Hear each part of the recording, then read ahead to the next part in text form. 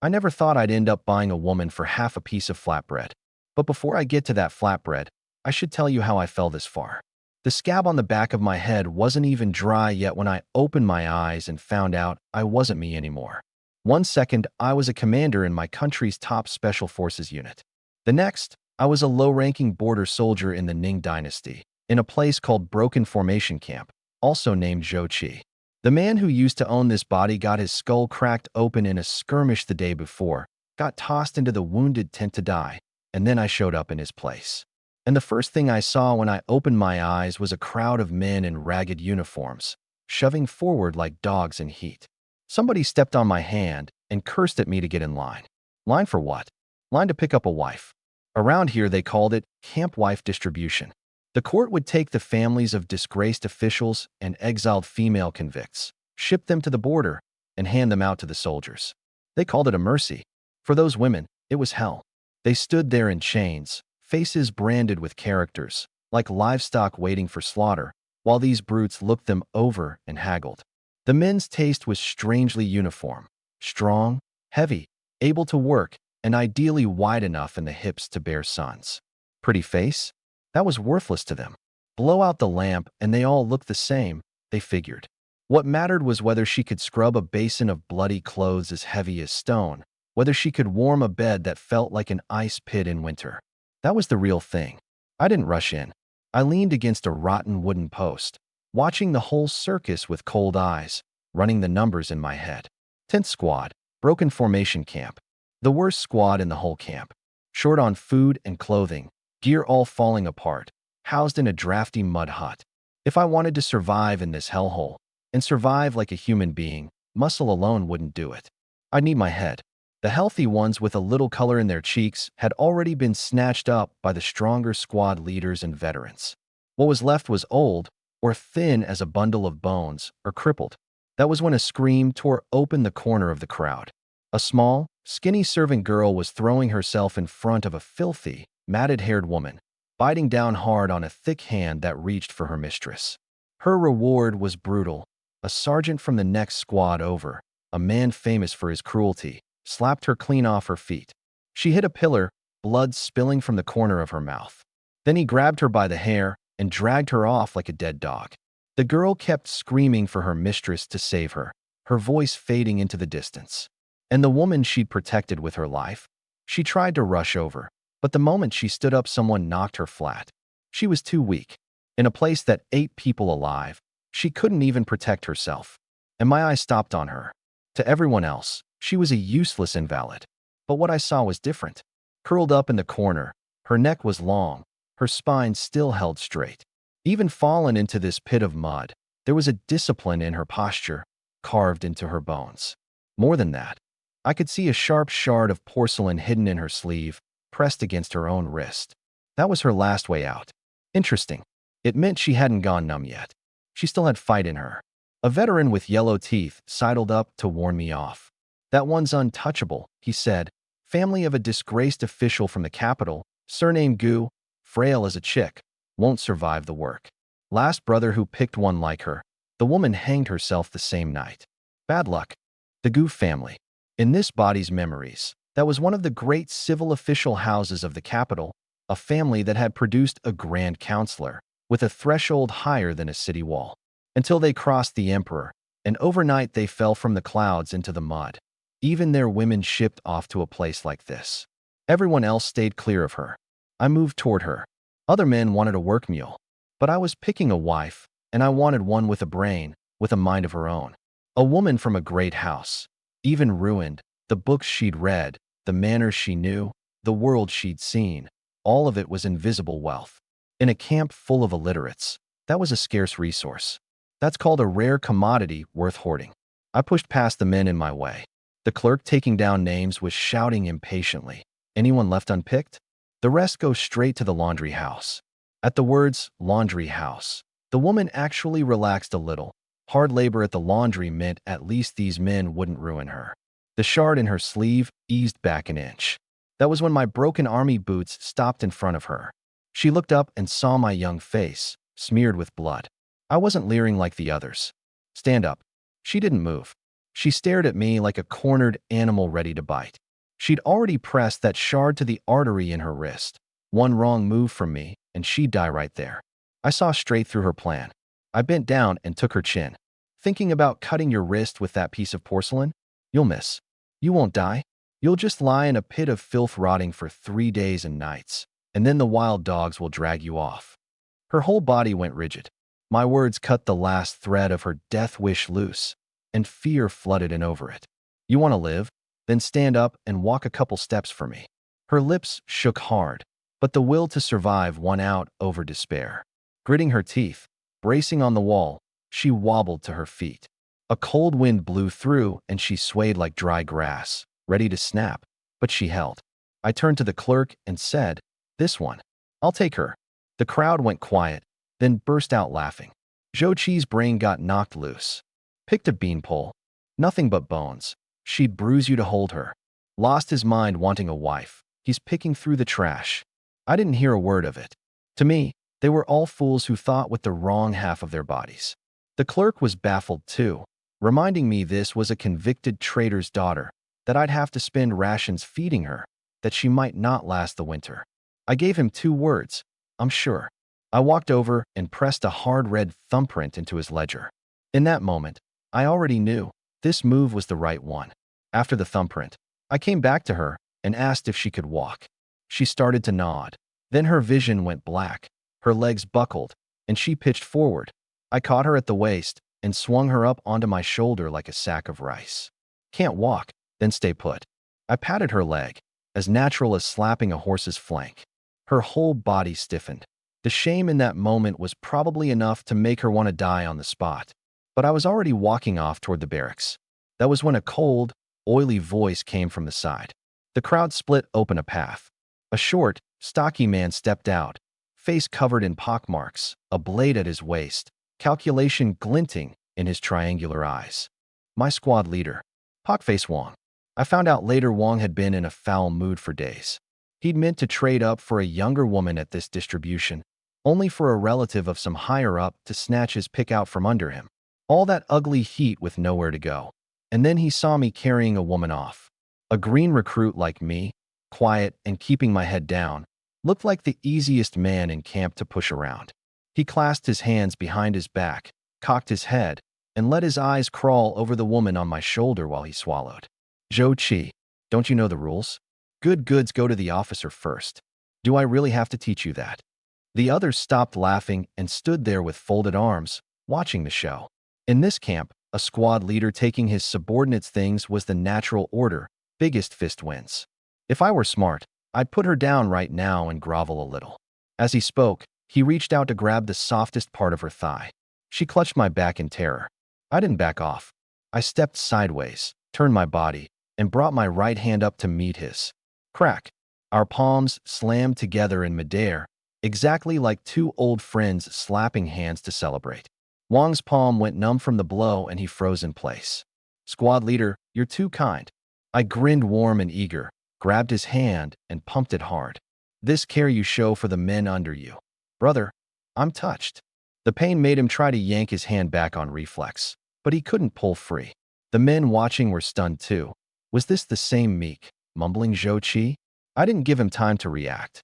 While I had his hand, my other reached past his shoulder, smooth and casual, to the table behind him, where half a cold, hard piece of flatbread sat, the half he'd just broken off and left. I grabbed it and tucked it into my shirt.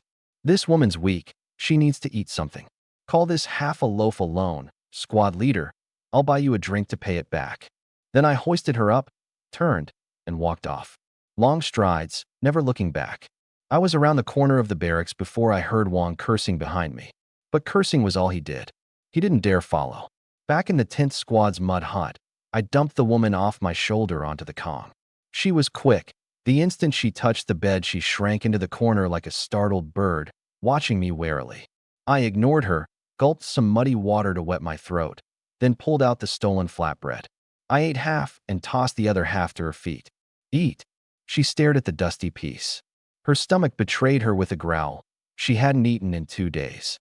But she didn't dare touch it, afraid it was a trap, afraid eating it meant paying a price she didn't want to pay. Put away whatever's in your sleeve. I sat on the edge of the Kong, unwinding my leg wraps. I didn't bring you back to make trouble for myself, and I've got no interest in forcing a woman who wants to die. I dug out a leather cuirass from the head of the bed, rotted to pieces, holes everywhere, the lining showing through. This was what would keep me alive on drills and missions tomorrow. But these hands, used to guns and blades, couldn't do needlework. Wash your face. Mend this armor for me. If it's not done, you don't sleep tonight, and you don't eat. I pointed at the basin in the corner. I don't like dirty women. Ruins my appetite. Then I lay down and shut my eyes, adding one more thing. Don't try to run. It's all starving wolves out there. You won't make 2 miles before they tear you apart. And don't try to die on me. You die here. I strip you naked and hang you off the flagpole. It was a naked threat. But strangely, that nerve of hers, strung tight to the breaking point, actually eased a thread, because as vicious as my mouth was, I closed my eyes. I hadn't lunged at her.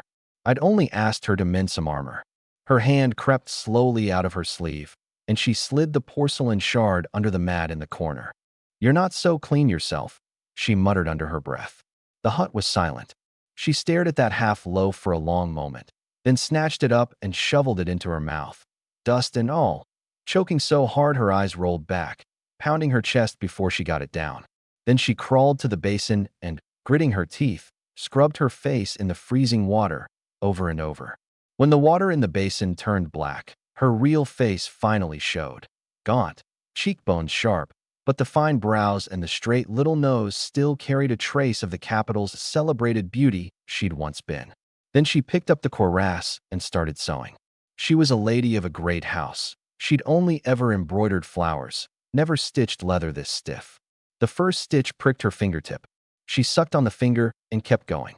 Stitch by stitch, she worked more carefully than she'd ever embroidered a birthday gift for the Empress Dowager, because she understood that this armor held my life, and held whether she'd earn a place on this Kong tonight.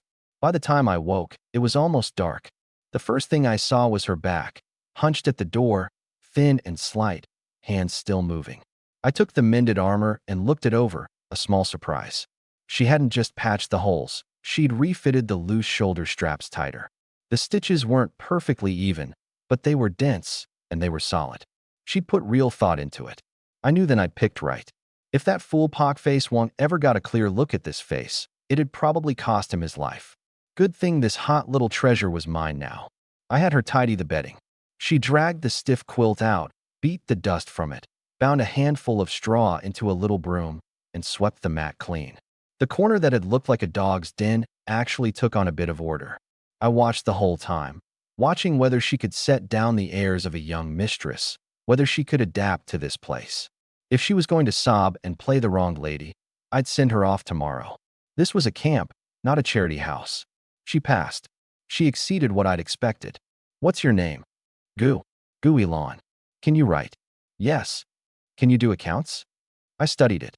I nodded. I'd struck gold. "From now on, you're my private property." I used that word, ugly but honest. Do as you're told, work quick, and when I eat meat you won't be left with just the broth. As long as I'm here, no one touches you.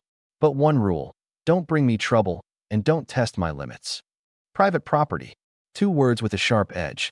She'd once been the pearl of the Gu house, sought after by the sons of noble families who couldn't have her.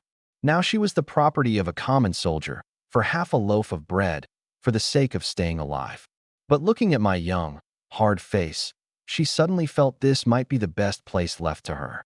At least I laid everything out in the open, better than the hypocrites full of fine words who knife you in the back. "I'll remember," she said, lowering her head, her voice softening as she changed how she addressed me. "Joe, my lord." It was how the women here addressed the man of the house. I paused, then shrugged it off. That night the other soldiers of the squad and their women filtered back. The little hut, cramped to begin with, could barely turn around once they filled it. The women fixed on Gu Elon curled in her corner right away, needling her, calling her a seductress.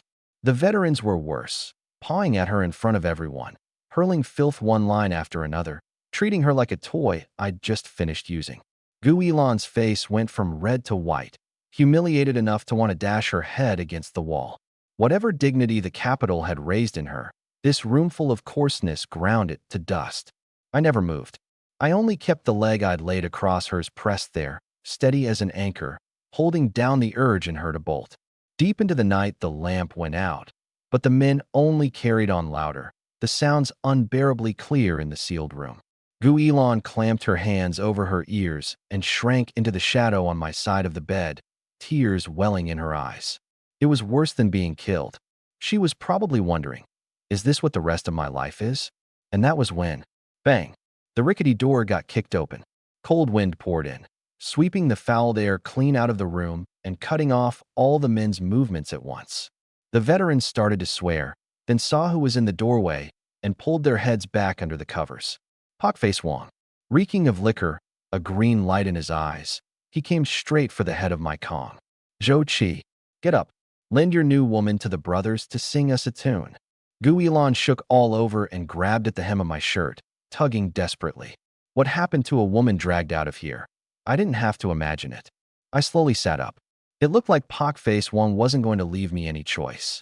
But in this camp, a subordinate striking down his superior was the great taboo. Kill a squad leader in front of everyone, and it was a capital crime, and it would drag down everyone in this room with me. Killing had to be done with method. The coldness on my face turned all at once into a fawning smile. I reached back and pressed her trembling hand, a little pressure to tell her to hold steady. Then I flung off the quilt, dropped off the Kong, and put my whole body between him and her. Wong, calm down. I slung an arm around his shoulders, chummy as a blood brother. It's nothing, just a woman. But she just got here, she's not broken in yet, doesn't know the rules. I'd hate for her to ruin your mood. He shoved my arm off. Cut the nonsense. I want that tune. What? You can't bear to part with her. How could that be? Instead of getting angry, I leaned in closer and dropped my voice. Wong, women you can play with any time. But I've got something here more thrilling than a woman. Something I want to offer up to you. Something good. He eyed me, suspicious. What could you possibly have? I glanced around, then reached mysteriously into my shirt, felt around, and pulled my hand back out. That skirmish yesterday, the Skywolf scout who got trampled by a horse, you remember him? Before I got knocked out, I felt something hard in the lining of his undershirt. Gold. A gleaming gold token. When I came to today, I didn't dare say a word, afraid the commander would seize it, so I buried it out in the back gully. The words gleaming gold made his breathing go thick. The border life was bitter. A whole year of risking your neck earned a few taels of silver, and even that got skimmed off at every level above you. A gold token? What was that worth? Suddenly the young mistress, the tune, all of it got flung to the back of his mind. Women couldn't compare to the smell of gold. You're not lying to me. He held on to one last shred of caution. I wouldn't dare lie to you if I had 10 times the guts. Middle of the night, stripped off a dead man. I'm afraid to dig it up alone, afraid I can't handle whatever's down there. The big share's got to be yours to take. All I ask is whatever drips through your fingers later on. Good. You know your place. Come on, lead the way. Pull any tricks and I'll break your legs. He grinned and patted my cheek. I bobbed my head, threw an old coat over my shoulders, and led him out the door. Behind the camp lay a stretch of abandoned trenches, like scars cut across the wasteland. The place was piled with rotting wood and garbage. Nobody came here but the men emptying night soil. The moon was bright that night, its pale light spilling over the snow, throwing jagged shadows from the broken branches and splintered wood. Cold wind moaned through the trenches and blew the liquor fog off him. Where is it? Why aren't we there yet? He pulled his coat tight and stumbled along behind me, cursing. Right up ahead, under that big rock. I pointed to a jutting black stone at the bottom of the trench. Greed had completely swallowed his judgment. He didn't wait for me. He jumped straight down into the trench, rushed over, crouched, and started clawing at the dirt with his hands, cursing about how frozen the ground was. He'd turned his whole back to me. I stood 3 steps behind him. A gust of wind swept past carrying grit, drowning out every sound around us. I stepped up. My left arm shot out from behind and locked around his neck. My right came up over my own left forearm, one hand hooking the back of his skull, pulling back and pressing down.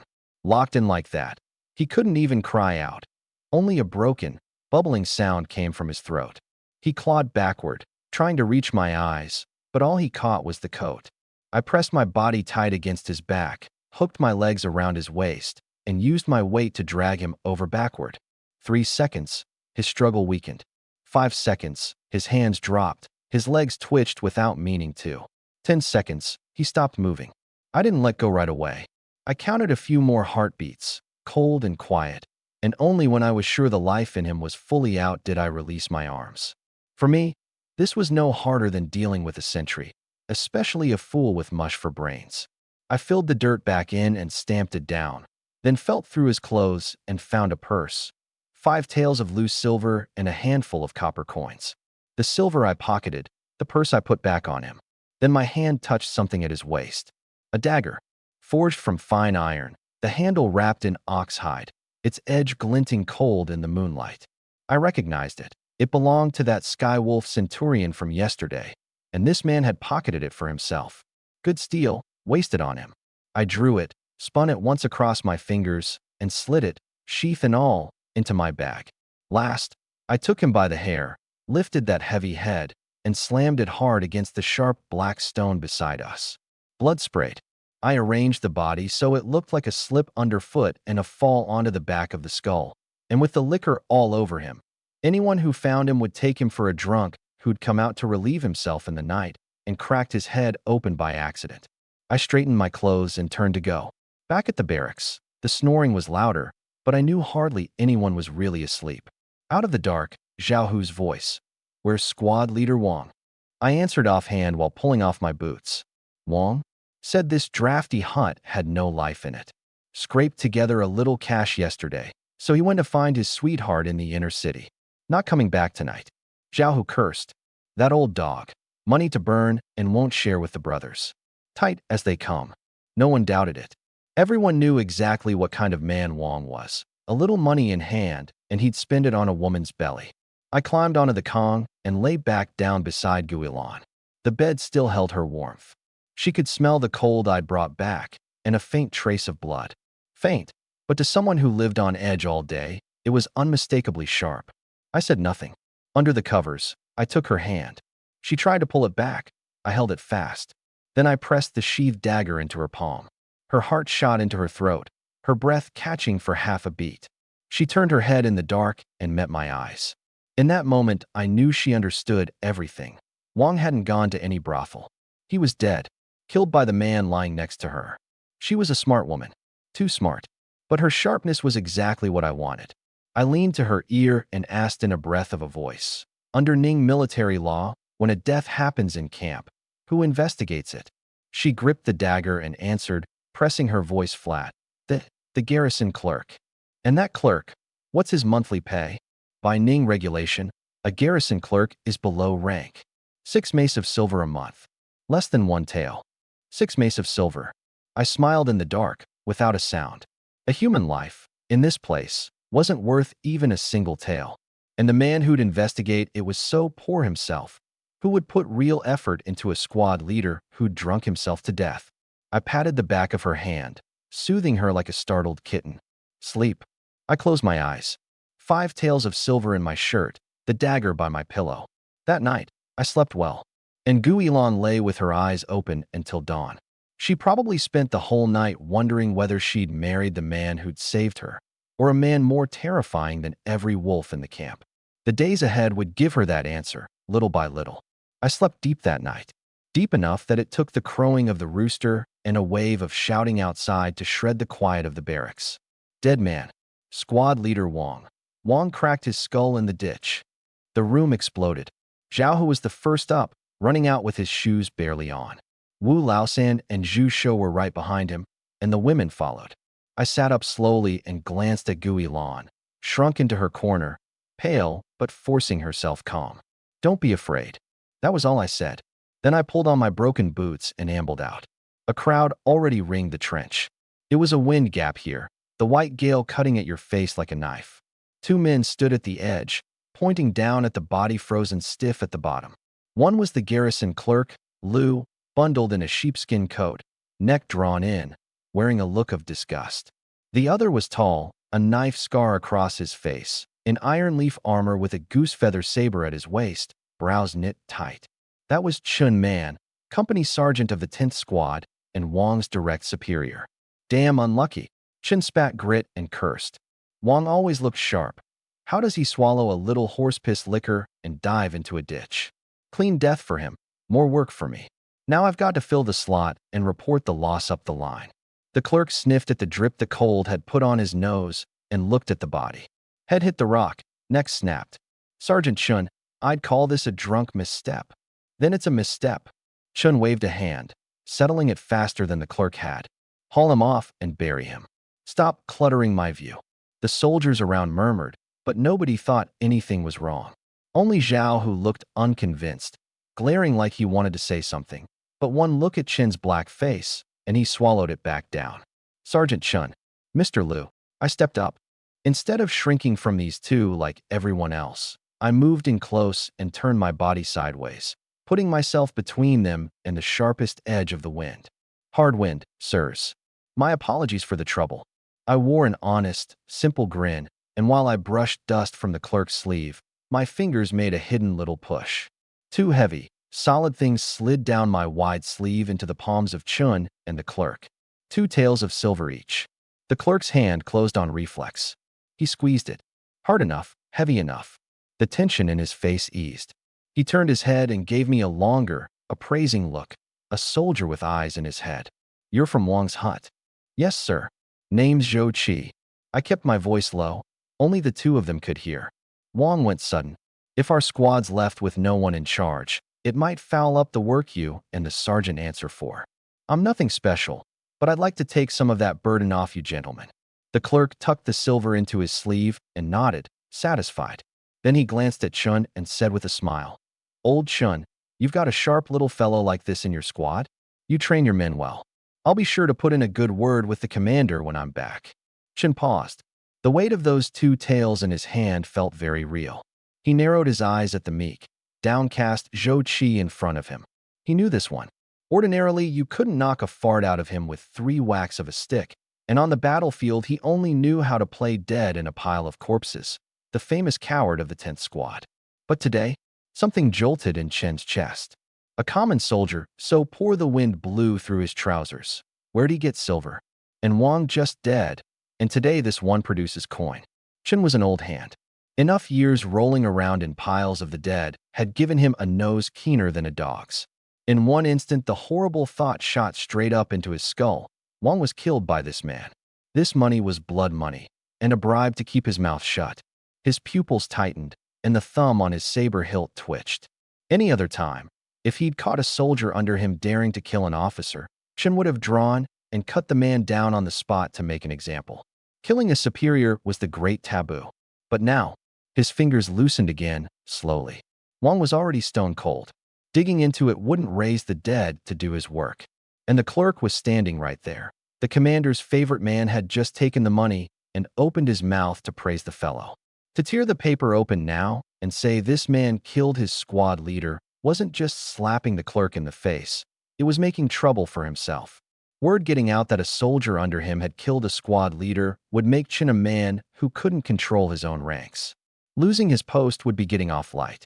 And most of all, those 2 taels really did smell sweet. Chen swept the surroundings with the corner of his eye. Wind this loud, nobody had heard them. He looked at Zhou Qi again, still bent low, still wearing that harmless simpleton smile. But those half-lidded eyes held not a trace of the old cowardice. They held a depth you couldn't see the bottom of. This one was ruthless. More ruthless than that loudmouth fool Wang, and better at reading the room. As long as he could work and could pay his respects, who cared who did the killing? The last thread of murder in Chen's chest vanished. He slid the silver into his belt and picked up the clerk's line. Mr. Liu flatters me. This Zhou Qi, he really is good material under my command. I've had my eye on him all along. It was Wang holding him down, never letting him rise. That one sentence nailed the coffin shut and settled the matter. It admitted my ability, kicked the dead Wang for good measure, and cleared Chun of any blame for never promoting me. Since Mr. Liu has spoken, then it's decided. Chun waved a hand, but his eyes stabbed at me hard. Zhou Qi, the squad's yours for now. You're a smart man. A smart man knows how to stay alive. Let it badly, or let anything happen that shouldn't, and the same hand that lifted you up can send you down to keep Wang company. Thank you for raising me up, Sergeant. Thank you for the boost, Mr. Liu. I bowed lower still. Rest easy, Sergeant. My eyes are wide open. I know which road to walk. Whatever respects I owe, I won't forget you two gentlemen. A power handover with murder buried inside it, settled in a few sentences and the silver up a sleeve. Chen didn't even bother with paperwork. He pointed at the fat woman wailing over by the barracks, Wang's widow. That woman. What do we do with her? No children, I answered flatly. Then by the rules, the clerk cut in. No children, no right to stay in camp. When she's done crying, Zhou Qi, you take her to the discipline office for reassignment. Reassignment meant becoming a state courtesan or getting handed off to a lower labor camp. Understood. I kept my head down, eyelids never lifting. Chun and the clerk left. Zhao Hu was still rooted there, mouth hanging open, dazed. He couldn't for the life of him work out how the Zhou Qi you couldn't get a peep out of had suddenly struck up a conversation with those two, and become his own superior on top of it. By evening the mood in the mud hut was strange. The snowstorm outside had picked up, and the fire pit felt precious. In the iron pot, millet gruel so thin you could see your reflection in it. The only bright spot a fist-sized chunk of salted, smoked meat. Ning border troops got meat 3 times a month. Usually at meals Wang sat in the head seat, Zhao Hu beside him, everyone else crouched to eat. Today that head seat was empty. Zhao Hu strode over, swaggering, and swung his rear toward it. He'd heard what Chen said, but he didn't buy it for a second. That seat, you think it's yours to sit in? A voice cut in. Zhao Hu froze mid-motion and turned. I was walking over slow, holding the coarse porcelain bowl that belonged to the squad leader. Zhou Qi, what's your meaning? He straightened, the slabs of meat on him quivering, glaring down at me. Don't take one offhand word from Chun and think you're somebody. By seniority, by skill. Since when do you get a say in this squad? Wang's not even cold, and you want to take his place. Wu Laosan shrank his neck and studied his own nose. Zhu Shou watched with a sly grin, itching for a fight to break out. I ignored the noise. I walked straight to the fire pit and picked up the ladle. In front of everyone, I fished out the single chunk of salted meat and put it in my bowl. Then I scraped the thickest gruel from the bottom into my bowl too. All of it had been Wang's privilege. I carried the bowl over and dropped into the head seat. Starting today, I sit here. This meat, I eat. I bit into the meat, oil bursting across my tongue, chewed it with relish, then raised my eyes. Who agrees? Who objects? I object all the way to your grandmother. Zhao Hu detonated. Being ridden by a coward was worse to him than being killed. Get up. He roared and swung that hand like a palm leaf fan at my head. Landed clean. It had put a man on the Kong for 3 days. In the corner, Gu Elon clapped a hand over her mouth in fright. I didn't so much as lift my rear off the seat. The instant before the slap fell, the hand holding my bowl stayed steady as a mountain, while my free left hand shot out fast as lightning and clamped his wrist. I pulled it in toward me, and at the same time hooked my right foot out, catching him square on the ankle, turning his own force against him. The close combat muscle memory of my past life ran at a discount in this body, but for a brute who had nothing but strength, it was more than enough. Big, thick Zhao Hu lost his balance like a clumsy bear and pitched face first into the fire pit beside him. He screamed like a slaughtered pig. Sparks flew, scalding ash blinded him. The fire wasn't big, but the heat and the humiliation were enough to drive a man mad. He thrashed, trying to get up, but a broken boot was already pressed to the back of his neck. I was still sitting there, half a bowl of gruel held steady in my hand, not a drop spilled. Chewing the meat slow, I put weight through my foot and ground his half-raised head back down into the ash. Looks like you're not convinced. I swallowed. You too convinced? You can come together. The room went dead silent. Only Zhao Hu whimpering on the ground and the crackle of crushed embers. Wu Laosan's flatbread dropped from his hand. The grin froze on Zhu Shou's face. One move from a man who knows what he's doing tells you everything. That last exchange had been too fast, too vicious, a killing technique. I swept my eyes around, letting them rest on Wu Laosan and Zhu Shou. Wang's gone. From now on, in this squad, my word goes. I lifted my foot and let Zhao Hu, face gray with ash, coughing without stop, crawl aside. I ladled a bowl of gruel each for Wu Laosan and Zhu Shou, then split what was left among the 4 women.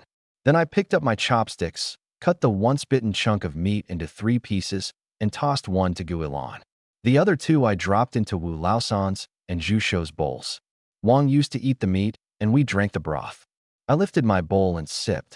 Follow me, and as long as I don't die, everyone eats meat. Wu Laosan stared at the meat in his bowl, stunned. All his years in this rotten camp, it was the first squad leader he'd seen willing to give up meat already in his mouth. Even one bite, it was still meat. Thank you, squad leader Zhou. Thank you. Wu Laosan was quickest, his old face folding into a chrysanthemum of a smile, jamming the meat into his mouth without caring whose spit was on it, afraid I'd take it back. I always said it, Brother Zhou. No, squad leader Zhou is a righteous man. From now on I follow you. Zhu bobbed his head too, eyes shining at the meat. Follow you all the way. The carrot and the stick. Old trick, but it works. I looked last at Zhao Hu, still on the ground gasping. Zhao Hu, the meat's gone. Today you get broth. I poured the boiled water from the side into the pot and swished it with the cooking whisk. Don't want it, that's fine. We march on a mission tomorrow. You can find out whether you can outrun a sky wolf's horse on an empty stomach. Face scalded red. His eyes were full of venom, but more of them full of fear. When my foot had been on his neck, he'd felt real killing intent. I'll drink. He crawled up, gritting his teeth, ladled a bowl of the pot rinse water, and poured it down. A change of power settled in the space of one meal.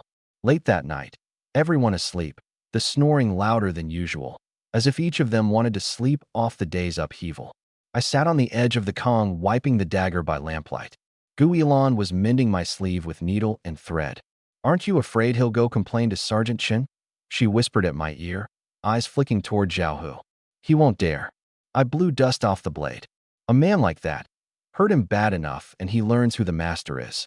And besides, I sheathed the knife and glanced at her. 2 taels of silver buys more loyalty than that broken mouth of his ever could. Her hand paused. 2 taels. She knew where the silver had come from, and knew what a fortune it was to a soldier at the bottom. This man would spend money, dared to kill, and could carve up meat to buy men's hearts. She looked at the side of my face, lamplight throwing flickering shadows across it, making me look both dangerous and dependable. Done. She bit off the thread and handed me the shirt. I took it, and in the same motion pulled her into my arms. Tomorrow you start work at the laundry, I said softly by her ear. Lots of women there, lots of trouble. Remember, you're the squad leader's woman. Anyone dares bully you, take down her name. Come back and tell me. She leaned against my hard chest, listening to the strong beat of my heart. She answered soft. Sleep. I let her go and lay down. The laundry wasn't any office, just a channel of stream behind the camp, skinned over with thin ice. Dozens of women in filthy rags crouched at the bank, beating wet clothes with wooden paddles. Slap. A wad of soaked cloth landed on the stone in front of Guilan, cold water splashing across her face. She looked up and wiped the ice water off. Standing over her was a thick-waisted woman with high cheekbones and slanted eyes fixed on her with real malice. This was Zhao Hu's woman from the same hut. Everyone called her Ma the Loudmouth. The day before, Zhao Hu had gone face first into the fire pit and drunk pot rinse water. In that rage, he didn't dare aim at me. He'd taken out on his woman under the covers. She didn't dare cross me, but bullying my newly acquired delicate lady, she figured, was only right. What are you looking at? Don't want those eyes anymore.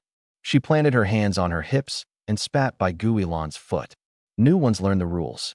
This pile's bandages from the wounded tent, and that kind of cloth. Filthiest of the lot. It's yours. Not clean enough. You don't get your bun at noon. A few women stopped their paddles and watched, cold-eyed, some gloating, some numb. The pile was all blackened scabs of blood, some with rotted flesh and pus still stuck on, not soaking loose in the icy water, giving off a stench to turn your stomach. Guilan looked at the heap and her stomach heaved.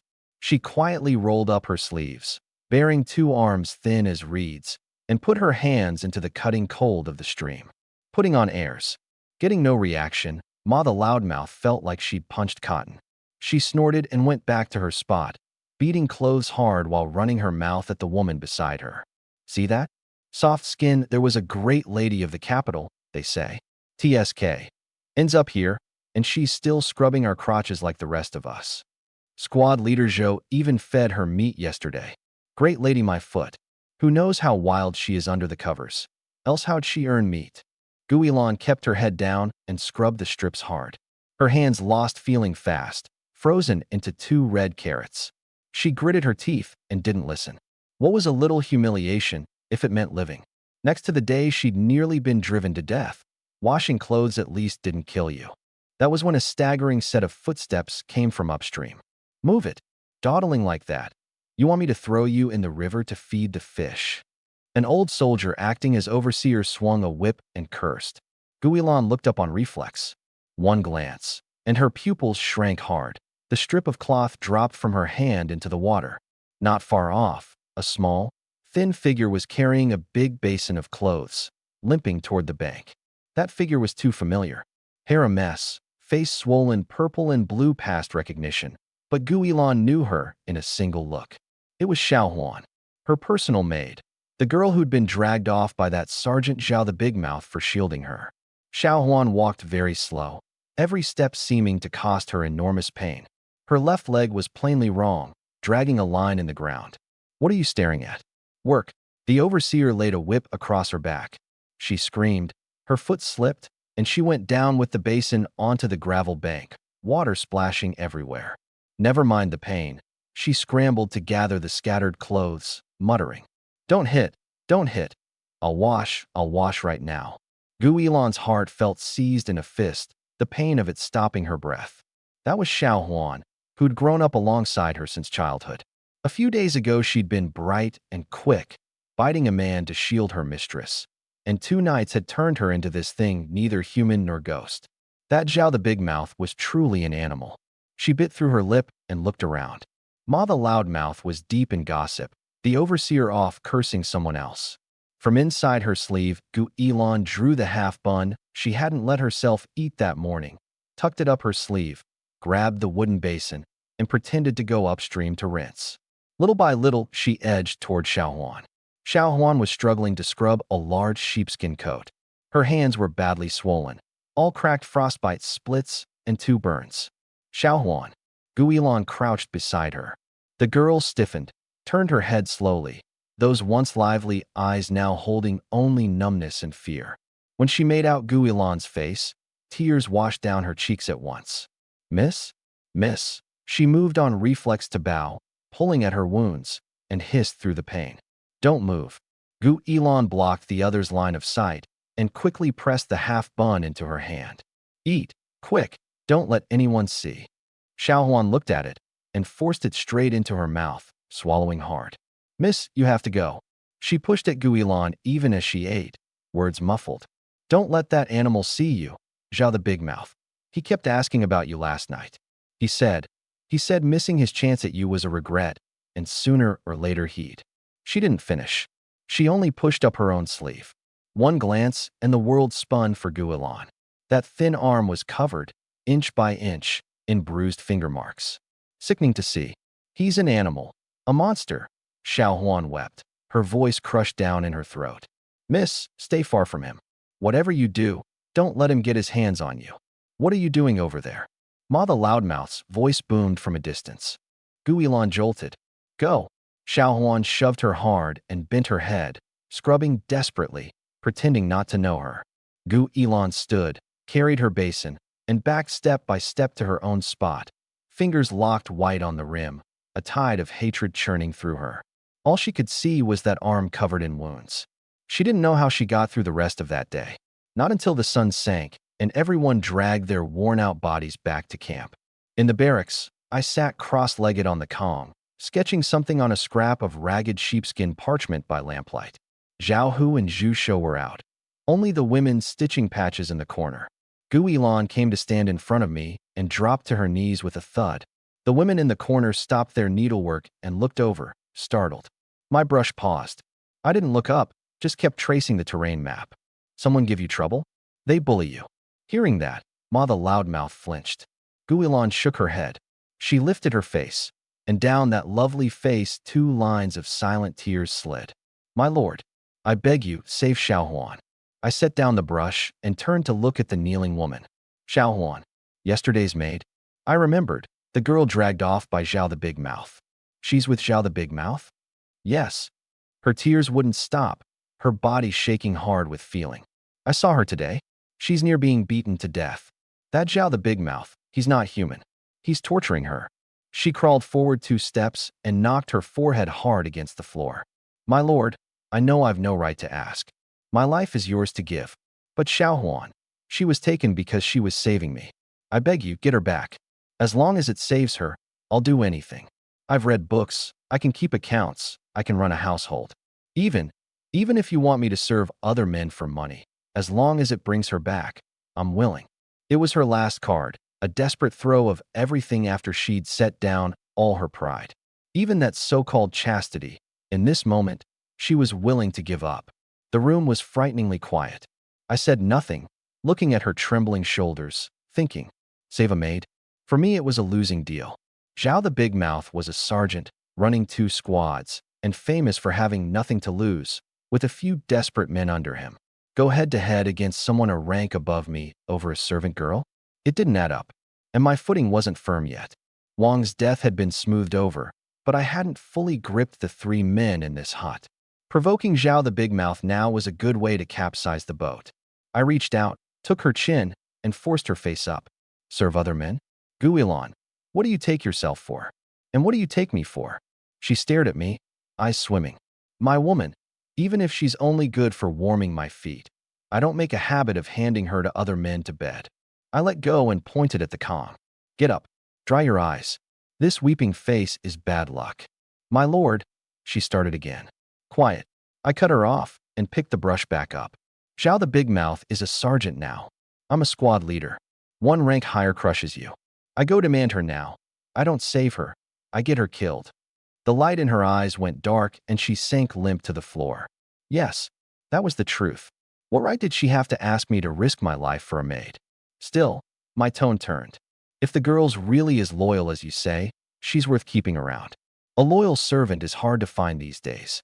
I blew the ink dry, rolled the parchment, tucked it into my shirt, then lay back with my hands behind my head.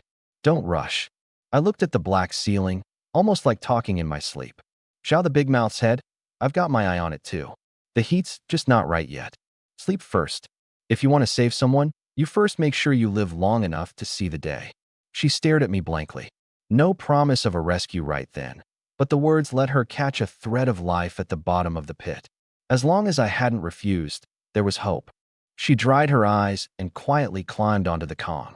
That night, pressed to my back, listening to the wind howl past the window, for the first time she reached out on her own and put her arm around my waist. The next few days passed steady enough. By day I took Wu Laosan, Zhu Shou, and Zhao Hu out to drill or stand watch. By night I spent half an hour on that map nobody else could read, then slept with Guilin in my arms. She was obedient, near enough to do whatever I asked. But I didn't take her body, made no move out of bounds. In her understanding, men, soldiers especially, thought with what was in their trousers. She started to wonder whether she just wasn't appealing or whether I wasn't as capable as I looked. I could guess what she was thinking. I didn't explain. This hut had wind on all 4 sides and next to no soundproofing, and 3 pairs of wild lovebirds slept an arm's length away. Put on a live show in a place like that? As a man from the modern world, I couldn't stomach it.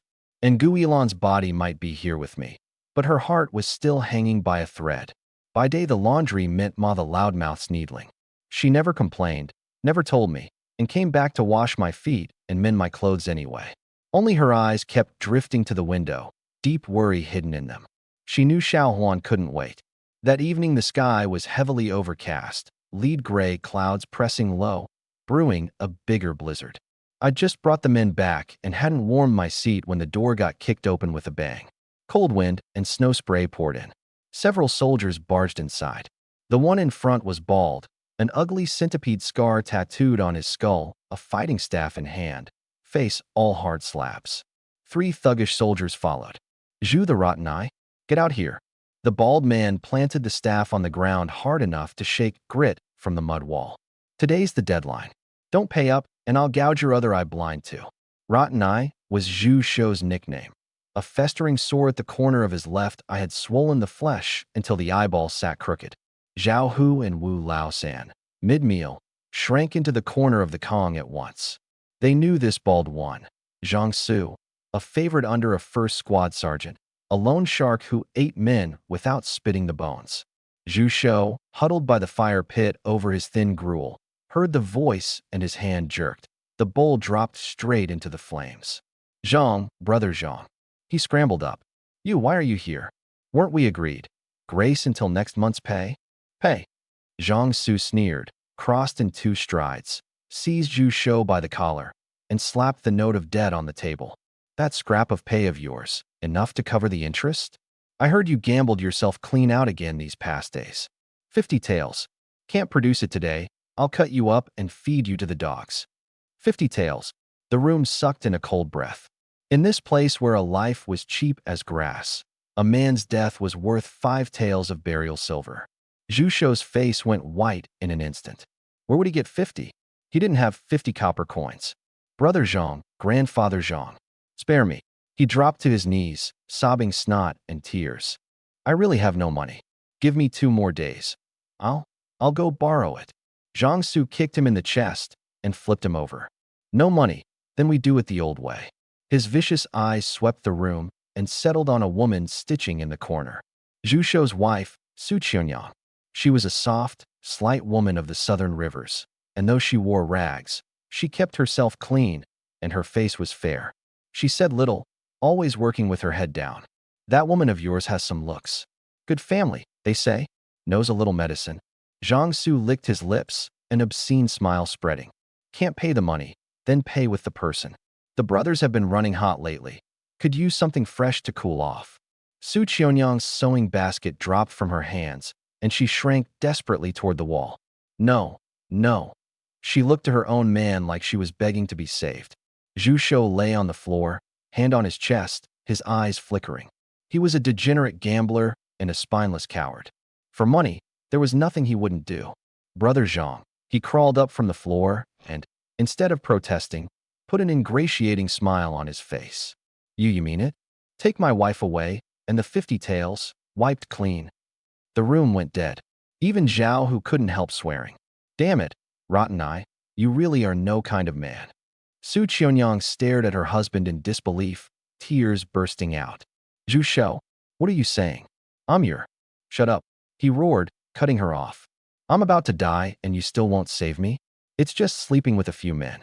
It's not like it takes a piece out of you. You can settle 50 taels. That's your good fortune. Then he actually turned and bobbed his head at Zhang Su. Brother Zhang, look, she was untouched when I brought her home. Clean. Only I ever had her. Take her against the debt, and we're square. Ha ha. Good. Smart of you. Zhang Su laughed and waved a hand. Brothers, what are you waiting for? The thugs behind him had long been unable to hold back.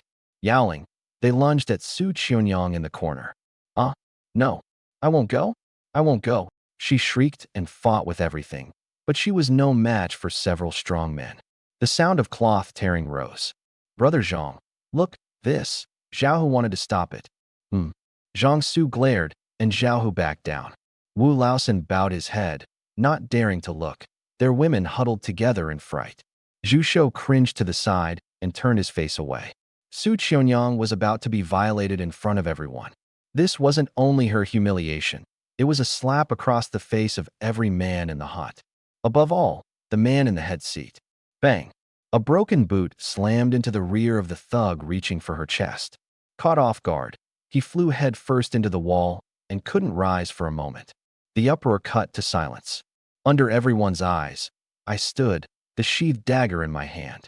Who told you could raise your hands in my hut? Zhang Su narrowed his eyes at the newly minted squad leader. Squad leader Zhou? He sneered, not much fear in him. Zhu Shou owes a debt and pays it, as it should be. He agreed himself to pay with his woman. This is a willing deal on both sides. What? Squad leader Zhou means to break the rules. Rules? I walked to the table and glanced at the crumpled debt note. The camp has its rules. I have mine. I raised my head and looked him in the eye. On my ground, even a dog, without my nod, no outsider touches it. You looking to die? His face darkened, the staff leveled crosswise, and the other 2 thugs closed in, hands going to their saber hilts. The air drew taut as a bowstring. I only reached into my shirt and felt around. Then, clatter, one tail of loose silver and a handful of copper coins hit the table. Everything I had left.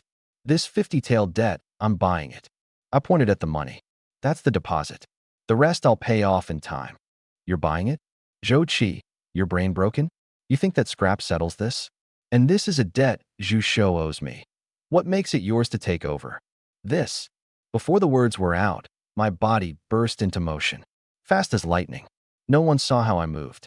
Only a ringing shhk, a flash of cold light. The next second I was standing right in front of Zhang Su, our faces almost touching, and the dagger's point was pressed hard into his throat, at the knot. One small push, and it would pierce through. His cold sweat broke instantly. He hadn't even gotten the staff raised. Now the debt's mine. Any objection? My voice still carried a smile, but to him it was the death summons of the king of hell. No, no objection. He swallowed with difficulty, the knot of his throat rubbing against the point, a jab of pain. Squad leader Zhou, let's talk it out. A blade has no eyes. Take the money and get out.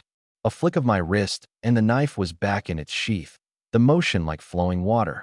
He didn't dare say another word, grabbed the silver and coins off the table, didn't even leave a parting threat, and fled with his men, tails between their legs. Dead silence again. Everyone stared at me. Zhu Shou most of all. On the floor, watching those fearsome creditors driven off, joy surged through him.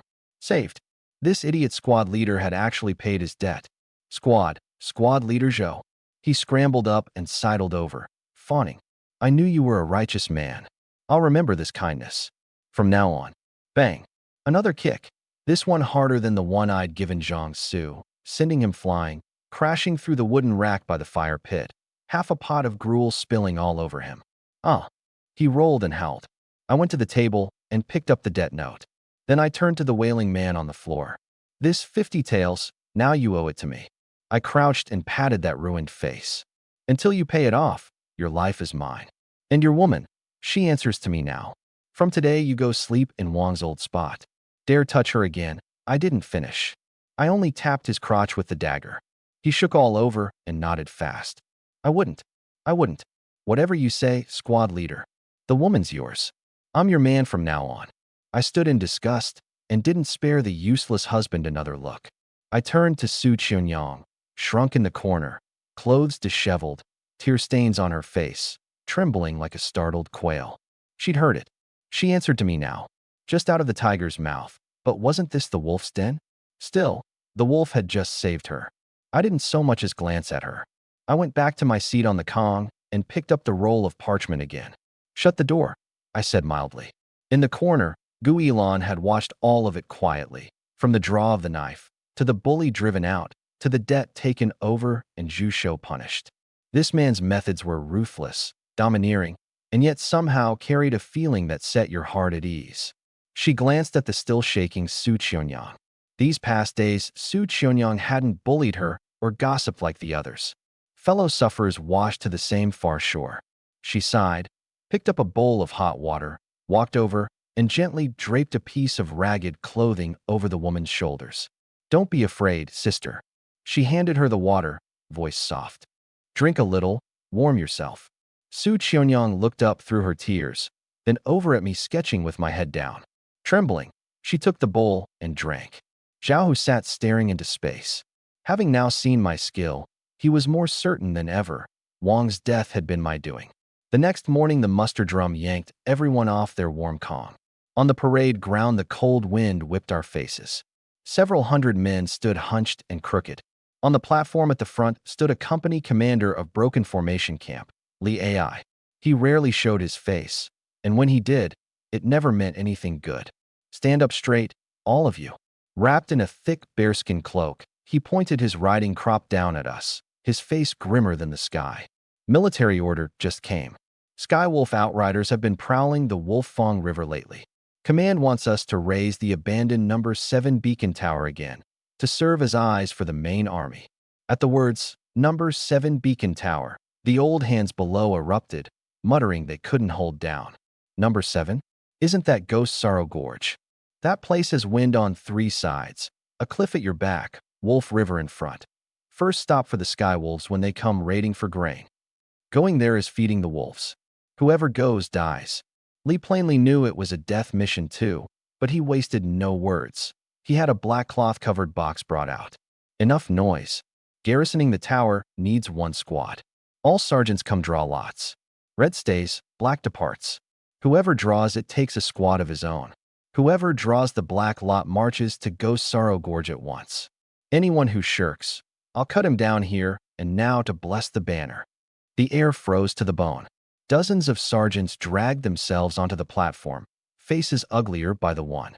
Zhao the Big Mouth most of all, a sergeant of the 11th Squad, the very man who'd taken Xiaohuan. He normally swaggered through camp on the strength of an uncle who was a clerk. But now his fat face was all cold sweat, both legs knocking. His turn. Shaking, he put his hand in the box. Everyone watched. His hand drew back holding a bamboo lot. The head of it was black as ink. This is wrong. This has to be wrong. His eyes near bulged out of his head, and in that instant it was as if his spine had been pulled out. He collapsed to the ground. Commander, I can't. I've an old wound in my leg. I'll pay. 10 taels. No, 20. I beg you, change it to someone else. He scrambled to grab Lee's leg. Off. Lee kicked him in the chest and knocked him head over heels. A military order is a mountain. You think this is haggling at the market? Tomorrow, mid-morning. If I don't see your men out of camp, I'll chop you up with my own hands. Zhao the Big Mouth lay on the frozen dirt, ashen, a sound like a broken bellows rasping from his throat. Finished. All finished. The crowd dispersed. I stood in a corner, pulling my worn sheepskin tight, watching Zhao the Big Mouth get dragged off by 2 of his men, and the corner of my mouth curved, faint enough to barely see. Ghost Sorrow Gorge. To everyone else, a dead ground with no way out. But to me, a man with the memories and methods of another life. It was a perfect base with no superior officer's jurisdiction over it. The land where a dragon rises. Squad leader, our squad got lucky. Didn't draw it. Zhao, who wiped cold sweat from his brow, still shaken. Zhao the Big Mouth's a dead man this time. Serves him right for all the rotten things he's done. Yes, lucky. I answered flatly. You go on back to the hut. I've got something to see to. A quarter hour later, a clatter of smashing came from Zhao the Big Mouth's barracks. Out. All of you get out. Pack of useless trash. He'd shattered the tea bowls off the table, a blade in his hand, eyes red like a mad bull cornered. The door opened. Who let you in? Tired of living. He whirled. Blade pointed at the doorway. I stood there and reached back to shut the door, cutting off the view from outside. Facing the bare blade, I didn't so much as blink. Instead, I strolled to the table, picked up the wine jug he'd dropped, and gave it a shake. Brother Zhao, such a temper? I poured myself a cup and downed it. Heard you're off to make your fortune at Ghost Sorrow Gorge. Came especially to see you off. Zhou Qi, you here to laugh at me? He ground his teeth, the blade shaking in his hand. You think I won't cut you down right now? Cut me down. And who goes to Ghost Sorrow Gorge for you? I set the cup down. He froze, the blade stalling in midair. You, what did you say? He doubted his own ears. I said, this trip to the gate of hell, I'll take it for you. I pulled up a chair and sat. But I have a condition. Clang. The blade fell from his hand. Like a drowning man grabbing a straw, he rushed over and gripped my shoulders with both hands. You mean it? You're not tricking me? You'd really go to your death? I never joke. I knocked his hands off and flicked dust from my shoulder in distaste. I want 3 things. Anything you want. Silver? Women? Name it. He was so worked up he babbled. As long as he didn't have to go to that hellhole, he'd have called me father. 1. I want the maid called Xiaohuan. I held up a finger. He blanked, then went wild with joy. Yours. Right away. The little wretch is out working. Soon as she's back, take her. 2. I want 2 leather cuirasses, the kind with plenty of iron leaf. Don't fob me off with junk. I know your squad has good gear. Yours. Take mine. I'll go get you a new one besides. 3. I stood and leaned in toward him. Go tell that clerk uncle of yours to change the roster. I didn't clear this with my sergeant or my superior, so that part you handle yourself. Done. All of it. As long as you'll go. He nodded and nodded, terrified I'd change my mind. I'll go find my uncle right now. I smiled. Then it's a deal. 3 hours later, the hut door pushed open. Cold wind swept in, guttering the lamp. I walked in carrying two brand-new iron-set cuirasses, and behind me came a small, hunched figure, Xiaohuan. Her walk badly off, left leg dragging. That once fair little face still swollen bad. Corner of her mouth split. Half her hair torn out to show the bruised scalp beneath. Head down, shoulders drawn in, shaking all over like a leaf in wind. Her eyes so hollow it frightened you, as if the soul had been drawn out of her. Clang. I dropped the cuirasses on the table. Xiaohuan, Gu Ilan, mending my socks, drove the needle straight into her finger the instant she saw that figure. Never minding the pain, she leapt off the Kong, nearly falling in her haste. Xiaohuan, is it you? Xiaohuan. She rushed over to hold the trembling girl, and stopped short just as her arms went out. Didn't dare touch. There was hardly a sound patch of flesh on Xiaohuan. She was afraid the embrace would hurt her more. At the familiar voice, those hollow eyes finally stirred.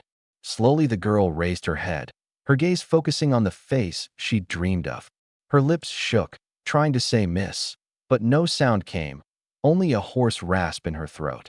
And then the tears broke the dam and poured from those red, swollen eyes. A wail tore out of her, heart-splitting. She dropped to her knees and clutched Gu Ilan's legs, sobbing until her whole body convulsed. Miss. Gu Ilan knelt too and pulled the sister she'd grown up with tight into her arms, tears falling like a snapped string of pearls. The men in the hut fell silent. Even Zhu Shou, the biggest gossip of them all, shrank in his corner and watched without a peep. Su Qianyang, eyes reddening, hurried to bring a basin of hot water and clean strips of cloth, crouching to help wash Xiaohuan. These wounds, whip marks, and burns, she murmured as she checked them over. Lucky the bones aren't broken. Looks like the tendon in the leg took harm, though. She'll need a good while to heal. I didn't take part in the tender scene. I went to the table, pulled a long swallow of cold water to wet my throat. Stop crying. I set the jug down, cutting off the sorrowful reunion. Can crying cry the wounds well? Gu Ilan jolted. She wiped her tears and stood. She looked at me, her gaze landing on the two fine cuirasses I'd tossed on the table, then back at the still sobbing girl on the floor. She was a woman of the sharpest mind. What kind of man was Zhao the Big Mouth? A wolf who ate men without spitting bones. How would he let a maid he'd just seized go for nothing, and send such good gear besides?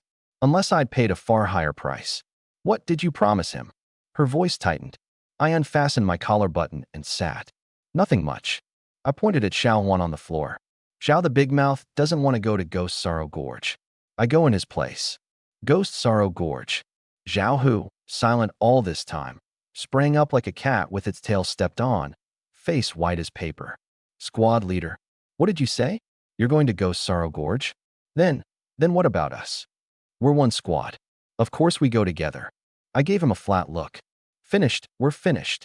He dropped onto the Kong, ashen. That's a death ground. Going there is feeding the wolves. Squad leader, are you mad?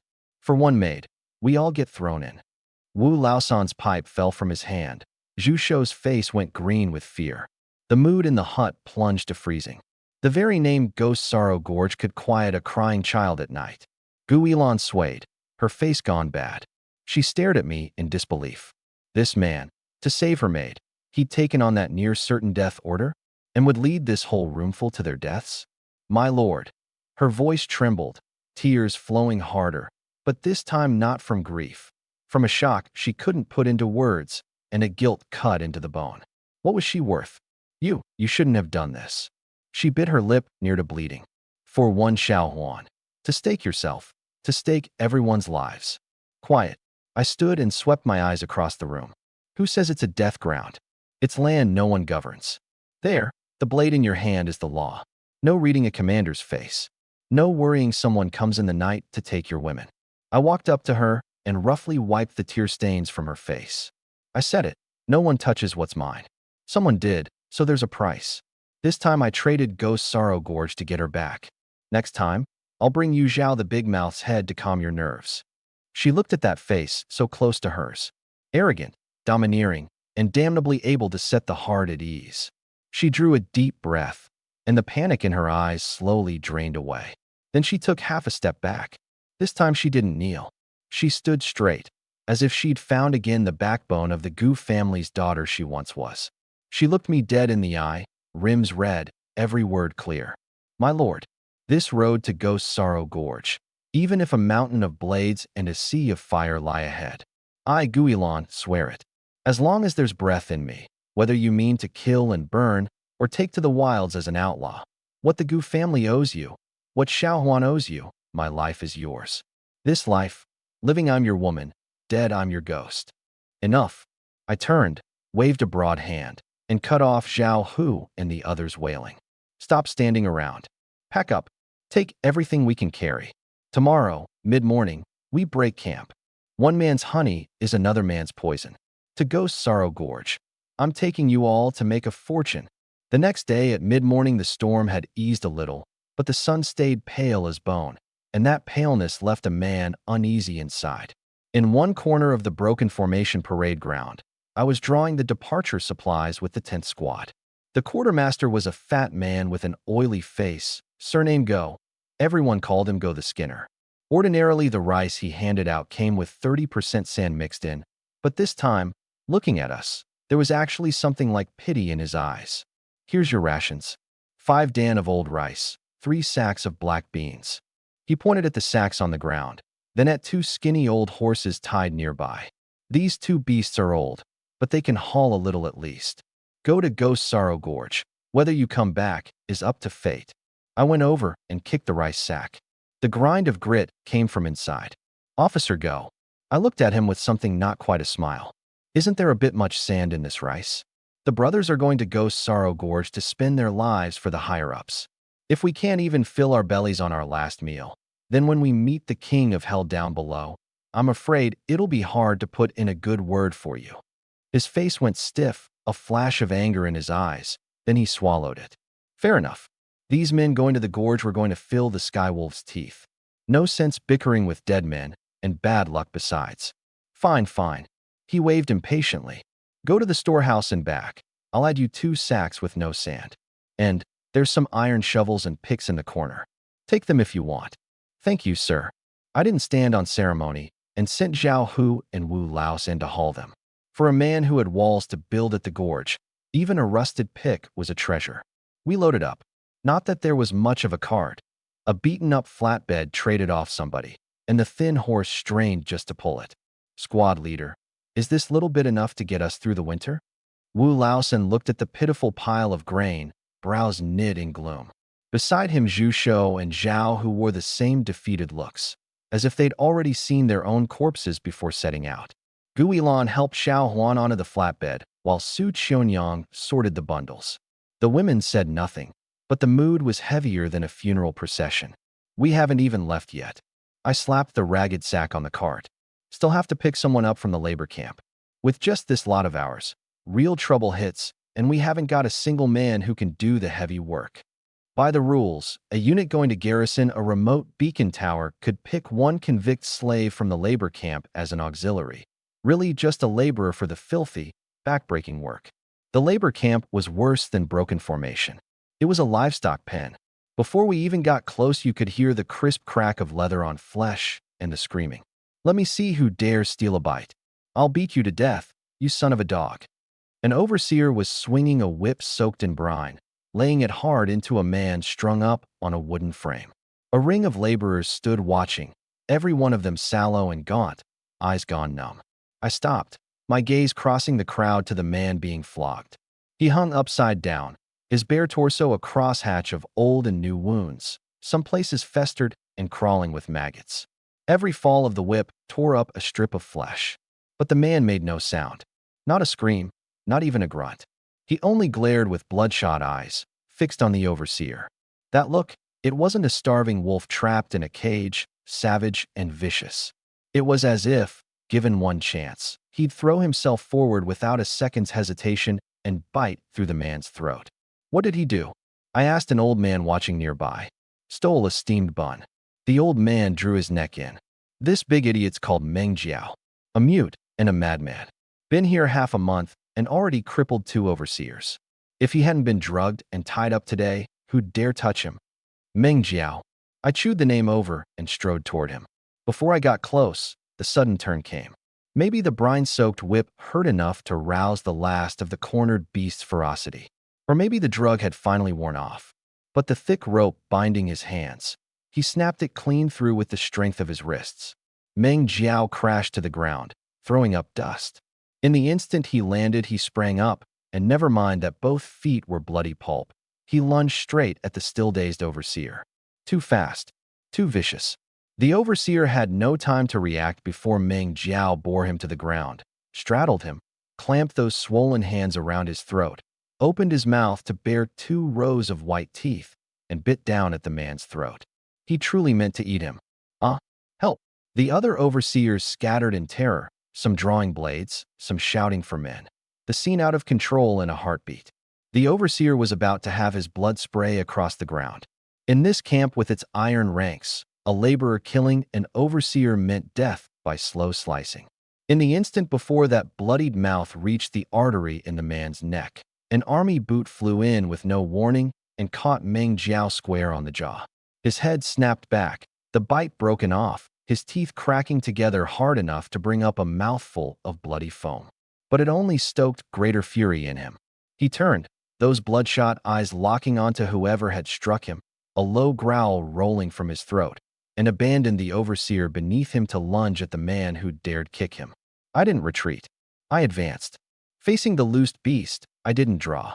I only turned sideways to slip his wild, formless lunge. Then my left arm shot out like an iron pincer and locked around his neck from the side. My right leg hooked behind his knee, and using the force of his own charge, I bore him down hard. His huge frame slammed into the dust. My knee pinned the small of his back, one hand pressing his head down. Want to live? Then don't move. Kill him, and you die too. Keep that breath in you, and come kill skywolves with me. He kept struggling, the muscle all through his body rolling like pythons under the skin, his strength appalling. I felt like I was holding down a raging bull. But that struggle stalled at the words, "Kill skywolves." In that half-beat of pause, I eased the pressure without rising, holding him pinned. "Officer, kill him. Kill this madman." The overseer who'd escaped death scrambled up, clutching the throat nearly bitten through, so frightened he'd wet himself, pointing at Meng Jiao and shrieking. "The world's turned upside down. This beast dares to kill. Somebody hack him to pieces."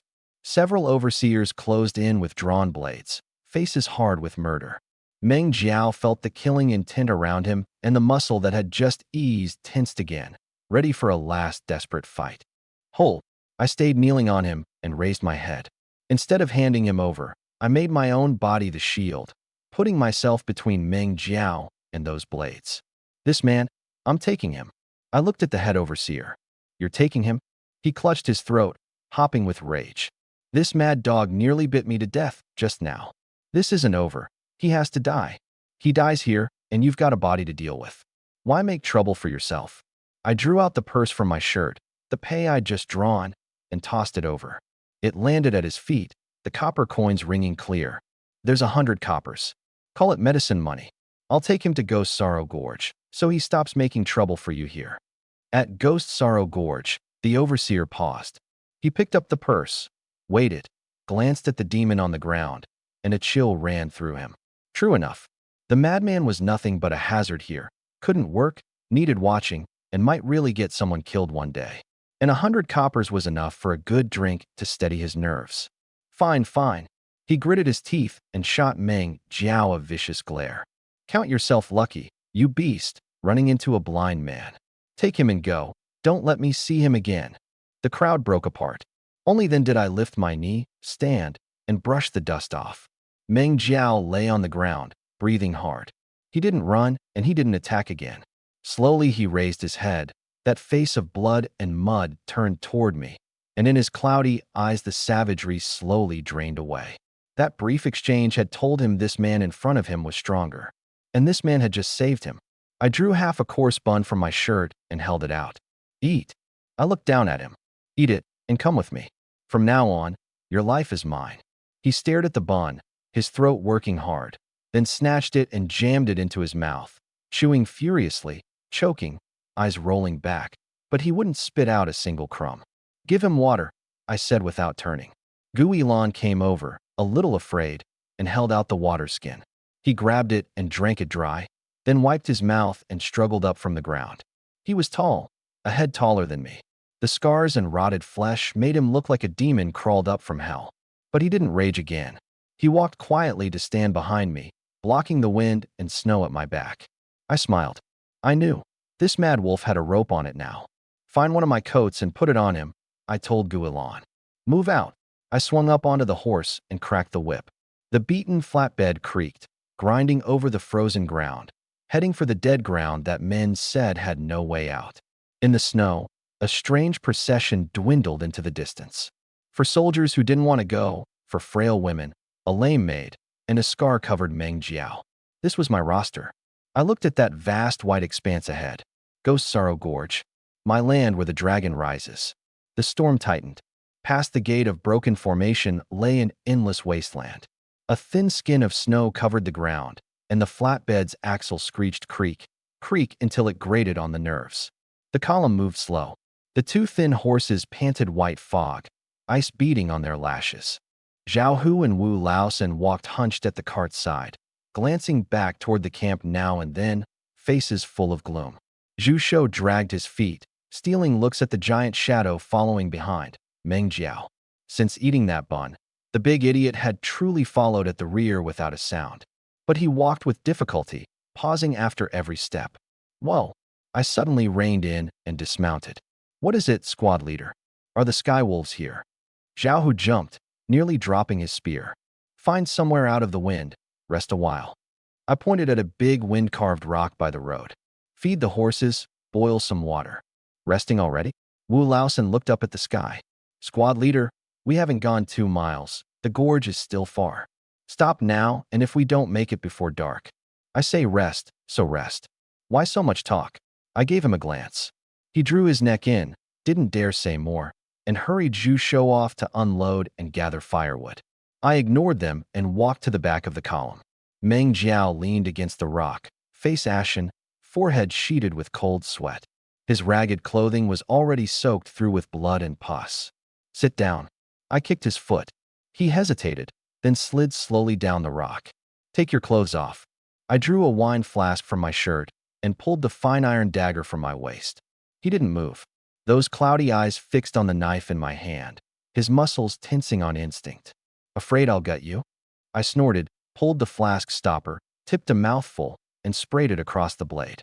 Strong liquor washing the steel, cold coming off it. I paid money for you. Even if you're a rusted blade, I'll grind you sharp before I use you. Kill you now, and who do I get my 100 coppers back from? He understood. Gritting his teeth, he pulled off his outer coat and, enduring the pain, tore away the undershirt fused into his flesh. As the cloth ripped, it took chunks of scab with it.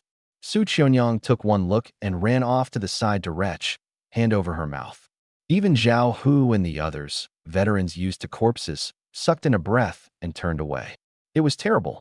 Meng Jiao's back was a field of rotted meat. Old whip marks layered over fresh burns, the deepest wound already blackened and suppurating, white maggots writhing inside. Only Meng Jiao's abnormal constitution had kept him alive. An ordinary man would have died 100 times over. Alon, come here. I called without turning. She was feeding Xiaohuan water. At the call, her body flinched. She glanced at the horror of Meng Jiao's back, went a little pale, but steeled herself and came. Hold this. I handed her the flask. When I tell you to pour, pour. Don't let your hand shake. Don't waste my liquor.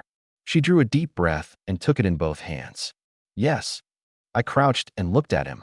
No anesthetic and no time to coddle you. I passed the dagger briefly through the flame of a fire striker. Bear it. Can't bear it. Yell. No shame in that. He grabbed a knot of wood off the ground, forced it into his mouth, bit down hard, and nodded at me. In that instant I saw, in the madman's eyes, an absolute trust. The trust of a man handing over his life. Good man, I said. The next second, the knife came down. The sharp edge cut into rotten dead flesh. His whole body convulsed once, the veins on his neck bulging, the wood in his mouth cracking. But he made no sound. My hand was steady. This dagger was no scalpel, but in my grip it was strangely nimble. Cut away the dead flesh, pick out the maggots, scrape off the necrotic edges. Bloody water and pus ran down. Liquor. I said low. Her hands shook, but she poured it right onto the wound. Strong liquor over the peeled open red flesh. Worse than the knife. Meng Jiao finally couldn't hold it, and a deep, muffled groan came from his throat. I didn't stop. I cleaned every wound fast, took clean strips from her, soaked them in liquor, and bound his wounds tight. Done. I let out a long breath and wiped the blood off the blade in the snow. He gasped in great lungfuls, his gaze a little unfocused, but forced his head up to look at me. That burning, rotting feeling in his back was gone. Now there was a cool, clean pain, the pain of coming back to life. Still able. I sheathed the knife and tossed him half a dry biscuit. Eat something. Get to the gorge, and if you're still not healed, I'll throw you in a ditch for the wolves. He caught the biscuit, and this time he didn't gulp it like a starving ghost. He chewed slow, his eyes never leaving the dagger at my waist, the knife that had just scraped the poison from his bones. Also a killing blade. I noticed his look. I smiled, unfastened the sheath at my waist, and tossed it, dagger and all, into his arms. Want it? He froze, holding the knife, hardly daring to believe it. Take it. I looked into his eyes. The world takes you for a mad dog, but I, Zhou Qi, take you for a sharp blade. From now on, wherever my finger points, you drive it clean through. Understand? He gripped the hilt tight, his rough thumb tracing the pattern on it. He looked up at me and nodded hard. Then he did a strange thing. He laid the dagger against his own forehead and bowed deep toward me. Move out. Half an hour's rest, and the column set off again. This time Meng Jiao didn't lag behind. He slid the dagger into the handiest spot at his waist, and though the wounds on his back still hurt, he strode to the cart and grabbed the shaft himself. The old horse was too spent to lift its hooves, the flatbed mired in a snow hollow. Meng Jiao let out a low roar and put one arm into it, and the heavy cart came free. Zhao Hu and Wu Laosan stared. Heavens, what strength this madman's got, Zhao Hu marveled. That 100 coppers, squad leader bought a monster. Astride the horse, I looked back. In the snow, that towering figure pushed the cart steady. Ghost Sorrow Gorge might be a dead ground, but with this blade, and with these people all backed into a corner, it wasn't impossible to cut a road to life out of it. I cracked the whip and drove into the sweeping snow, toward the vast unknown ahead. The storm never stopped.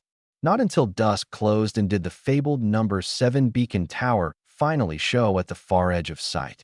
It was a tall rammed earth platform standing between two cliffs, 3 zhang high or so. The blue brick that once wrapped its outer face had mostly fallen away, exposing the yellowed layers of packed earth beneath. The signal fire mound at the top had collapsed at one corner, half a broken flagpole jutting up crookedly. A wall for sheep and horses ringed the platform, breached in many places, rubble and drifted snow filling what had once been a trench. Never mind an army, it would strain to keep out a stray dog. Inside stood a few black stone soldier huts against the sheltered rock face, their roof beams long since rotted through, leaving only bare stone walls and black, gaping window frames. On the ground, a few white bones not fully buried by snow jutted out, everyone scored with the tooth marks of beasts. This is the place we're supposed to hold. Zhu Shou's voice shook. This is a beacon tower? This is a mass grave. Zhao Hu raged, the big saber in his hand. Back at Broken Formation, bitter as it was, bullied as they were, they'd at least had a roof over their heads and a wall against the wind. But here, open on all sides, and beasts and skywolves to guard against besides. I'm out. I'm really out. Zhao Hu suddenly howled and turned to run back. I'll go to the hills and turn bandit. Better than feeding wolves here. That bastard Zhao the Big Mouth sent us here to die. Zhao Hu's right. Let's go. Wu Laosan wavered too. The hearts of men are like footprints in this snow, one gust, and they scatter. Watching several of them ready to turn back, Gu Yilan gripped Xiao Huan's hand tight and looked to me. I watched Zhao Hu, already a dozen steps off, then drew the saber from my waist. The blade flashed cold in the dusk. I whipped my arm up and the saber left my hand, flying straight at him. Thunk! It drove into the frozen ground half a step in front of him, the hilt still shuddering, humming. Half a step more, and the blade wouldn't be in the dirt, it'd be in his thigh. Zhao Hu went rigid, frozen as if by a binding spell, cold sweat soaking his back. Stiffly he turned his head, right into my eyes, which the dusk made deep and dark. One more step, and you're a deserter. I ambled over. Ning military law, flee in the face of the enemy, beheaded on the spot. No need to wait for the higher-ups to catch you. I can take your head right now and hang it on that broken flagpole to dry in the wind. He swallowed, legs gone weak. Squad leader, this really can't be held. Look at this place, not even a gate. This handful of us, with women along. Isn't this just serving ourselves up to the skywolves? Can't be held. I walked up, pulled the saber from the ground, and wiped it on his armor. Don't make me laugh. I swept my eyes over the shivering group. This ground belongs to Zhou now. I say it can be held, and the king of hell himself couldn't carry you off. Now hear me. Anyone who doesn't want to die, get moving. Before it's full dark, patch that roof. Seal the gaps in the walls. Rotten as it is, it's the only den we've got. Even if I don't kill you, step outside this ring, and there are wolves, horse bandits, sky wolves. You'll die sooner leaving than staying. That worked better than any grand speech. Fleeing was a road to death. Staying to work, maybe a few more days of life. Zhao Hu looked at the saber in his hand, then at Meng Jiao with the dagger at his waist, ground his teeth, and resigned himself, picking up the fallen flagpole. Fine, let's do it. Dying either way, at least die indoors. With death as the threat, their potential got wrung out of them. The men hauled stone and lugged timber, Meng Jiao the main force, stacking the collapsed walls back up. Zhao Hu and Wu Laosan dug earth and mixed mud. No water, so they melted snow into yellow clay and mixed in dead grass. The women weren't idle either.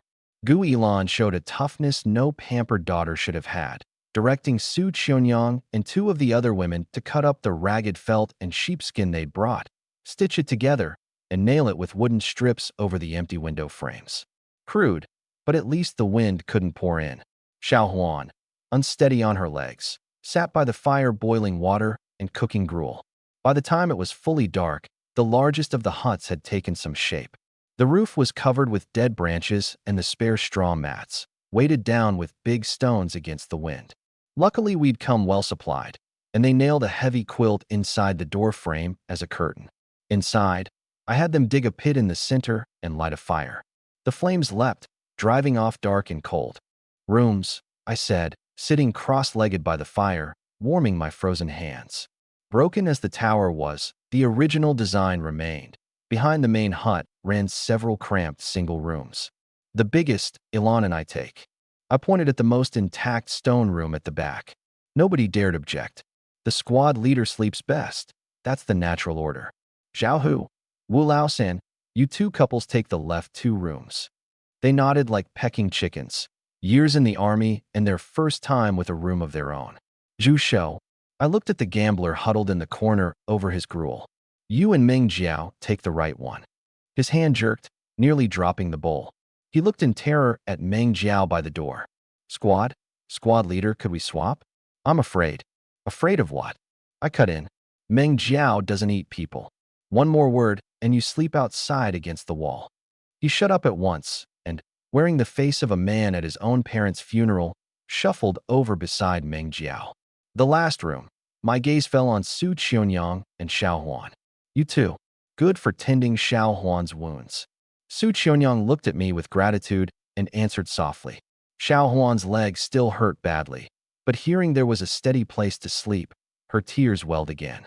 Settled, everyone scattered to fix up their own dens. The main room at the back, called a main room, but really just a slightly roomier stone cave.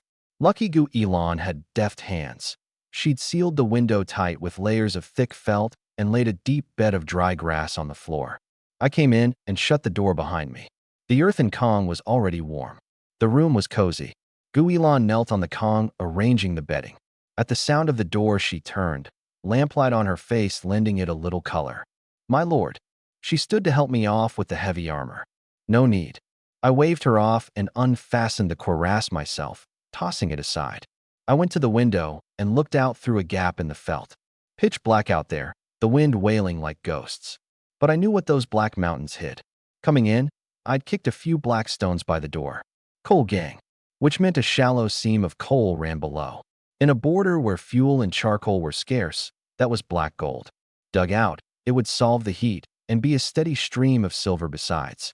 and silver-bought soldiers, horses, blades. What are you looking at? She brought over a basin of hot water and set it by my feet. Looking at our future, I turned and smiled. I sat on the edge of the Kong, pulled off my boots, and sank my feet, gone blue with cold, into the hot water. That first heat was good enough to make a man groan. She knelt before me, her slim white hands going into the water, washing the grime and chilblains from my feet, her movements light and careful. I looked down at this daughter of a great house, once so far above me, now serving me like the humblest maid. Any regrets? I asked suddenly. Her hands paused. She looked up, her eyes soft in the firelight, and yet with a thread of steel through them. No regrets, she said quietly. In the capital, I was a bird in a cage, only waiting to be chosen. Here, bitter as it is, dangerous as it is, I feel I'm alive. She lowered her head and pressed her lips a little shyly. And you're here. It's like a home. Home. I paused. For a man an orphan in his last life, and a soldier brood in this one, the word was too unfamiliar. I looked at the gentle line of her face and snorted. Home? Since when did the great lady of the Goo House set her sights so low? A few broken stone caves and you're satisfied? I pulled my feet out, let her dry them, then sprawled onto the Kong, staring at the black ceiling. Set your heart at ease. This Ghost Sorrow Gorge is our land where the dragon rises. One day, I will take back that great mansion your Goo family had in the capital. Her hand trembled. She looked up at this arrogant man. Take back the mansion in the capital? A fool's dream. But somehow, coming from his mouth, it carried conviction. She smiled, blew out the lamp, leaving only the red glow of the fire, then slipped under the covers and curled against me like a cat. The quiet of that moment was precious. That night, warm and fed at last, the room hot, a beauty like water in his arms. I was a normal man, and one who'd held back a long while. The great shared bunk had made it impossible before. Now the door was shut, the window sealed, and this was a proper married couple's room. She was my woman, whether she wanted it or not. Some duties come with the place. This bed doesn't feel warm enough yet. I turned in the dark, my arm around her wandering a little restless up the slim line of her waist. Her body went taut as a bowstring at once. She could plainly feel the change in me, a dangerous, insistent signal. My lord. Her voice was thin as a mosquito's, trembling, her lashes shivering hard in the dark. She wanted to shrink away, shame telling her to fold into herself. But the next second she thought of how this man had carried her out of a dead end, of how he'd staked the whole squad's safety to save Xiaohuan. She was his woman. This was a duty she had to meet, even the only repayment she had to give. She bit her lip and forced herself to ease. I felt her draw a long breath and, for the first time, put her arms clumsily and obediently around my neck. And then, the moment before I could take her fully, my movement stopped dead. The air, a heartbeat ago thick with heat, froze to ice in the space of a tenth of a second. My head jerked up, and those eyes, so hot a moment before, were suddenly frighteningly clear. She felt something wrong and started to open her eyes. A rough hand clapped over her mouth. Shoo! I was against her ear. I flipped off the Kong and snatched up the saber. The wind outside was wrong. Threaded through the howling north wind was a note that didn't belong. The crunch of feet breaking through a hard crust of snow, kept low and slow on purpose, but not low enough to slip past my ears. The room was black. Barefoot, I pressed to the wall beside the door. The saber held reversed, my breathing pulled down to nothing, near dissolved into the dark. Gu Elon huddled under the covers, both hands clamped over her mouth, eyes wide, not daring to breathe. The bar was moving. A blade slid in through the gap in the door, working it little by little. A faint click. The door pushed open a crack. Cold wind slid in. Then a head in a filthy fur cap poked through. This one was cautious. He didn't rush in. He cocked an ear to the sounds of the room first, then swept the Kong with a thief's eyes. The Kong was lumpy, plainly someone asleep. Gu Elon lay frozen. A bloodthirsty light flickered in those thief's eyes, and he crept forward, crouched, just about to cross the threshold. The instant half of him was through, a big hand shot out of the dark from the side with no warning and clamped over his mouth and nose. His pupils shook violently, and he moved on reflex to struggle and cry out. Too late. A flash of cold across his throat. That short, muffled sound of a blade opening skin and windpipe. Hot blood sprayed, splashing across my hand. His body twitched a few times, but my knee jammed into the small of his back kept him from so much as kicking. 2 breaths, and the body went limp. I let go and set it gently on the floor, as careful as laying down a sleeping child. I wiped the blood off my hand on his sheepskin coat and turned to Gui Lan, sitting stunned on the Kong. I raised a finger to my lips. Shoo. At the same time, in the left side room, where Wu Laosan and Zhao Hu and their wives slept. Zhao Hu had worked so hard he slept like the dead, snoring loud enough to shake the roof, and never heard the door pushed open. But Wu Laosan woke, the instinct of an old hand. Surviving a dozen years on the border came down to a gut sharper than a dog's. The moment the wind slid in, Wu Laosan's hand found the short knife under his pillow. He didn't move, only cracked his eyes, and by the faint light from outside saw a black shape creeping toward Zhao Hu, a lifted blade glinting cold in the dark. Brought down, that big head of Zhao Hu's would leave his shoulders. Who's he? Kill! Wu Laosan exploded up with a roar, grabbed the ragged quilt off himself, and flung it over the black shape. Damn! The shout scared the soul out of Zhao Hu, and he woke from his dream with reflexes faster than thought. Never mind who it was. He heard kill, and that viciousness drilled into him, and piles of the dead burst out at once. He shoved Ma the loudmouth out of his arms, whipped the short knife from under the pillow, and stabbed wildly at the figure thrashing under the quilt. Blade after blade sank into flesh. The scout, hooded by the quilt, could neither see nor scream, the thick cloth choking his cries back into muffled grunts. Not until the shape under the quilt stopped moving, the blood staining the blackened cotton dark red, did Zhao Hu stop and gasp for breath. Damn, scared me half to death. He wiped the cold sweat from his face and only then made out the boot sticking out on the floor. A sky wolf's riding boot. Ah! Ma the loudmouth shrieked, then clapped a hand over her mouth. Slight as the noise from both rooms was, in the silent night, it was enough to alert the scout left in the yard to cover the others. Grew. The skywolf scout in the yard grunted low and drew a curved blade to charge in. Right then, the right-hand door that had been shut swung open with a bang. A huge black shape hurtled out wrapped in wind and snow. Too fast. The scout only got his blade up before the shape rammed him clean off his feet, the two of them tumbling into the snow. Meng Jiao. Like an enraged bear, he pinned the scout beneath him, those 2 palm leaf hands clamping the man's throat. The scout's legs thrashed the snow, his eyes bulging, tongue lolling. The muscle in Meng Jiao's arms swelled like stone, tightening a bit at a time. Damn it! Damn it! Waking me up. Behind him, Zhu Shou charged out, clutching his trousers. The man gambled like his life depended on it, but he'd fought and killed on a battlefield too, and at the sight of a skywolf, he was a different man. Seeing Meng Jiao had the enemy pinned, he pulled the fine iron dagger I'd given from Meng Jiao's waist and drove it into the scout's heart. It went in solid. The scout's body arched, then went still. Zhu Shou gasped, his hands still shaking, but a sick excitement on his face. Ha, dead. The dog. He yanked the dagger free, about to crow, and a big hand shot out and snatched it from him. Give it here. Zhu Shou jumped and looked up to curse, and met Meng Jiao's eyes, empty of all feeling. Meng Jiao stood, wiped the dagger on the corpse, and slid it carefully back into his own belt. Zhu Shou froze. His mouth fell open, and he pointed at Meng Jiao like he'd seen a ghost, stammering to the others coming out of their rooms. He spoke. This madman's no mute. He can talk. The fight ended fast. 3 bodies dragged to the center of the yard, laid in a row. I came out with the saber. Gui Lan followed, a dim lamp in her hands. The light lit the blood across the whole yard.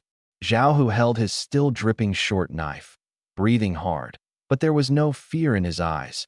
Instead, the brutal, satisfied edge of a man who'd just killed.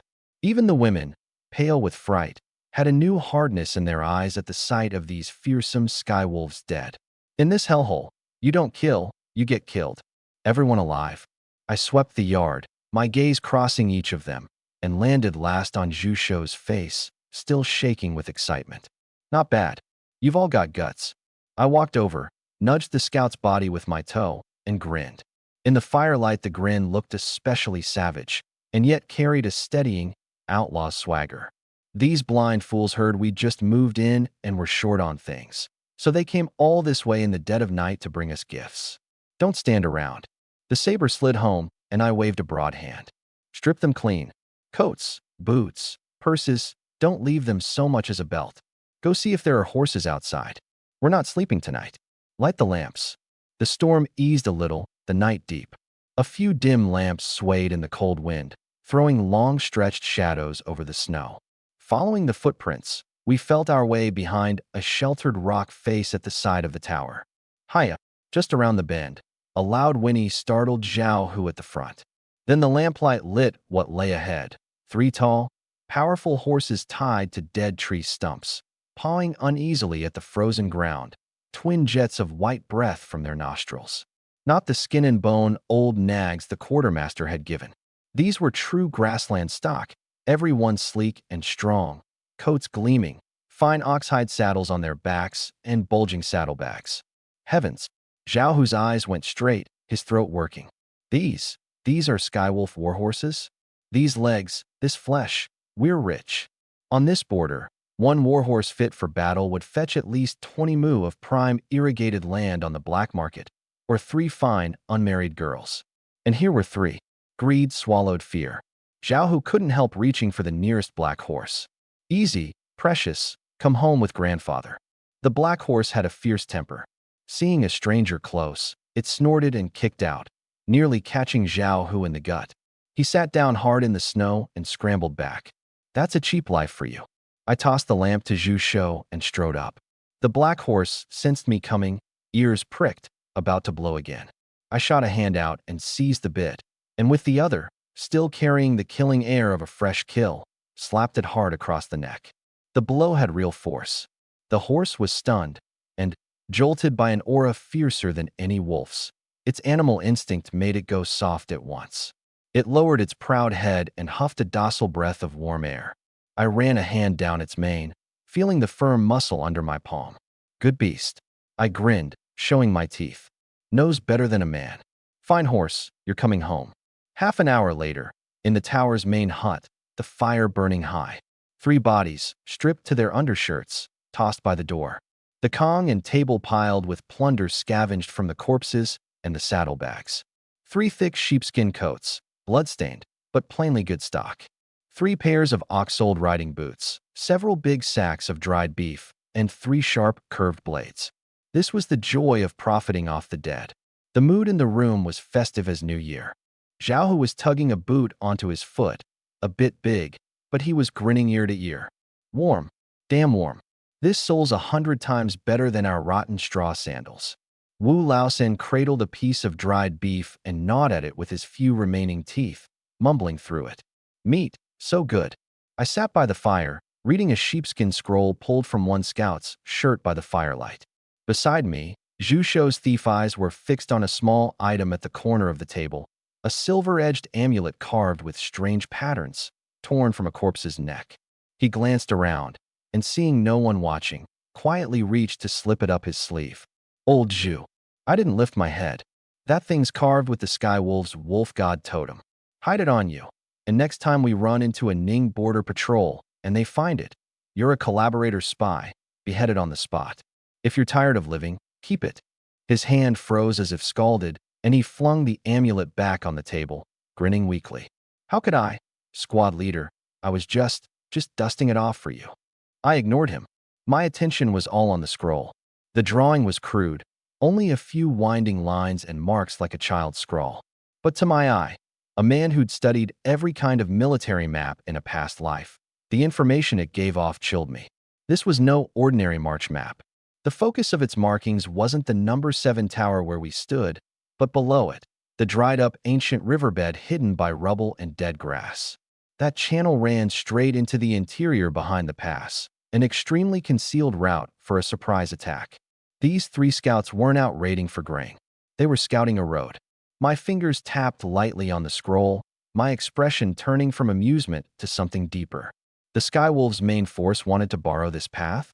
The old Zhou Qi would probably have wet himself by now. But to me, this was no crisis. This was a deal delivered to my door. Heh. I rolled up the map and tucked it into my shirt, the smile on my face enough to make Gu Ilan uneasy. Thought this was a dead ground. Turns out it's a golden bowl. I stood and clapped my hands. The clamor in the room cut off at once. Everyone looked to the squad leader who'd made them rich.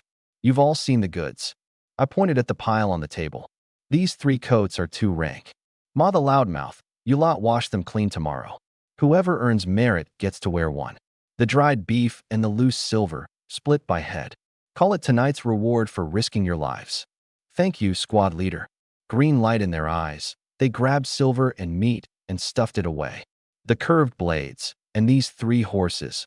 I turned to Gu Ilan, kneeling quietly to the side. Ilan, you manage them. The blades to the store. Whoever's blade breaks comes for 1. As for the 3 horses, I paused. Those are our legs, and the capital that keeps us alive from here on. These horses get fed well. How much bean feed each gets a day, you keep the accounts. Anyone dares eat the horse feed. My gaze crossed Zhu Shou's greedy face. That's cutting off our legs. Cut off my legs, and I cut off your hands. She flinched, then raised her head, met my eyes, and nodded hard.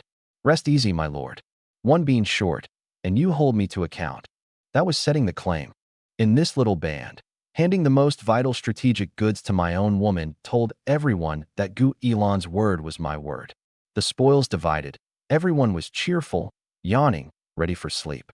A half-night's toil, and now meat to eat and silver in hand. Life was suddenly heaven. Right? Everyone turn in. Zhao waved a contented hand. Turn in, my ass. I suddenly kicked over the woodpile by the fire basin. Sparks flew. Full bellies? Happy with your split? Think you can sleep easy now. I looked coldly at these fools who didn't know death from life. If 3 scouts crept up here, there are more eyes on this place behind them. When dawn comes, and these 3 don't go back to report, guess whether the next lot is 3 or 30. The temperature in the room dropped to freezing. The smiles still on their faces froze. Right. The scouts were dead. The main force would surely come to check. Then what do we do? Wu Laosan's voice began to shake again. Do. I went to the door, threw aside the heavy curtain, and pointed at the black, snowbound night. If you don't want your whole family wiped out, get yourselves out there right now. Grab the shovels, and while it's still dark, get the front of this tower set up. I'm going to turn this place into a hall of hell these wolf pups walk into and never walk out of. The storm grew worse. The north wind, laced with ice grit, could scrape a layer of skin off your face. But right then, no one dared complain of the cold. No one dared complain at all. I stood on a boulder at the mouth of the pass, the curved blade I'd just captured in hand, watching the crew of ducks driven onto the perch engineers below me like an overseer. Don't want to die, then move. My voice carried down through the storm, cold as ice. Zhao Hu, that pit's too shallow. You building the Skywolf horses a doorstep? Dig 3 more feet down and pack the bottom with sharpened stakes. If they won't punch through a horse's belly, I'll bury you in there to fill the hole. Zhao Hu shivered and swung his shovel, cursing under his breath but not daring to stop his hands. My viciousness had taught him this was no joke. Wu Laosan no slacking. I turned and roared the other way. Lay that dead grass even. If I can spot it's a pit, when the sky wolves charge and I'll kick you down first to cushion the hooves. He jolted and dropped flat, arranging the camouflage layer bit by bit with frozen hands. This wasn't ordinary fortification work. This was gambling with lives. The task I'd set them was far beyond what these common soldiers could grasp, building chains of death traps along the narrow, unavoidable path through the pass. Meng Jiao, come up with me. I left the men below and waved up the big one, who'd worked in silence the whole time. The 2 of us climbed against the wind to a cliff on the side of the pass. The ground here was treacherous. Years of weathering had loosened many boulders on the rock face, held in place for now only by ice and snow. See that big rock? I pointed at a boulder teetering overhead. Loop a rope around it, tie the other end to that stump, then dig out half the support beneath it. Cut the rope, and this thing rolls down like a stone millstone and seals the road. He nodded, grabbed the coarse rope, and climbed up like an ape. His movements were clumsy, but his strength was astonishing. A rock of several hundred gene he wedged into a delicate balance with the rope. One light cut, and it would be an avalanche. Meanwhile, in the small yard behind the tower, Gu Ilan wasn't idle either. With Xiao Huan and 3 other women, She'd just gathered the materials I'd ordered and was busy around a large pot they'd set up. What boiled in it wasn't gruel, it was pungent pine resin. Don't fear the heat.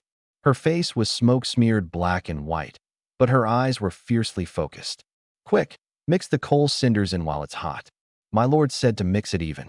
This was the improvised firebomb I'd specifically laid out. Pine resin fed the flame. Coal cinders not only lengthened the burn but, on impact, formed scalding molten spatter that, once it stuck to flesh, couldn't be beaten out. Miss, can this really kill people? Xiaohuan asked, a little afraid, stirring the thick black paste. It can, Guilan said, watching the bubbles roll. It can kill, and it can save our lives. Have you torn all those ragged strips? All done. Su Qianyang pointed at the basket beside her. Right here. Good. Guilan wiped the sweat from her brow. Soon we pack this into the clay jars and seal them. Remember, don't spill a drop. This stuff catches the instant it touches flame. In that moment, she was no longer the young lady who could only embroider. She was the anchor of these women. She didn't even notice herself that she was imitating me. That calm, that will to survive ruthlessness that stopped at nothing, was seeping into her bones a little at a time. Deep into the small hours, around 2 in the morning, the time a person is most exhausted, the night at its blackest. The work in the past was finally done. Everyone was slumped in a windbreak, spent as dead dogs. But I didn't let them rest. One last dish. I pointed at the whole stretch of flat, gentle roadway inside the pass. Go. Take everything that holds water, fetch it from the river, and pour it on the road. Huh. Zhu Shou blanked. Squad leader, pour water now? Won't it just freeze? That's the point. I want it to freeze. I gave a cold laugh. I want them half dead before they even see us. Several vats of cold water went over the road surface. At 20 or 30 below, in less time than it takes to drink a cup of tea, that stretch became a vast mirror of ice you could see your reflection in. A thin dusting of loose snow on top made it a natural skating rink. A horse's hoof set on it. Short of a divine steed, nothing keeps its footing. Right. I clapped the dirt from my hands and looked over the death corridor I'd laid out with care. Pit traps, falling rock, ice fire, a chained killing array. Even a 100-man company charging in would leave a layer of skin behind. Squad leader, we set the ambush now. Zhao Hu asked, arms wrapped around himself, teeth chattering, snot frozen at his nose. Ambush my ass. Lie in a snow hollow all night, and the sky wolves won't have come before we've turned into ice sculptures ourselves. I glanced at the black, snowbound night and snorted. In weather like this, even a rabbit stays in its burrow. The sky wolves won't hunt in the dark either. They'll wait for daylight. They're flesh and blood too. I put the blade away and pointed at the stone huts behind. All of you get back inside. While there's time, boil some water, warm your bodies by the fire, and grab some sleep. Rest up. Come dawn, you'll need the strength to kill. At that they looked pardoned. Yes, sir. The squad leader is wise. They scrambled back into the still warm stone huts. Inside, the fire hadn't died, the Kong burning hot. The warmth washed over them, and their strung-out nerves went slack at once. Zhao Hu, Wu Laosan, and Zhu Shou had long forgotten courtesy, didn't even pull off their shoes, just went to their rooms. Climbed onto the Kong, and before long were snoring loud enough to shake the roof. But that slack was theirs, not mine. I didn't sleep. I sat by the fire, a scrap of oiled cloth in hand, wiping down the only bow we had and a few carefully chosen arrows, one stroke at a time. Guilan didn't sleep either. With Su Qianyang, she checked the seals on each of the resonant cinder jars, stacking them neatly by the door. Her hands were already smoke-blackened, her eyelids fighting each other, but she pushed on. Enough, stop working. I stopped and tapped her shoulder lightly with the tip of the bow. Go back and sleep, all of you. My lord, I'm not tired. I'll keep you, she started to insist. Enough. I plucked the jar from her hands and set it aside, cutting off her work bluntly. Look at those two hands, shaking. Who are you toughing it out for? Get in there and sleep. Tomorrow's a life and death job. If we all die, you lot need the strength left to run. Else the sky wolves catch you, and you'll wish you were dead. But a few aren't sealed yet. They can be sealed after the men rest, no rush. You don't have to do everything yourself. I gave her a push toward the inner room. Rest up for me. When tomorrow's fight is done, That pile of spoils is waiting for you to count. If you collapse from exhaustion, who manages our stores? The push made her stumble, but a strange warmth rose in her chest. The words were harsh, but she understood them. To this man, the rough work anyone could do, but managing the stores, that core piece of power, only she was fit for. She said no more, nodded obediently, and led the two women into the inner room. Soon only I remained in the outer room, and Meng Jiao, standing at the door and not moving. He stood there like an iron tower, the dagger I'd given held in his arms, his eyes fixed through the gap in the door on the storm outside. You sleep too. I made the last adjustments to an arrow. You're the main force. No strength. How do you push the rock tomorrow? He didn't move. He turned, looked at me, pointed outside, then shook his head. The meaning was plain. I don't trust it. I'll watch. I looked at his stubborn set and smiled. Suit yourself. He didn't keep standing, though. He slid down the door frame, one knee up, back against the boards, and closed his eyes in a light doze. But the knife was held tight in his arms, and his ears twitched, plainly on high alert. The room went quiet, only the crackle of burning wood. I set down the bow, picked up the water skin, pulled the stopper, took a drink, then stood, carried it to the door, and sat down beside him. Stop faking sleep. I bumped his shoulder and held out the skin. Drink? Warm yourself. He opened his eyes, bloodshot, but strangely clear. He took the skin without ceremony, tipped a big mouthful, and handed it back. I took it, but didn't rush to drink. I turned my head, watching him with something not quite a smile. Back at Broken Formation, they all said you were a mute, a madman. But last night I heard you. You can talk. And the accent. You don't sound like a man of Liangbei. More like the soldier stock out of Guangzhou. His fingers tightened, hooking the hilt on reflex. But looking at my open eyes, empty of any malice, the taut muscles slowly eased. Since you've boarded my boat, our lives are tied together now. I shook the skin, my gaze burning. Talk. I was a company sergeant in the Shin's army of Guangzhou. After a long silence, Meng Jiao finally spoke. His eyes on the firelight held a rage long suppressed, now catching a light. That was 3 years ago. He kept his head down, thumb rubbing the hilt in his arms. That year there was a great drought. The relief silver the court sent down, that dog of a garrison commander, Zhao Yucheng, held back 70% of it. The brothers under me, the dead died, the maimed were maimed, and those left couldn't get a mouthful of food. I went to demand an accounting. Zhao Yucheng told me to get lost, and drove those crippled brothers out the camp gate. They froze to death in the snow.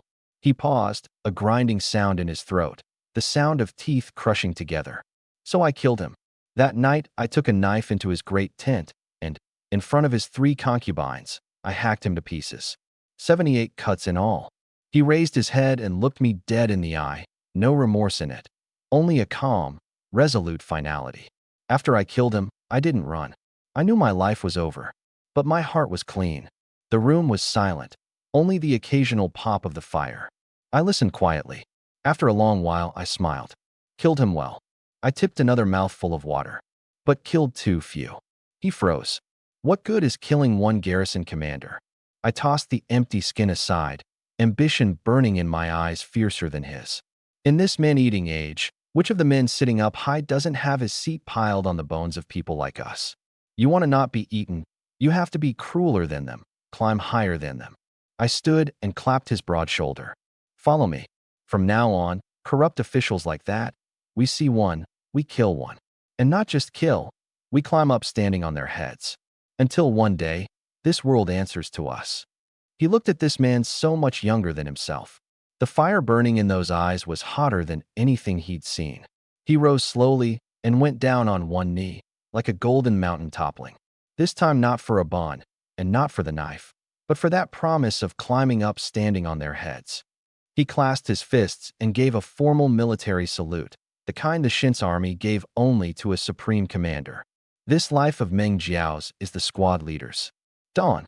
The sky lightened, the storm slowly stilling, only stray flecks of snow spinning in the air.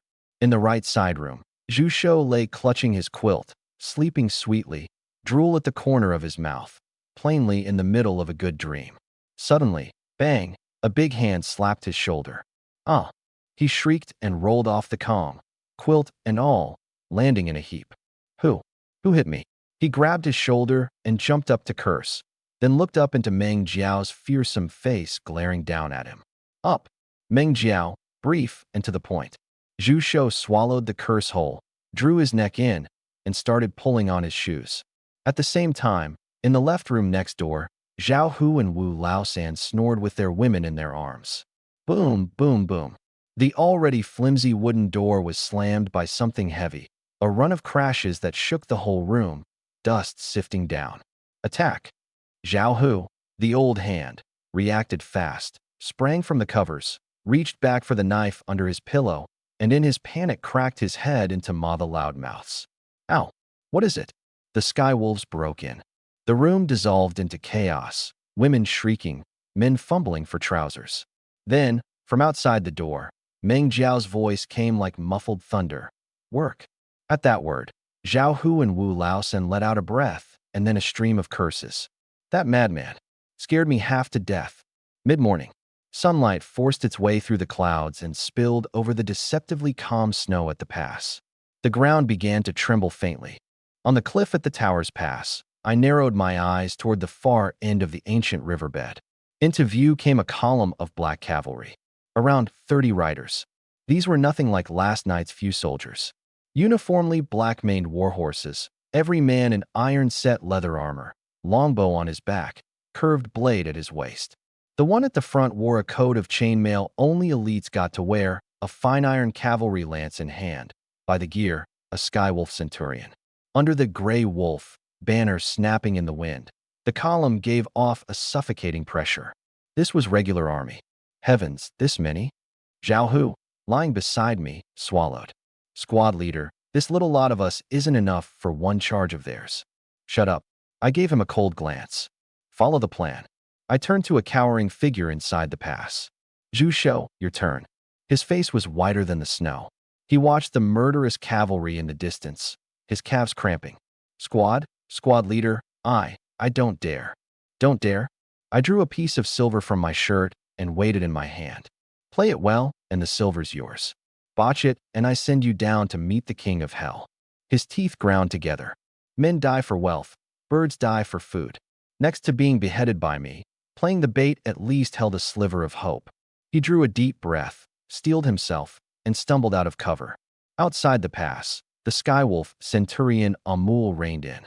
He studied the ruined tower ahead, brows drawn. The 3 scouts he'd sent last night still hadn't reported back, which put him on edge. Centurion, someone ahead. A guard beside him pointed into the depths of the pass. Amul fixed his gaze. A Ning soldier in a ragged uniform was running around the snow like a headless fly, looking back over his shoulder as he ran. The very picture of a deserter fresh off a battlefield. A stray 2-legged sheep. A contemptuous smile curved his mouth. He'd seen plenty of deserters like this. Usually scared witless, a little threat, and they'd kneel and beg. Take him alive. Amul brandished his lance and laughed. Ask him if there's anyone left in that tower, and then, extra meat tonight. A whoa. The 30 riders behind him let out a wolf howl of a cry and spurred their horses. 30 warhorses surged as one, a black flood kicking up a storm of snow dust, bearing down on the pitiful bait. Watching the cavalry charge in, Zhu Shou this time truly wet himself. There was no acting needed. He was genuinely fleeing for his life. He slipped and went down. Mama, help! He shrieked, saber in hand, and scrambled toward the trap zone in front of the tower. Ha! The 2-legged sheep is scared out of his wits. Charge in. Grab him. Closer. Closer still. Amul watched the deserters floundering back, the cruelty in his eyes thickening. He'd already worked out how he'd crush the Ning man's bones under his hooves. But what he didn't see was that, beneath that thin dusting of loose snow, lay a sheet of ice frozen harder than stone. The hooves hit the pass. The crisp clatter echoed through the gorge. And in the instant the vanguard cleared the disguised flat and was about to run Zhu Shou down, the turn came. Amul felt his warhorse suddenly lose all grip, all 4 hooves scrabbling uselessly on the ice. And then the huge momentum carried horse and rider skidding sideways. The warhorse screamed and crashed down. Amul reacted fast, rolling clear as the horse fell. But even so, he couldn't keep his feet on the ice, spinning like a top before slamming hard into the rock wall beside him. But that was only the start. The riders behind couldn't stop. Crash, crash, crash. A run of dull impacts. The following horses smashed into the fallen ones ahead, the snap of breaking bone clear to hear. The proud cavalry charge became, in a heartbeat, a wreck of pitched men and horses. Men shouting, horses screaming, all in a tangle. 30 riders and mounts jammed into the narrow pass like a pot of porridge. What's happening? Steady, steady. Amul crawled up, his face all blood, swinging his lance to try to reform the line. Too late. Right then a sharp whistle came from overhead. The signal of death. On the cliff, Meng Jiao had waited long. At the whistle, his bloodthirsty eyes snapped open. Get down there! A roar. The dagger flashed cold, and the taut rope parted at the sound. Rumble. Several loosened boulders, freed of their bonds, thundered down the steep rock face with the force of a landslide, wrapped in ice and snow, their roar drowning the horses' screams. They came down square on the mouth of the pass. 2 riders and their mounts were crushed to pulp. The way out was severed. The whole column was cut through the middle. Amul stared in despair at the sealed retreat behind him, then at the ice underfoot he couldn't even stand on. He finally understood. Ambushed. Light them. Gu Yilan and Su Qianyang and the others, long ready, lit the fuses on the jars of black, viscous liquid. Throw. Gritting her teeth, Gu Yilan was the first to hurl her fire jar down. Then the second, the third. A dozen fire jars fell like rain, striking into the crowd, onto the horses' backs. The clay shattered, the resin oil spraying out, catching instantly on the fuses. Fire roared up to the sky. The narrow outer pass became a hell in a heartbeat. The Skywolf soldiers splashed with the oil, screamed, and beat at the flames on their bodies. But the fire clung like rot to the bone. The more they beat, the fiercer it burned. The boulder crashed down and cut the pass in two. Centurion Amul, though bloodied from his fall, was after all a veteran of 100 battles. In the instant the rock fell, instinct carried him and a dozen of the vanguard rolling to the inner side of the pass. The retreat was sealed by the boulder. Ice ahead, no way out behind. Amul wiped the blood clogging his eyes, savagery bared. He looked at Zhu Shou still fleeing, not far ahead, then at the rock walls on both sides. The 2-legged sheep's trap. He roared and swept his lance. Charge! Kill that deserter, break into the tower. The 7 or 8 vanguard soldiers still able to move abandoned their horses, drew their curved blades, and rushed at Zhu Shou howling. Zhu Shou had meant to keep acting a while longer, but one look back at these gods of death charging with abandon scared his soul out of him. Mama, they're really coming. He shrieked, took to his heels, and while running spotted the marks on the ground and suddenly ducked behind a big rock. The Skywolves chased too hard, the ice too slick underfoot, no stopping. 3 of the front runners stepped clean into empty air and pitched, blades and all, into the pit dug and waiting. At the bottom, sharpened stakes. Screams tore through the valley. The few behind, cushioned by the 3, weren't killed outright, but took stakes through arms or thighs. Now, Zhao Hu and Wu Laosan, long lying in wait behind the sheep and horse wall, had their eyes red with pent-up bloodlust. The sight of the once invincible Skywolves thrashing in a pit poured over them like strong liquor, and fear turned in an instant to savage killing intent. Kill!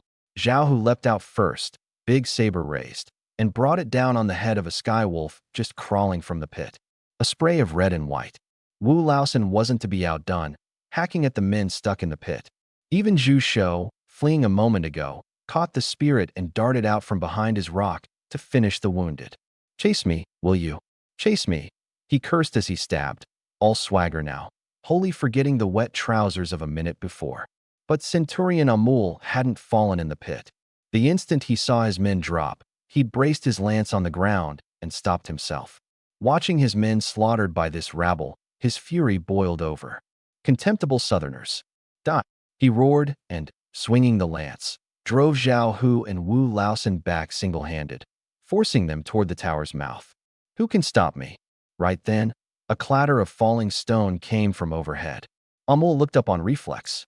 A huge shape like a black tower came charging down the side of the cliff like a tiger off the mountain. Meng Jiao had jumped straight down. Riding that plunging force, both hands gripping a heavy iron-backed blade. No fancy technique, only the purest overhead cleave. "Get out of the way!" A deep, muffled roar from his throat. Amul went white with shock, the pressure standing every hair on his body on end. No time to dodge. He could only raise the fine iron lance crosswise to block. Clang! A metallic blast burst in the pass. Sparks flew. It was a collision of pure force. The fine iron lance that had ridden through years of war with Amul was bent by that single stroke. The immense force ran down the lance. Amul's palms split, his arms went numb, and he was hammered to one knee. Before he could catch a breath, Meng Jiao turned his wrist and swept the heavy blade across. A head the size of a bushel flew up, spraying a throatful of hot blood over that fine chainmail. The Skywolf Centurion, dead. Meng Jiao stood by the body, panting, that mass of savage scars ghastly in the morning light. Like a god of slaughter, he made even Zhao Hu and the others step back on reflex. Inside the pass, the battle was all but decided. Right then, a scream came from the platform. "Ah!" Xiaohuan's voice. A nimble skywolf had climbed the loose rock at the side and gained the platform, meaning to deal with the women throwing fire jars over the outer pass. When those blood-smeared hands gripped the parapet and a savage, twisted face rose into view, Xiaohuan, looking down, went limp with terror. The soldier grinned and started to swing himself up. Gu Ilan's face went white in an instant. She had no blade in hand, and I wasn't at her side. But terror pushed to its limit gave rise instead to a mad, ferocious resolve. She heaved up a big rock at her feet with both hands, shut her eyes, clenched her teeth, and with all her strength smashed it down on the hand gripping the rock edge. Crack! Ah! The skywolf gave an agonized scream. The 10 fingers each connected to the heart, and the pain tore his grip loose at once. His balance gone, he clawed wildly at the air and dropped straight back into the churning sea of fire below. Gu Ilan gasped, slumping against the parapet as if drained. She looked at her own hands. No blood, but trembling hard. She'd killed. She had killed. But the next second she turned and held the still shaking Xiaohuan, and the flicker of panic in her eyes slowly drained into the relief of one who has survived. So what if she'd killed? To stay alive, even becoming a demon, what of it? Outside. There's still men outside. Zhao Hu, having cleared the inner side, wiped the blood from his face and pointed at the boulder blocking the pass. The rock hadn't fully sealed the view. There were gaps on both sides, and it wasn't high. You could climb over. Quick, go help the squad leader. Meng Jiao took the lead, dripping blade in hand, and vaulted the rubble. Zhao Hu, Zhu Shou, and the rest hurried after. They'd braced for a hard fight outside. The men out there had been burned, but they still outnumbered us. Yet when they cleared the boulder and saw the scene, they all froze. Outside the pass was a charred hell. The fire had died down, the air thick with the sickening smell of scorched flesh. The ground was strewn with skywolf bodies burned mid-writhe, and the few surviving stragglers who'd broken clear of the flames and still had breath were backing away step by step, faces full of terror. Standing in front of them, blocking the only exit, was one man. Me, long blade in hand, holding the sole way out. Truly, one man at the gate. A skywolf, on fire head to foot, charged screaming, trying to take me with him. I didn't so much as blink. Sidestep, cut, sheath. His throat gained a fine red line, his lunging body carrying him 2 more steps on momentum before he pitched face down into the snow, blood staining it red. Another tried to slip in from the side. A backhand cut severed his arm. Then the edge turned back and opened the artery in his neck. Every stroke of mine went for the kill. That killing, calm to the utmost, chilled the blood more than Meng Jiao's violence had. This is our squad leader? Zhu Shou, sprawled on the rock, stared dumbstruck, teeth chattering. Is this the king of hell himself? Why did he play the fool before? This is a whole other man, Wu Laosan marveled. One skywolf slipped past me in the chaos and got dozens of paces off. I unslung the stiff bow from my back, knocked, and drew. The arrow flew and took him square in the back of the heart. The battle was fully over. I looked up at Meng Jiao and the others crawling out from behind the boulder. Looks like you cleaned up inside too? A little slow. Faster next time. Yes, sir. Zhao Hu and Wu Laosan straightened their backs and roared it together. In that moment, The doubt and fear in their eyes toward me were gone, turned to a fervent worship. In this chaotic age, follow a ruthless man like this, and even a trip to the halls of hell, you'd come back whole. Clear the field, I ordered. Finish the wounded, leave no one alive. Pile the bodies outside, and build a skull mound. Give the next lot who thinks of coming something to weigh. Yes, sir. They swarmed in and began stripping the spoils with practiced hands. This haul far outstripped the last. 30 war horses, most dead or hurt, many lost in the fire, but a dozen or more good horses lived. And a mass of fine iron curved blades, leather armor, even a few intact coats of chainmail. To a lot as short on food and clothing as we were, a windfall. I went to the centurion's body, crouched, and searched a while. Soon a blood-stained sealed letter came out. I opened it, and my brow drew tight. It read, "The main host of the Grey Wolf tribe will borrow the road through Ghost Sorrow Gorge in 3 days to strike the Yunzhou grain route in the rear. 3 days. The main host. A piece of intelligence vast as the sky, and a death summons." I tucked the letter into my shirt. It seemed this Ghost Sorrow Gorge was about to become a meat grinder. Just as everyone was soaking in the joy of victory, Gu Ilan directing the spoils toward the huts, Zhu Shou, on watch at the outer edge, came stumbling back. Squad leader. He pointed toward the far side of the pass. In the driving snow, hooves like thunder, a column of some 50 Ning cavalry, flying the patrol battalion banner, came bearing down on the pass with a fierce swagger. The officer at their head was a strong man in bright plate armor, a goose feather saber at his waist, a cruel and greedy glint in his narrow eyes. His name was Ma Kuei, a company commander of the Yunzhou Patrol Battalion. He spent his days not on killing skywolves, but on shaking down merchant caravans and bullying stray soldiers along the border. Whoa! Ma Kuei reined in, looked at the skywolf bodies littering the ground before they'd been cleared, then at the mountain of spoils heaped nearby, especially the dozen-plus sleek, powerful warhorses. His eyes went red. This wasn't a battlefield. This was a mountain of gold. What insolence! Ma Kuei ignored my salute entirely and pointed his crop, spittle flying. You dare collude with the skywolves and divide plunder here? Men, seize these spies. Confiscate the goods. Horseshit. Zhao Hu, already blood-drunk from the fight, exploded at the words. We killed these with our lives. Look properly. Those are skywolf corpses. We're the 10th squad of broken formation. Still arguing? Ma Kuei sneered, killing intent bared. He didn't care whether it was broken formation or the 10th squad. He wanted these goods, and these people's heads would do nicely to pad his own reward count. Archers ready. Leave none. Shoot them all dead. The 50 riders behind him drew bows as one, arrowheads leveled at us. Meng Jiao gave a low growl, the heavy blade about to rise. Sir, hold. I put out a hand and stopped him. I looked at Ma Kuei, and the expression on my face turned from initial shock to a fawning smile.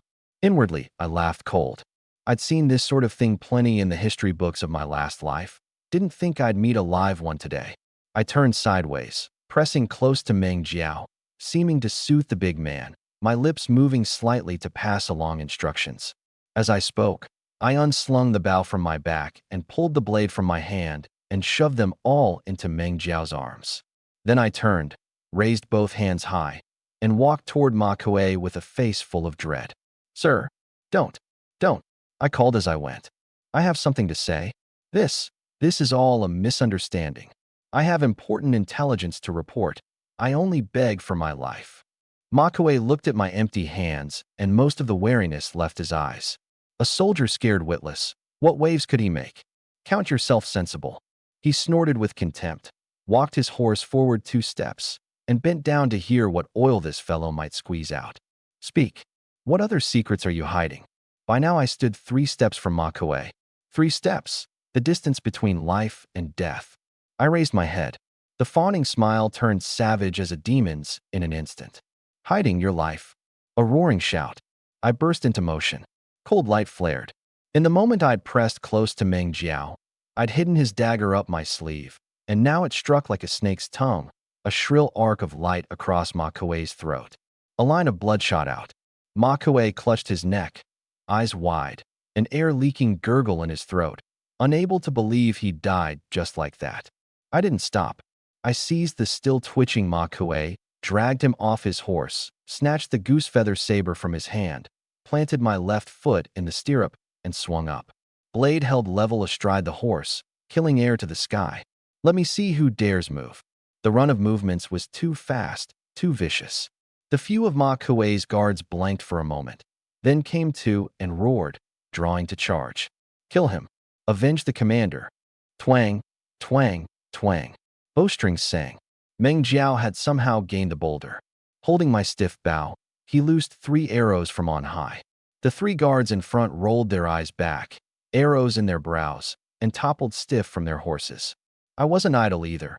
I spurred forward, and, the saber riding the horse's force, cut down the nearest guard, armor and all, in a single stroke.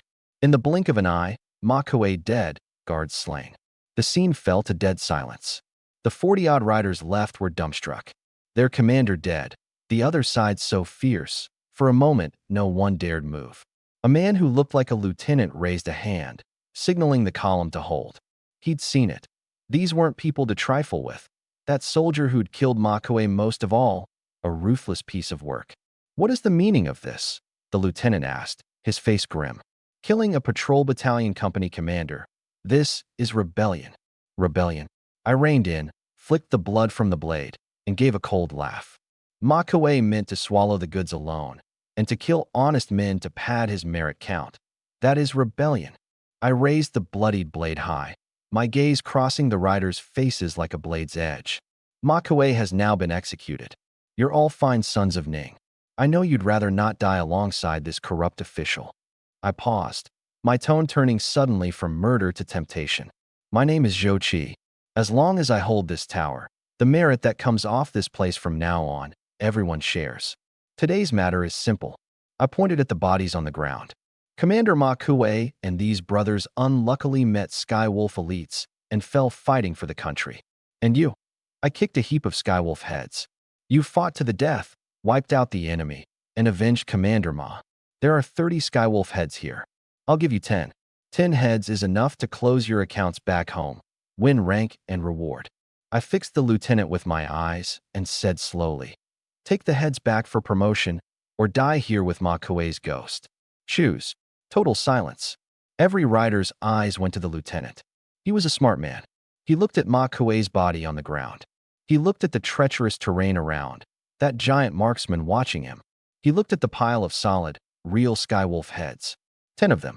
In ordinary times, how many brothers' lives would you spend to fill that? Now a nod took them for free.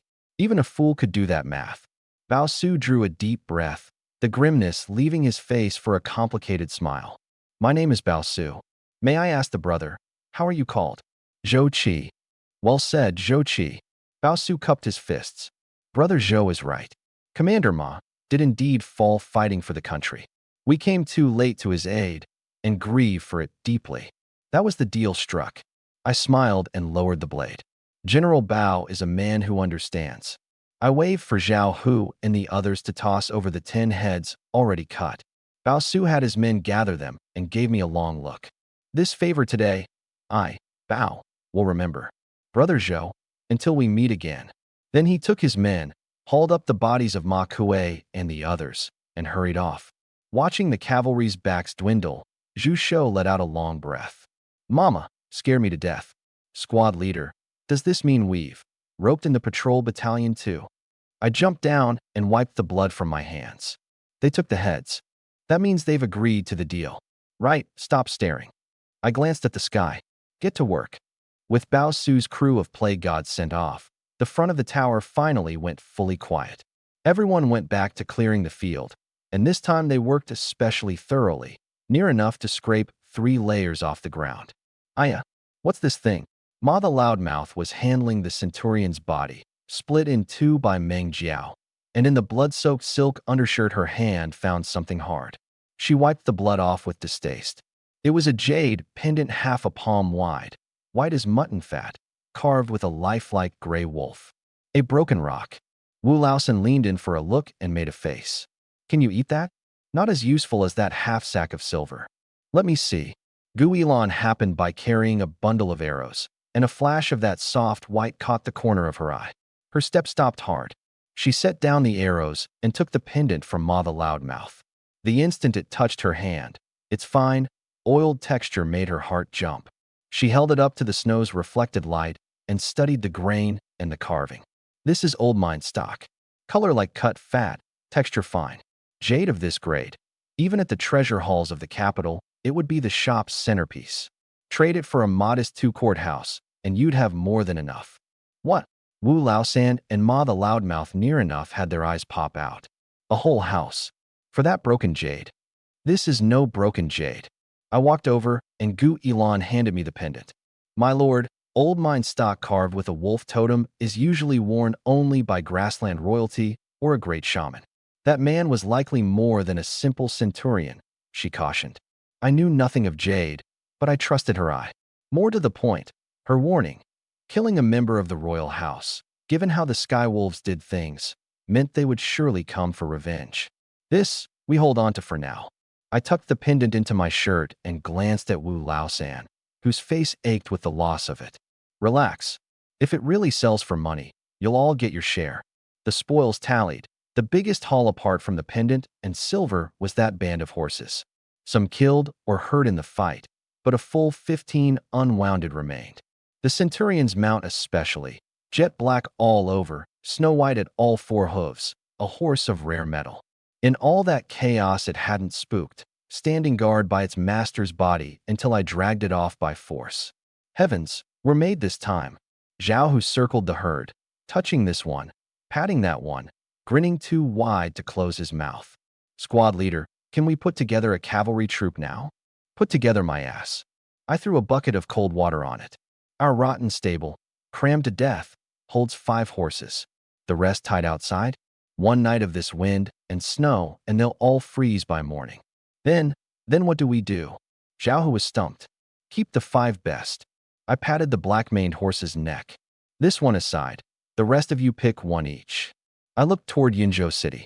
The remainder, we take to Yunzhou. Trade for grain, trade for money. The decision made, but trouble came. Squad leader, the road's blocked. How do we get those few outside in? Zhu Shou pointed at the huge granite slab at the pass, his face all sourness. That was the rock Meng Jiao had dropped to crush the enemy. Devastating effect. Cut off their retreat clean. But now it cut off ours too. The rock was too big and wedged in the narrowest spot. A person could climb over on hands and feet, but how would horses pass? How about we shove it aside? Zhao Hu gave it a test push. It didn't budge a hair. Meng Jiao tried too and shook his head. The thing weighed several thousand jin at least. Even he couldn't move it. Shove what? Use your head. I clasped my hands behind my back, walked a circle around the boulder, and wrapped the stone with the hilt. Go, gather a lot of dry firewood and pile it all against this rock. Huh? Squad leader, you want to roast the rock? Zhu Shou looked lost. Let's talk. You're told to do it, do it. Soon a bonfire was lit against the boulder. Everyone watched, baffled. Could this rock actually be burned to melting? The fire grew and grew. I wasn't in any hurry, just stood to the side with my arms folded. A full half-hour it burned, until that blue-gray granite glowed red. Right. I turned to Meng Jiao. Go, bring 2 buckets of river water. He didn't understand, but his obedience was total. 2 buckets of ice-flecked river water came fast. Pour it on. I ordered. The ice water hit the scorching rock. A vast crack burst out, like a thunderclap on flat ground. White steam shot skyward, and then a dense run of snapping came from the mist, the sound of the stone's inner structure shattering. When the steam cleared, everyone saw with amazement that the once unbreakable boulder was covered in web-like cracks, pieces even fallen away in places. This is called thermal expansion and contraction. I dropped the line no one understood, then pointed at the rock and told Meng Jiao, go, get the big hammer we brought and break it open. Meng Jiao stared wide-eyed at the rock gone brittle, as if seeing the world for the first time. He fetched the big iron hammer and swung it down. Boom. One blow and stone chips flew. The once fearsomely hard granite now crumbled like a piece of brittle candy left too long, clattering to the ground. Just a few blows and a channel wide enough for warhorses was cleared. Zhao Hu and Zhu Shou gaped, jaws near dropping to the ground. The way they looked at me now was past worship. It was like looking at an immortal. This squad leader, How much was packed into his head? They truly couldn't understand why he'd once played the fool. I clapped the dust off my hands. Zhao Hu, Zhu Shou, you two pack the skywolf heads in their undershirts and hang them off the horses' tails. We're going to Yunzhou to report the military situation. Wu Laosan, you stay. I looked at him. Take the women and deal with all the dead and wounded horses. Skin them and cure the hides, dry the meat. Yes, squad leader. Wu Laosan was so thrilled every wrinkle on his face opened up. This horse meat'll last us the whole winter. If I'd known you could eat meat every day at a beacon tower, I'd have come to guard one sooner. All you think about is eating. With all this horsehide, we can make hide mattresses, hide coats. Never freeze again. His wife had never been so happy either. Meng Jiao. I looked last at him. Protect them. If more blind fools come, you know what to do. He nodded hard and gripped the knife in his hand. In the driving snow, a dozen odd horses were driven through the broken rubble. And from the tails of the last two horses trailed a long string of round shapes wrapped in ragged cloth. 20 skywolf heads. Blood seeped through the cloth, dragging a glaring red streak across the pure white snow, giving off a smell of blood that set the heart pounding. 5 miles outside Yunzhou City lay a dense grove of black pines. Zhao Hu, hide the horses in the trees and keep watch, I ordered. These are our whole squad's private property. They can't see daylight. If those bloodsuckers at the garrison find them, they won't leave us so much as a hair. Rest easy, squad leader. The horses stay while I stand. Zhao Hu thumped his chest, eyeing the herd hungrily. Every one of them was pure white silver. Zhu Shou with me. I tugged the reins, and the jet-black centurion's mount snorted and set off. Zhu Shou followed on a chestnut warhorse. 2 strings of heads, still dripping frozen blood, hung on either side of his saddle. The stench of blood drew the stray dogs to trail us at a distance, none daring to come near. 2 men, 2 horses, one ahead of the other, galloping over the snow toward the Yunzhou garrison. The garrison gate loomed high. 2 soldiers in bright, clean uniforms leveled their spears across my path. Halt! What's your business? One of them looked the 2 of us up and down and sneered. Where'd these beggar soldiers crawl from? You think this gate is yours to barge through? I cupped my fists, neither servile nor haughty. 10th Squad, broken formation, number 7 Beacon Tower, squad leader Zhou Qi. I have urgent military intelligence and request an audience with the commander. Urgent intelligence? The soldier snorted a laugh and glanced at Zhu Shou and the 2 strings of heads. Wrapped in cloth and frozen in the cold, he couldn't tell they were heads. These days, every stray cat and dog claims urgent intelligence. The commander's in council, no time for a little squad leader. Leave whatever intelligence you've got and go home and wait. That's how it goes. The king of hell is easy to see, but the little demons at the gate are the trouble. Leave the intelligence? Then the credit would be swallowed whole by these gatekeepers the moment it changed hands. I didn't get angry. I stepped forward and screamed by my own body, drew out a piece of silver and slid it along the soldier's wrist. Big brother, do me a small favor. I wore a smile. It really is a matter of dire urgency. The Skywolves mean to make a move right under our noses. Too late, and we'll all take the fall. He weighed the silver, and his face eased considerably. Fine, I'll pass word for you. Whether the commander sees you is his affair. He ambled off, and came back a moment later. Words passed. Wait. That wait lasted the entire afternoon. From the high noon sun until the sun sank in the west, the cold wind stinging our faces raw. I stood ramrod straight at the gate. Zhu Shou stamped his feet, snot running long, but didn't dare make a sound.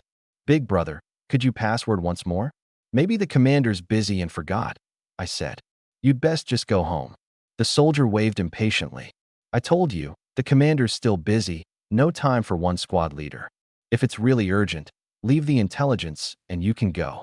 I pressed down the anger and let my voice drop. This concerns whether Yunzhou lives or dies. If it's delayed, you can't carry that, and neither can I. Heh, given an inch are you? The soldier flared at that, planting his spear on the ground. What? Want to make a scene here? Get lost, or I break your legs. And he moved to shove me. Right then, hooves sounded from a side gate. Whoa. Several attendants escorted an old man returning from outside. Though in plain clothes and wrapped in a gray squirrel fur cloak, he had a refined bearing, a pale, beardless face, and eyes that, though a little clouded, carried a sharpness you didn't dare meet. The soldier about to strike saw the old man and instantly put on a servant's face, bowing and scraping to meet him. "Mr. Zeng, you're back." Zeng ignored him, only gave a slight nod, and was about to step through the gate when his gaze suddenly stopped, landing on the chestnut horse Zhu Shou held. More precisely, on the bundle hung by the saddle. "What is that?" Zeng halted and pointed at the two strings of bundles, his voice carrying the authority of a man long at the top. The soldier blanked, no time to invent a lie. I knew. The chance had come. This was the only chance. I strode forward, my voice ringing like a bell. "Squad Leader Zhou Qi, Number 7 Beacon Tower, 10th Squad, Broken Formation, greets you, Mr. Zeng. These are the heads of Skywolf Elite Cavalry, 20 in all, and a top-secret document taken off the enemy commander, a matter of grave importance. I've waited here half a day only to present it to the commander in person." "What?" The soldier nearly sat down. 20 heads? Elite cavalry? Zheng's calm face flickered with surprise too. He reappraised this young man standing in the cold wind, worn armor, but a straight, upright bearing. A squad leader? 20 heads? Even the garrison's elite scouts might not manage such a record. "Which squad are you?" Zeng asked. 10th Squad, Broken Formation, now garrisoning Ghost Sorrow Gorge. I answered crisp and clean. Ghost Sorrow Gorge. Zeng turned the name over, a famous dead ground. He smiled. "Interesting. Come with me." He waved me on, not sparing another glance for the ashen-faced soldier. Past the inner gate, the light dimmed. This was the only route to the commander's study. High walls close on both sides, few people about. I quickened my step to stay half a pace behind and to the side of Zeng. I said nothing, only reached into my shirt as natural as could be and drew out 5 taels of silver I'd readied in advance. In the shadow of a turn, a light push, and the silver slid soundlessly into Zheng's wide sleeve. "You've had a tiring day, Mr. Zeng. A little for tea, to wet your throat," I murmured. His step paused. He turned his head and looked at me with something not quite a smile. 5 taels, to an aide at the commander's side, wasn't much. But the gesture surprised him. A common soldier, having just earned a colossal merit, showed not the slightest arrogance or impatience. Instead, he knew to burn incense and pay respects at this very moment. That wasn't just good sense. That was understanding people, understanding officialdom.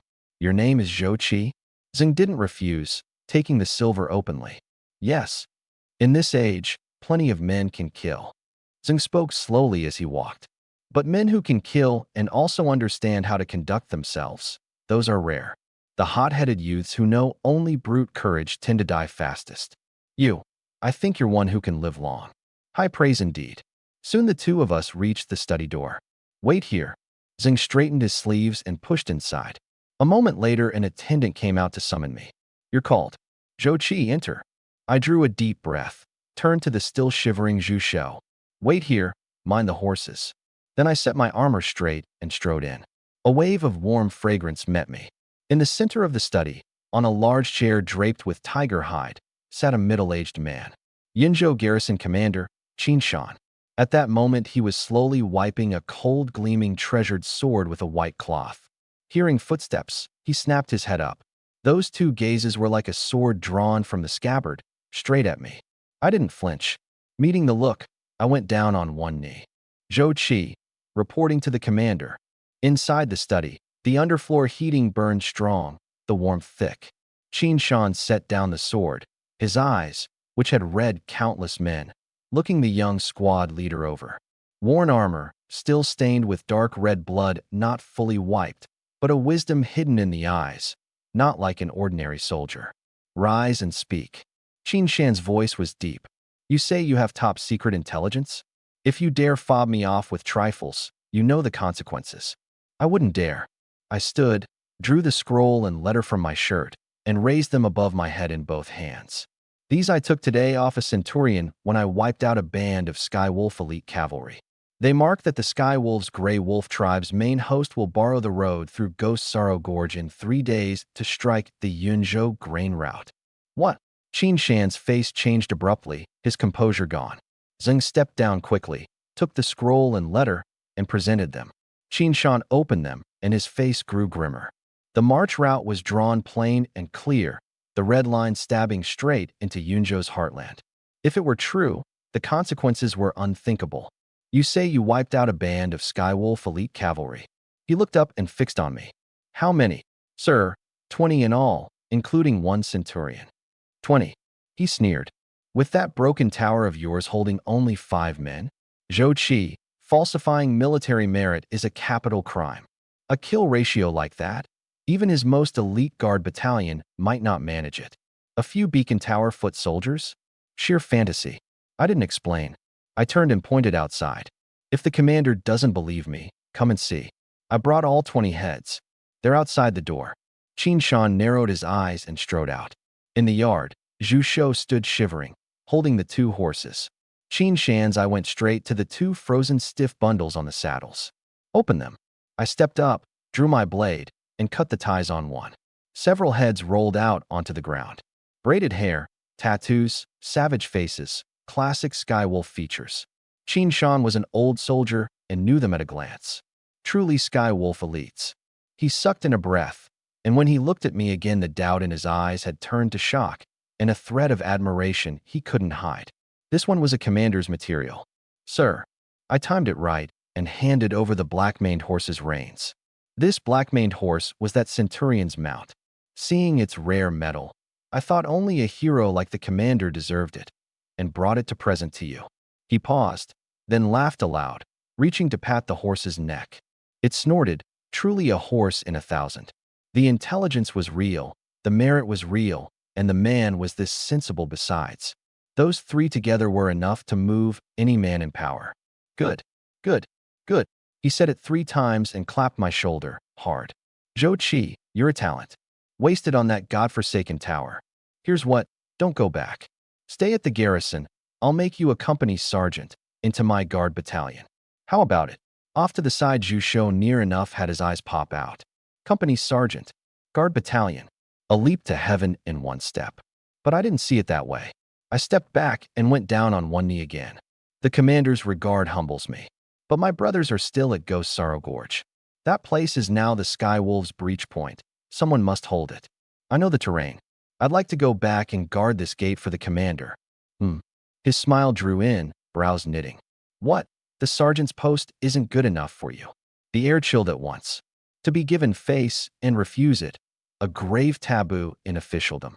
Right then Zhang, who'd been silent, suddenly spoke. Sir. He stroked his beard, smiling. A fierce tiger belongs to the mountain forest. Caged, it loses its wildness. Broken Formation has 20 squads now. I think the 10th no longer suits squad leader Zhou either. Why not? He glanced at Qin Shan and the 2 traded a look. Qin Shan was shrewd and caught his meaning at once.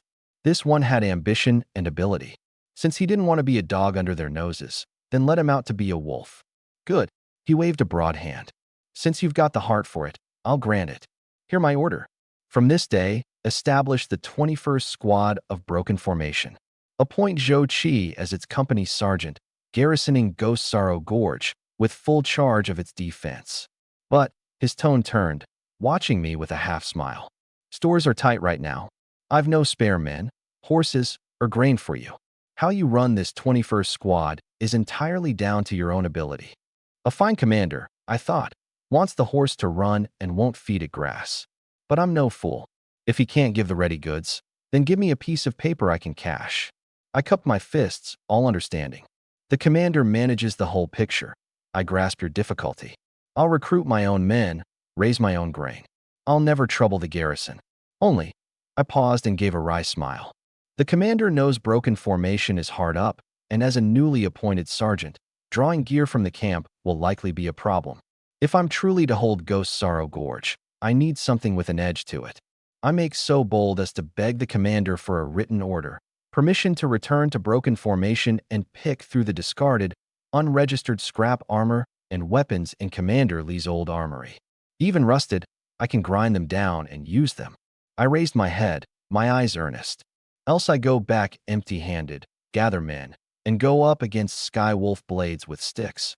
We'll all be dead before the commander's support ever arrives. Hearing it was only scrap from the old armory, and that I'd haul it back myself from Broken Formation, He waved a hand at once. Granted, it's just some old scrap iron. I'll write you a chit. Go pick through it yourself. Thank you, sir. I gave loud thanks, joy I couldn't hide on my face. I'll not fail the charge. As long as I have breath, the skywolves won't take half a step through Ghost Sorrow Gorge. Holding the fresh commission and waste token, I walked out the garrison gate. Before leaving, I stopped and bowed deep to Zhang, who'd seen me out. Thank you for the lift, Mr. Zhang. He looked at the young man. Sergeant Zhou, take good care of yourself. I smiled, said nothing, and swung up onto the horse. Not until the two riders were well off did Qin Shan ask Zhang in the study. Why speak up for that one? Ungrateful thing. Zhang watched the flying snow outside. There's a tiger hidden in that one's eyes. He's no creature of the pond. On the road back, the storm the same. The two of us on one horse, Zhu Shou behind me still wearing the ache of loss on his face. Sergeant, the commander offered you a garrison sergeant's post. Why turn it down and go back to eat sand at that broken tower? He truly couldn't understand. Into the city, an office, wine and meat and women. Wasn't that better than risking your life in that hellhole? What do you know? I whipped the crop through the air, a crisp crack. I looked back at the shrinking garrison and sneered. Stay at the garrison? Dozens of officials over me. I'd have to read faces just to sip broth, and any day I might get sold out. Back at the tower, with this sergeant's name, I'm the local emperor. Heaven is high and the emperor far away. I do as I please. Recruit men, buy horses, take the hills, and be king. That's the way out for men like us. Hiya. The warhorse whinnied and its four hooves flew, charging into the vast black pines. The black pine grove was silent.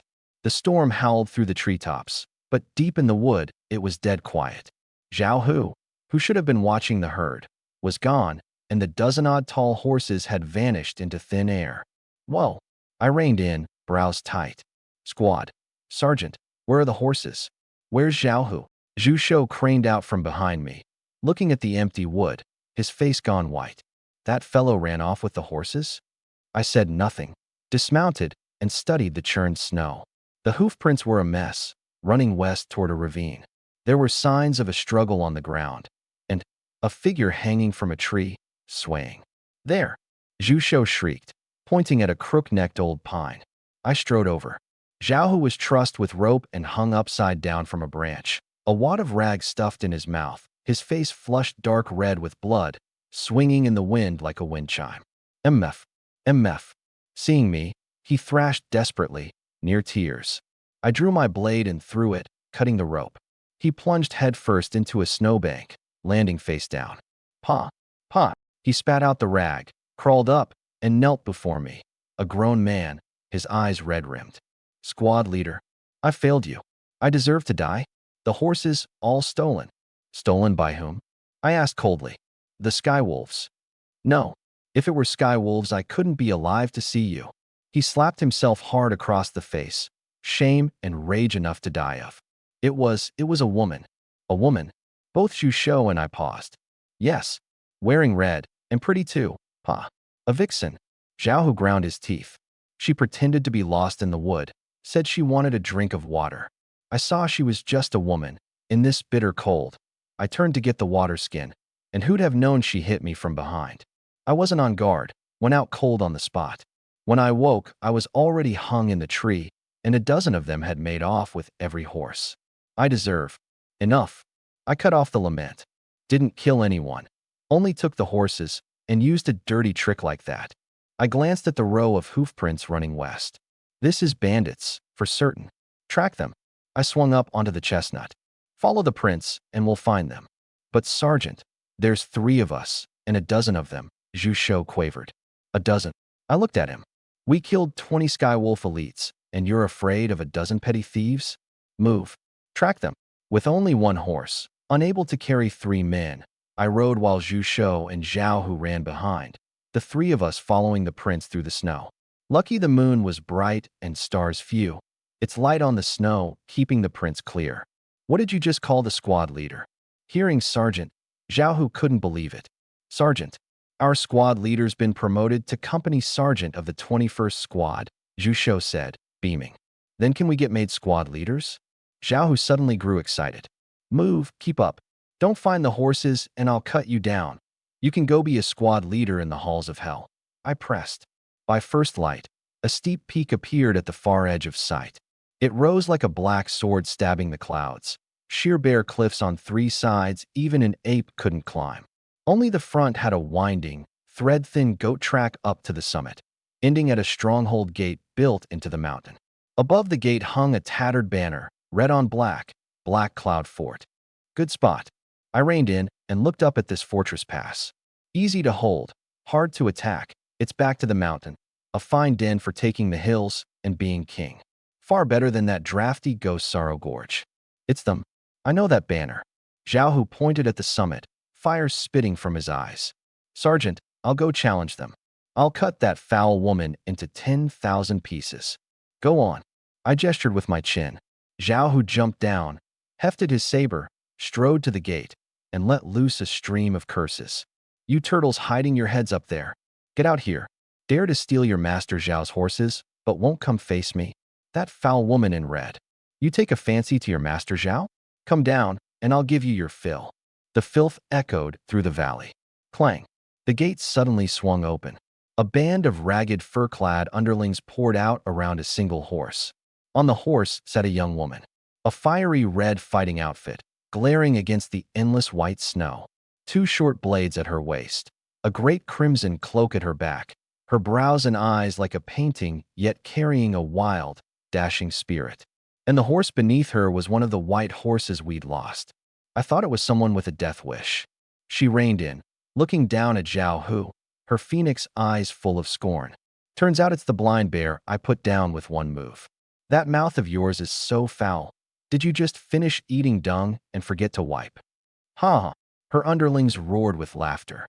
A blind bear doing embroidery. Pretty to look at. Useless in a fight. Huh.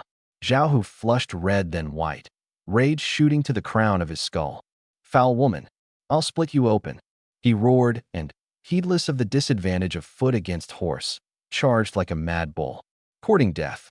She gave a cold snort, squeezed the horse's flanks, and the white horse whinnied and came at him instead of pulling back. About to collide. She yanked the reins and the horse turned nimbly aside, and at the same moment her twin blades left their sheaths. Two streaks of cold light, like butterflies through flowers. Zhao Hu's vision blurred. Before his blade came down, the flat of hers cracked his wrist. Clang. The saber hit the ground. Then she spun on the horse's back, and the flat of the other blade struck the back of his skull solid. Crack. A sound that hurt to hear. Zhao Hu's eyes rolled back, and he pitched stiff into the snow, face down. A total defeat. Tisk, tsk, tsk. She sat spinning her blades, all disdain. This little bit of skill, and you want to play it challenging? Go home and practice more. Don't come out to disgrace yourself. Another burst of grating laughter from the fort. Zhao Hu lay there, so ashamed he wanted to bury his head in the snow and never get up. Right then, a slow, steady clop of hooves. I rode out from behind on the tall chestnut.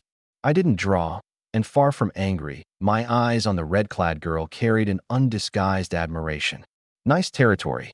This rouge-red horse, nicer still. Fine skill, chieftain. I reined in, a rakish smile at the corner of my mouth. But you stole my horses and beat my brother. This account, returning the horses alone won't settle it.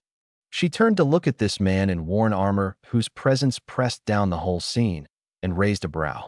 Oh, then what do you want? My gaze swept unabashed over the line of her waist under that tight outfit, and I smiled.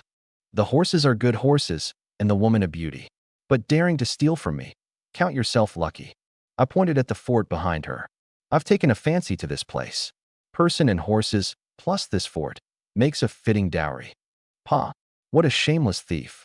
The red-clad woman's willow brows shot up, her pretty face red with fury, murder in her eyes. In these parts, she was the famous red chili. She robbed others. When had she ever seen a lout flirt with her this brazenly? Want my dowry? See if you've got the life to take it. Remember, the one who takes your dog's life is Lin Hongxiu of Black Cloud Fort. So you can give your name at the gates of hell. Before the words were out, she gave a sharp cry and clamped her legs to the horse's flanks. The white horse, a fierce one too, gave a long whinny, hooves flying, kicking up a storm of snow, straight at me. Riding the charge, her twin blades worked like shears, the left slicing for my throat with a whistle of wind, the right sweeping low for my flank. Twin ghosts knock at the door, vicious and cunning, her family's killing move. More bandits than she could count had died under it. Welcome. I sat the chestnut, spirit blazing in my eyes. Not until the blades neared my face and the cold air stirred the hair at my brow did I suddenly yank the reins. Up! The chestnut reared, front hooves lashing the air. Clang, clang. Sparks flew. My long blade didn't meet force with force. I turned the hilt and the flat of the blade darted like a nimble snake, tapping lightly at the sides of her two short blades. A light touch turning aside 1,000 Jin. Lin Hongxiu felt a huge shock through her palms. Her arms swung outward by that clever force, her front wide open in an instant. The two horses passed each other. In that very instant, my arms stretched out easy, and I leaned across to draw 2 fingers swiftly over the back of her blade hand. What smooth hands! I reined around and lifted them to my nose, breathing in with a look of rapture. Hands this tender, wasted on swinging blades. I think they'd suit adding fragrance at my side better. Pour a man his wine. Lecher. I'll kill you. Lin Hongxiu was rigid with shame and rage. When had she ever suffered such a humiliation? She wheeled the horse and charged again. This time she was truly enraged, her twin blades a curtain of white, 2 orbs of silver light closing over me, every stroke for a vital point, desperate to cut me to pieces. Clang, clang, clang, clang. The clash of weapons dense as popping beans. The 2 horses circled and snapped at each other in the snow, the riders locked in a deadlock. Her blade work was light and swift. Mine was broad and open, laced with a rogue shamelessness. She swept a blade level from my waist. Instead of dodging, I slid in against it, raised my blade to block, and pressed close on the momentum, sliding almost against her cheek. Huff! Hot breath on her face. Good force in that stroke, real strength in the waist. My voice came at her ear. If you've got this same strength on the Kong someday, a man's in luck. You shut up. She shook all over with fury, her blade work turning wilder, ready even to trade wounds, to take a cut herself if it meant putting a hole in me. The underlings on the wall gaped, forgetting even to cheer. Zhao Hu, just up off the ground, rubbed the back of his skull, eyes round as saucers. Heavens above, is the sergeant fighting for his life? He's plainly courting a wife. Look at those moves. TSK, TSK, all of them rubbing up against the poor girl. 30 exchanges passed. Lin Hongxiu was already sheened with sweat, her cheeks flushed. The more she fought, the more her heart quailed. This man was like a fathomless sea. For all her storm and fury, he stood unmoved. She had the feeling that if he truly meant to kill her, she'd have been dead within 10 moves. That shame of being toyed with, of being controlled, threw her fully off balance. I don't believe I can't cut you down, she shrieked and, abandoning her guard, raised both blades overhead for a jade and stone-alike killing chop. Had enough playing? The teasing left my eyes, and my spirit flared. In the instant the 2 horses crossed again, I suddenly let go of the reins, threw my blade to stick in the ground, stamped both feet in the stirrups, and, like a great rock spreading its wings, leapt clean off my own horse into the air.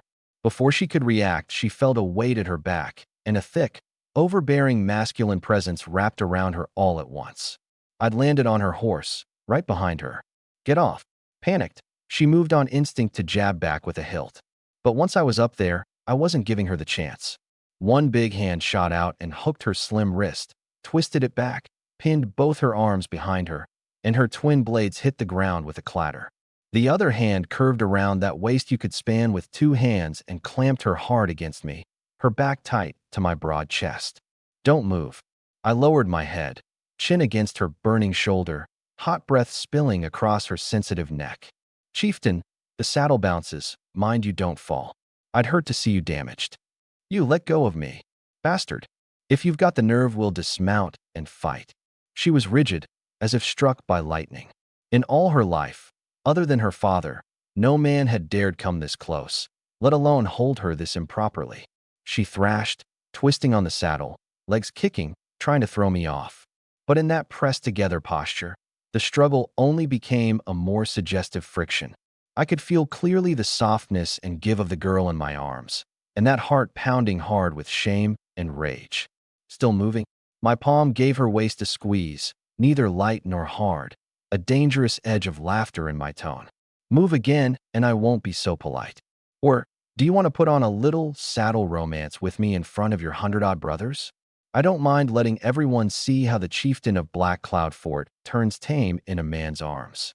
That line was a bucket of ice water, dousing her resistance in an instant. She glanced at the dumbstruck Zhao Hu and the others, then at the gaping underlings on the wall. If she were really, by this man, here, how would she face anyone again? Where would the chieftain's dignity be? What do you actually want? Her body went soft, not daring to move, her pretty face red enough to drip blood, tears swimming in her eyes. I smiled and breathed in the faint fragrance of her hair. This rouge horse ran fierce, but tamed. That's when it had flavor. What do I want? Didn't I just say it? I let go of the wrist I'd pinned but kept my arm around her waist and murmured at her ear, I've taken a fancy to you, but I'm not one for melons twisted off the vine by force. Today's just a first meeting to let you know who I am. With that, I lingered not at all. I let go, swung down clean, and landed steady in the snow. A few strides took me to the chestnut waiting to the side, and I mounted with the utmost ease. I reined in and looked up at her, still dazed on her horse, her clothes a little askew, and quirked the corner of my mouth. Those dozen horses, keep them here for now. I pointed at the fort gate. Don't skimp on the feed, fatten them up for me. Remember, my name is Zhou Qi. This time tomorrow, I come to fetch my horses and along the way, to collect my woman. Then I clamped my heels to the horse. Hiya. The chestnut gave a long whinny, wheeled, and I leaned to pull my blade from the ground and left in a trail of dust. Zhao Hu and Zhu Shou traded a look, snickered, and took off running after the horse's rear. In the cold wind, only Lin Hongxiu stood frozen in place, watching that receding back, biting her lip, the flush still not faded from her face. Zhou Qi, bastard, she suddenly cursed aloud, yanked the reins, and galloped back into the fort. Shut the gate. Shut the gate for me. If he comes again, loose the arrows. Black Cloud Fort, the hall of gathered honor. Crash. A blue and white coarse porcelain bowl shattered on the floor into 8 pieces, scalding tea splashing everywhere. Lin Hongxiu's chest heaved, her pretty face white then red then livid. Those normally spirited phoenix eyes were now brimming, shame, rage, and a humiliation beyond anything before. Bastard. Lecher. Cut to pieces, wretch. She ground her teeth, whipping the chair with her riding crop. In all my life, Lin Hongxiu has never eaten such rotten anger. Growing up, whether in her old home or later fallen in with Black Cloud Fort, who didn't treat her with respect. But today, at her own gate, in front of 100-odd brothers, she'd been seized like a chick, held in a man's arms, humiliated with such filthy words against her ear. That man's burning chest, and that big hand working evil at her waist. Thinking of it set her whole body afire, that helplessness of being wholly controlled driving her wild. Too far. He goes too far. A roar like a thunderclap. A man like a black iron tower charged in the side door, the third chief, Chao Meng. In his hand, a duck-egg-thick brass cudgel, the slabs of meat on his face all trembling, his eyes bulging and shot through with red. Chieftain, I'll take men down the mountain right now. He slammed the cudgel to the floor. That dog dared touch your waist. I'll hack both his claws to bits and feed them to the dogs. Tear that foul mouth of his to shreds. Chao Meng was a simple brute with no bends in his brain. In his heart, Lin Hongxiu wasn't just the chieftain, but a little sister.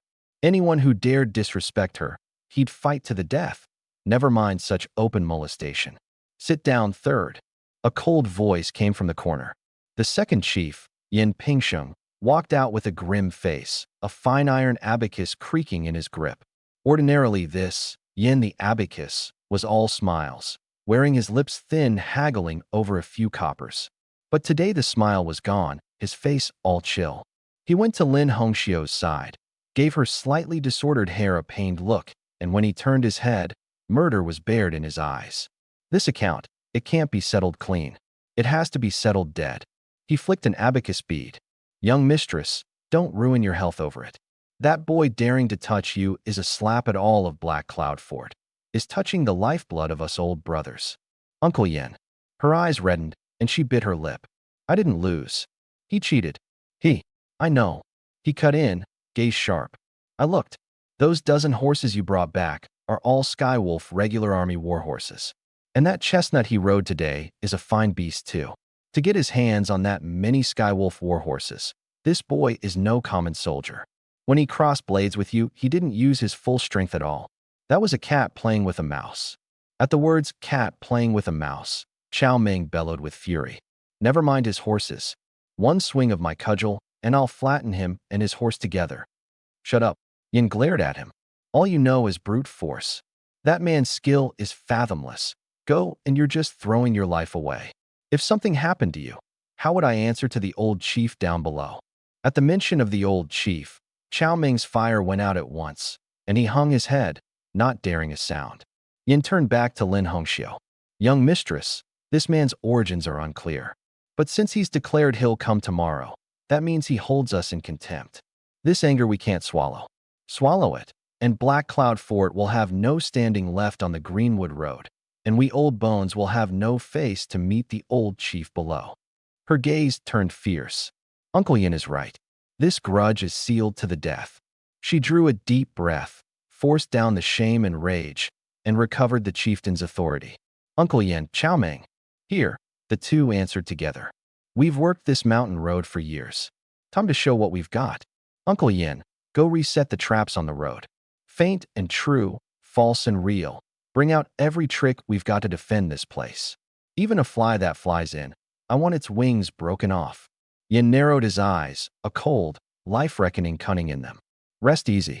I'll oversee it myself. The 9-bin linked array hasn't been used in a long while. A fine chance to break these few in on it. I'll see to it that every step they take costs them a layer of skin.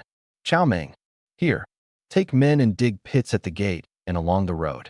Trip ropes, horse pits, bamboo stake arrays.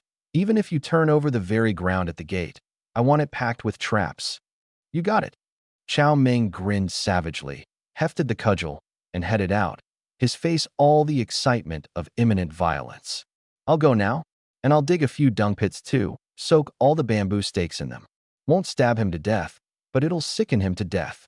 Watching the two leave breathing murder, Lin Hongxiu clenched her fists. Zhou Qi, whatever kind of immortal you are, if you dare come tomorrow, I'll show you that Black Cloud Fort isn't a place you come and go as you please. On the other side, at the foot of the mountain, in a sheltered hollow in the pines, I leaned easy against a tree, a stick of wood in my mouth, watching Black Cloud Fort blaze with light not far off. We'd found a hunter's lean-to and built a fire. Zhao, who was feeding the chestnut, rubbing the big lump on the back of his head as he went. Sergeant, I saw that red-clad little woman go green in the face just now. He snickered as he fed the horse, then thought of something. But there seemed to be two leaders up on the wall, especially that big dark fellow with the cudgel. I saw him get one leg over the parapet, about to jump down and fight us to the death, before a skinny middle-aged man grabbed him and held him back for dear life. Zhu Shou rubbed his hands and leaned in too. That's right, Sergeant. I saw that big dark one all frantic. The look of him. I guess he's that woman's sweetheart? You've gone and touched his heart's treasure. If that big dark one were her sweetheart, she wouldn't have gone stiff as a board when I held her on the horse just now. I savored the touch that had come through my palm and my mouth quirked up. Flustered by one touch, couldn't even hold her blade steady. That girl's plainly an untried maid who hasn't been awakened yet. Zhao Hu grinned. Sergeant, so you really have taken a fancy to her? Those few moves of yours, Black Tiger digs the heart, grasping the moon, looked mighty fine. If you ask me, a fierce mare like that, riding her's the best flavor of all. Less lip. I cursed him with a smile, but the picture of Lin Hongxiu's shame and rage-stricken face rose in my mind despite me, and that whole taut, soft frame. A rare prize indeed. A fierce body wants sleep, a wild temper wants breaking in. I patted the snow off my knee. Once I've got this rouge horse broken to the saddle, the estate of Black Cloud Fort naturally takes the surname Zhou too. Right, everyone sleep early. I stretched, yawned, then seemed to remember something. Hold on, Zhao Hu. What is it, Sergeant? You've had a hard trip, but mount up and ride back to the tower tonight. See the horse meet Wu Lao San and the others cured. Haul back as much as you can, at least half a carcass. Huh. Zhao looked lost, glancing at the pitch-black night. Haul all that horse meat for what? I closed my eyes, hands behind my head, and said with meaning, tomorrow we pay our respects at the gate and treat the brothers of Black Cloud Fort to some meat. Dawn broke, the cold wind like a knife. On the wall of Black Cloud Fort the mood was heavy. Behind the parapet, archers lay packed shoulder to shoulder. Several great iron cauldrons sat over fires, the molten filth and hot oil inside bubbling black smoke, giving off a sickening scorched stench. Lin Hongxiu, in her great crimson cloak, stood on the highest watchtower, her family's wild goose bow in hand, staring at the winding road below. A night without sleep had bloodshot her eyes, but her unyielding stubbornness had only grown. Chieftain, will that boy really dare come? Yin Pingxing leaned in, the iron abacus still in his hand. One night, and the firewood we've burned and the oil we've spoiled comes to 50 taels at least. If he faints and never shows, we've lost this deal all the way to our grandmothers. He'll come. She was strangely certain. That kind of man has wolf in his eyes. Fix on prey and he won't let go. Let him come. Chow Meng slammed the cudgel on the parapet, shaking loose a sheet of snow. I dug 18 horse pits through the night and soaked 300 bamboo stakes in the dung pit. Let him show his head, and I'll turn him and his horse into a hedgehog. Shut up, Yin glared. All you know is fighting and killing. If we can scare him off without shedding blood, that's best. Right then, at the far bend of the road, a black that finally appeared. They're coming, the watchtower sentry shrieked. The whole wall stirred at once, everyone holding their breath, the sound of drawn bowstrings rising all around. The dot grew closer. 3 men indeed. The one in front rode a chestnut in worn armor, humming a tune it seemed, easy as a man out for a stroll. Behind him 2 men on foot, one carrying a big bundle of firewood, the other carrying half a carcass of raw meat. What kind of play was this? Lin Hongxiu's brows locked, the bowstring in her hand trembling faintly. She'd imagined an ambush or a shouted challenge and curses, never this. My party stopped 300 paces from the gate. The spot was chosen with great cunning, just beyond the range of every bow and crossbow in Black Cloud Fort, not a step too far or too near. Stop. I reined in and dismounted. Zhao Hu, right here, build a fire. You got it. Under the gaze of hundreds of eyes, these 3 madmen actually began clearing snow, setting up a bonfire, and then propping that huge half-carcass over the flames to roast. The wall fell dead silent.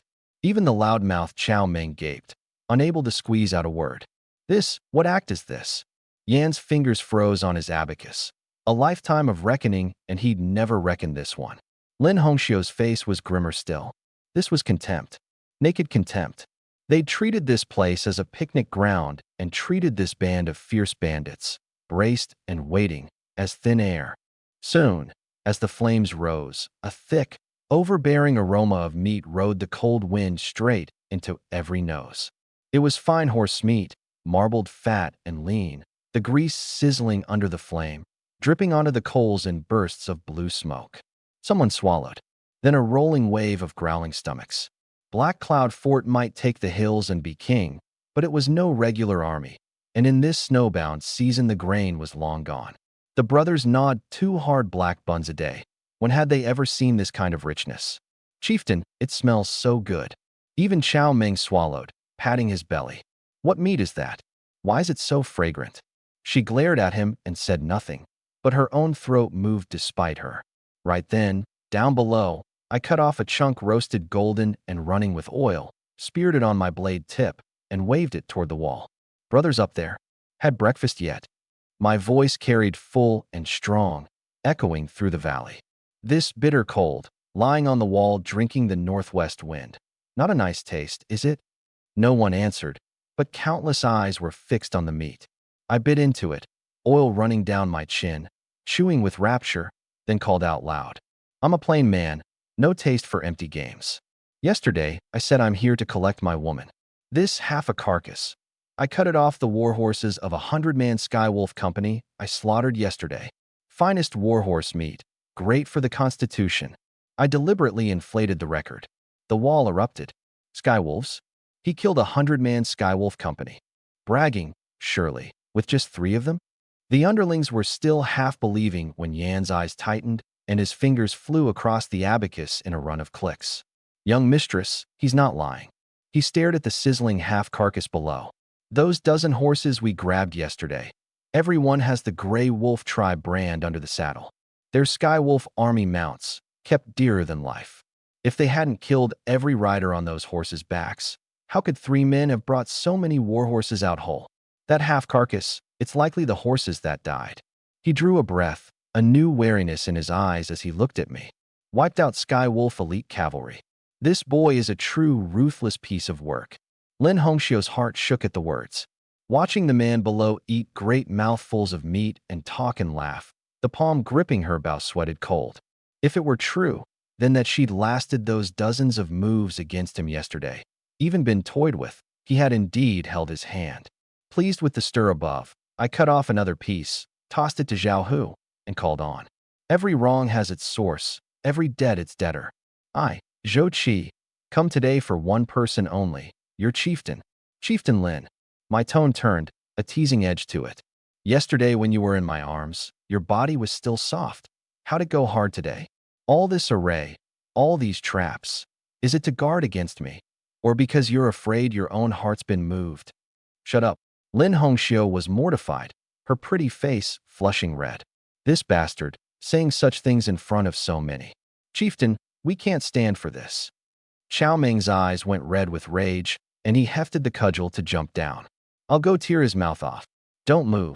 Yin grabbed his belt and held on for dear life. That's a provocation to goad you. You're no match for him. Uncle Yin. She ground her teeth, near enough spitting fire. What's your plan?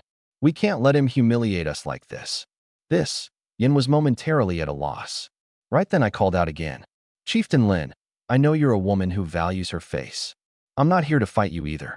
Here's the thing, let's make a wager. I stuck my blade in the snow, folded my arms, my gaze burning up at that patch of red on the tower. I've got half a carcass here to treat your whole fort to meat. You open the gate and let me in. If I can't win the brothers over, this head of mine is yours to kick around like a ball. And if you're won over, I paused and smiled. The fort is mine, and so are you. How about it? Dare you take the wager? The wall was dead silent. The smell of meat still drifted in the air, and more than a few underlings had their throats bobbing. Every eye was on Lin Hongxiu, waiting on the chieftain's decision. She stood on the tower, the wind lifting her great crimson cloak with a snapping sound. She looked at the man below, so sure of himself, then at her brothers beside her, drooling with hunger, yet still gripping their weapons. Suddenly she gave a cold laugh. Trying to catch a wolf with empty hands? Zhou Qi, you underestimate Black Cloud Fort too much. What do you take us for, stray dogs that wag their tails for a bone of meat? Sell your dozen horses, and I'm afraid I'll go without meat. She swept a hand at the winding, snow-covered road below the wall. Want to come in? Fine. This road is Black Cloud Fort's gate. If you've got the skill to walk up it, to walk up to me, I'll honor you as a real man and open the gate. But if you haven't got that skill, murder bared in her eyes, she snatched the bow back from Qiao Meng and drew it full on me. Then leave your life here, as an offering to bless my array's banner. The chieftain's right. Yin narrowed his eyes beside her, the abacus snapping shut. Zhou Qi, thinking to swallow Black Cloud Fort on a mouth and half a carcass, you're too naive. I've laid the 9-bend linked array on this road, 36 false and true hazards. If you truly have the skill to wipe out Skywolf elites, these little traps are nothing to you. And if you can't even get through them, then that half a carcass, we'll just have to take off your corpse. At those words, the underlings on the wall, hearts adrift a moment ago, steadied at once. Right? Want to be our master? Dream on. The chieftain is mighty. Let him try the road. Can't get through, and he's a dead man. Watching the momentum on the wall flip in an instant, Zhao Hu below quailed a little and drew his neck in. Sergeant, this woman doesn't buy it. That road looks wrong at a glance. All pits for certain. Good. A shout cut off his retreat. I laughed to the sky, the admiration in my eyes thicker still. This was the woman I'd fixed on, spine and brains. Now this is interesting. I flicked away the wooden pick I'd been cleaning my teeth with, stood, and brushed the snow off. I looked at the eerily silent road and said with wild arrogance, Chieftain Lin, Since you want to test me, then let this master open your eyes. Zhao Hu Zhu. Here, keep roasting the meat, don't let the fire die. I unfastened the long blade at my waist and tossed it to Zhu Shou, straightened my collar, and set off, barehanded. When I've fetched the chieftain down the mountain, we'll all eat together. Then, under everyone's stunned eyes, I stepped into that snow full of hidden peril. Sergeant, your blade. You didn't take your blade. Zhu Shou cried out, frantic. For a few rotten sticks, no blade needed. I didn't look back. I snapped a wrist-thick branch off a roadside tree, waited, broke off the twigs, and left one smooth long staff. This is enough. In that moment, the cold wind howled. On the wall, Lin Hongxiu's palm on the bough was slick with sweat. The storm suddenly tightened. On the thread-thin goat track up to the gate, the snow lay thin. The gale had swept most of it away, leaving only a fine white frost over jagged black rock. Black and white in patches, mottled and strange. The road was the deadliest part. I couldn't tell which patch was solid frozen ground, and which was a trap pit covered by that thin layer of loose snow. And thin snow can't hide tracks. To conceal traps under this fine frost, whoever laid the array was a top-tier hand. I weighed the branch and scraped the slick thin ice with a toe. Tisk, pits, and snares. I pointed the staff at my feet, tone flippant. Chieftain Lin, I came in good faith to bring you meat, and you paved me a dead man's road? This little trick to stop me? Isn't that too low an opinion of your future master? On the wall, Lin Hongxiu kept a cold face and said nothing. It was the second chief, Yin Pingsheng, eyes narrowed, hands folded in his sleeves working the abacus, who answered coldly. Boy, this road is called Hell's Gate Bend. 18 bends, 36 hazards. Whether you walk up it is down to your fate. Hell's Gate Bend. I snorted. The name's grand enough. Pity it's just a trick for catching rabbits. Then, instead of picking my way carefully as everyone expected, I suddenly jabbed the staff forward. It struck something hard with a dull thud. A flick of my wrist, a clever force running down the wood, and I flipped up a fist-sized stone from under the snow. Go! I kicked it, and it flew like a shooting star to land 3 steps ahead. A crisp snap. The level snow suddenly collapsed, revealing a pit 3 feet across, black at the bottom, the faint outline of upturned bamboo stakes. Oh, vicious enough. I glanced at the pit, my feet never stopping, and without even looking stepped straight over it, landing steady on the half-foot of solid ground at its edge. Not a hair off. On the wall, Chow Ming sucked in a breath. Heavens, has this boy got X-ray eyes? The plum blossom pit's buried that deep. How'd he know it was hollow there? Yan's face darkened a touch, and he flicked a bead. He listens for position. That staff jab just now, he was listening to the echo. Solid ground and hollow ground don't sound the same. He's a master. Past the first hazard, my pace didn't slow, it quickened. The staff in my hand seemed alive, tapping the snow on the left one moment, rapping the rock wall on the right the next. As I advanced, one trap after another triggered along the road. A cold arrow shot from the brush on the left, grazing my temple to bury itself in a tree trunk. A beast net dropped from above, but a step ahead slide tackle took me clear, the net closing on empty air. I moved through that great web of death like a slippery fish. This is all you've got. I called out reviews as I walked. This trip rope's set too high, only trips the blind. That cold arrow's spring is too tight. You can hear where it'll fire. Chieftain, this trapcraft of yours needs work. Yan's eye twitched, the fine iron abacus near crushed in his grip. These traps were his lifeblood work, some of them secrets never passed on, and this boy was writing them off as worthless? Insolence. Yin snapped. Pull the rolling dragons. An aide beside him instantly worked a windlass behind the parapet. A dull, thunderous rumble came from above the road. I jerked my head up. At the bend, 3 huge logs rolled down, each thick as a water bucket, both ends sharpened, studded all over with half-inch iron nails. Riding the slope, the 3 monsters bore down on me wrapped in wind and snow, roaring. 3 abreast, no room to dodge. Now where do you run? Chow Ming pumped a fist in excitement. Lin Hongxiu's palms ran with sweat, and she gripped the rail without thinking. She hoped I'd be stopped, yet somehow feared for me too. Facing that landslide of logs, I stopped. This was no time to retreat. Retreat was a dead road. The logs would only gather speed until they ground me to pulp. I drew a deep breath, feet slightly apart, and stood square. I held the staff across my body, eyes locked on the middle log. When the logs were only 3 zhang from me, I suddenly dropped low, rolled flat along the ground, and charged straight at them. Courting death, someone cried on the wall. In the instant before impact, my staff shot out and jabbed hard at a jutting stone beneath the logs. Up! I roared, and by the lever of the staff, in that one instant, I forced the stone 3 inches higher. The end of the middle log slammed into the raised stone. The fast-rolling log lost its balance at once, its huge momentum flinging it up, turning it over in the air, sending it flying off at an angle. That runaway log swept sideways, struck the left log, bounced to the right.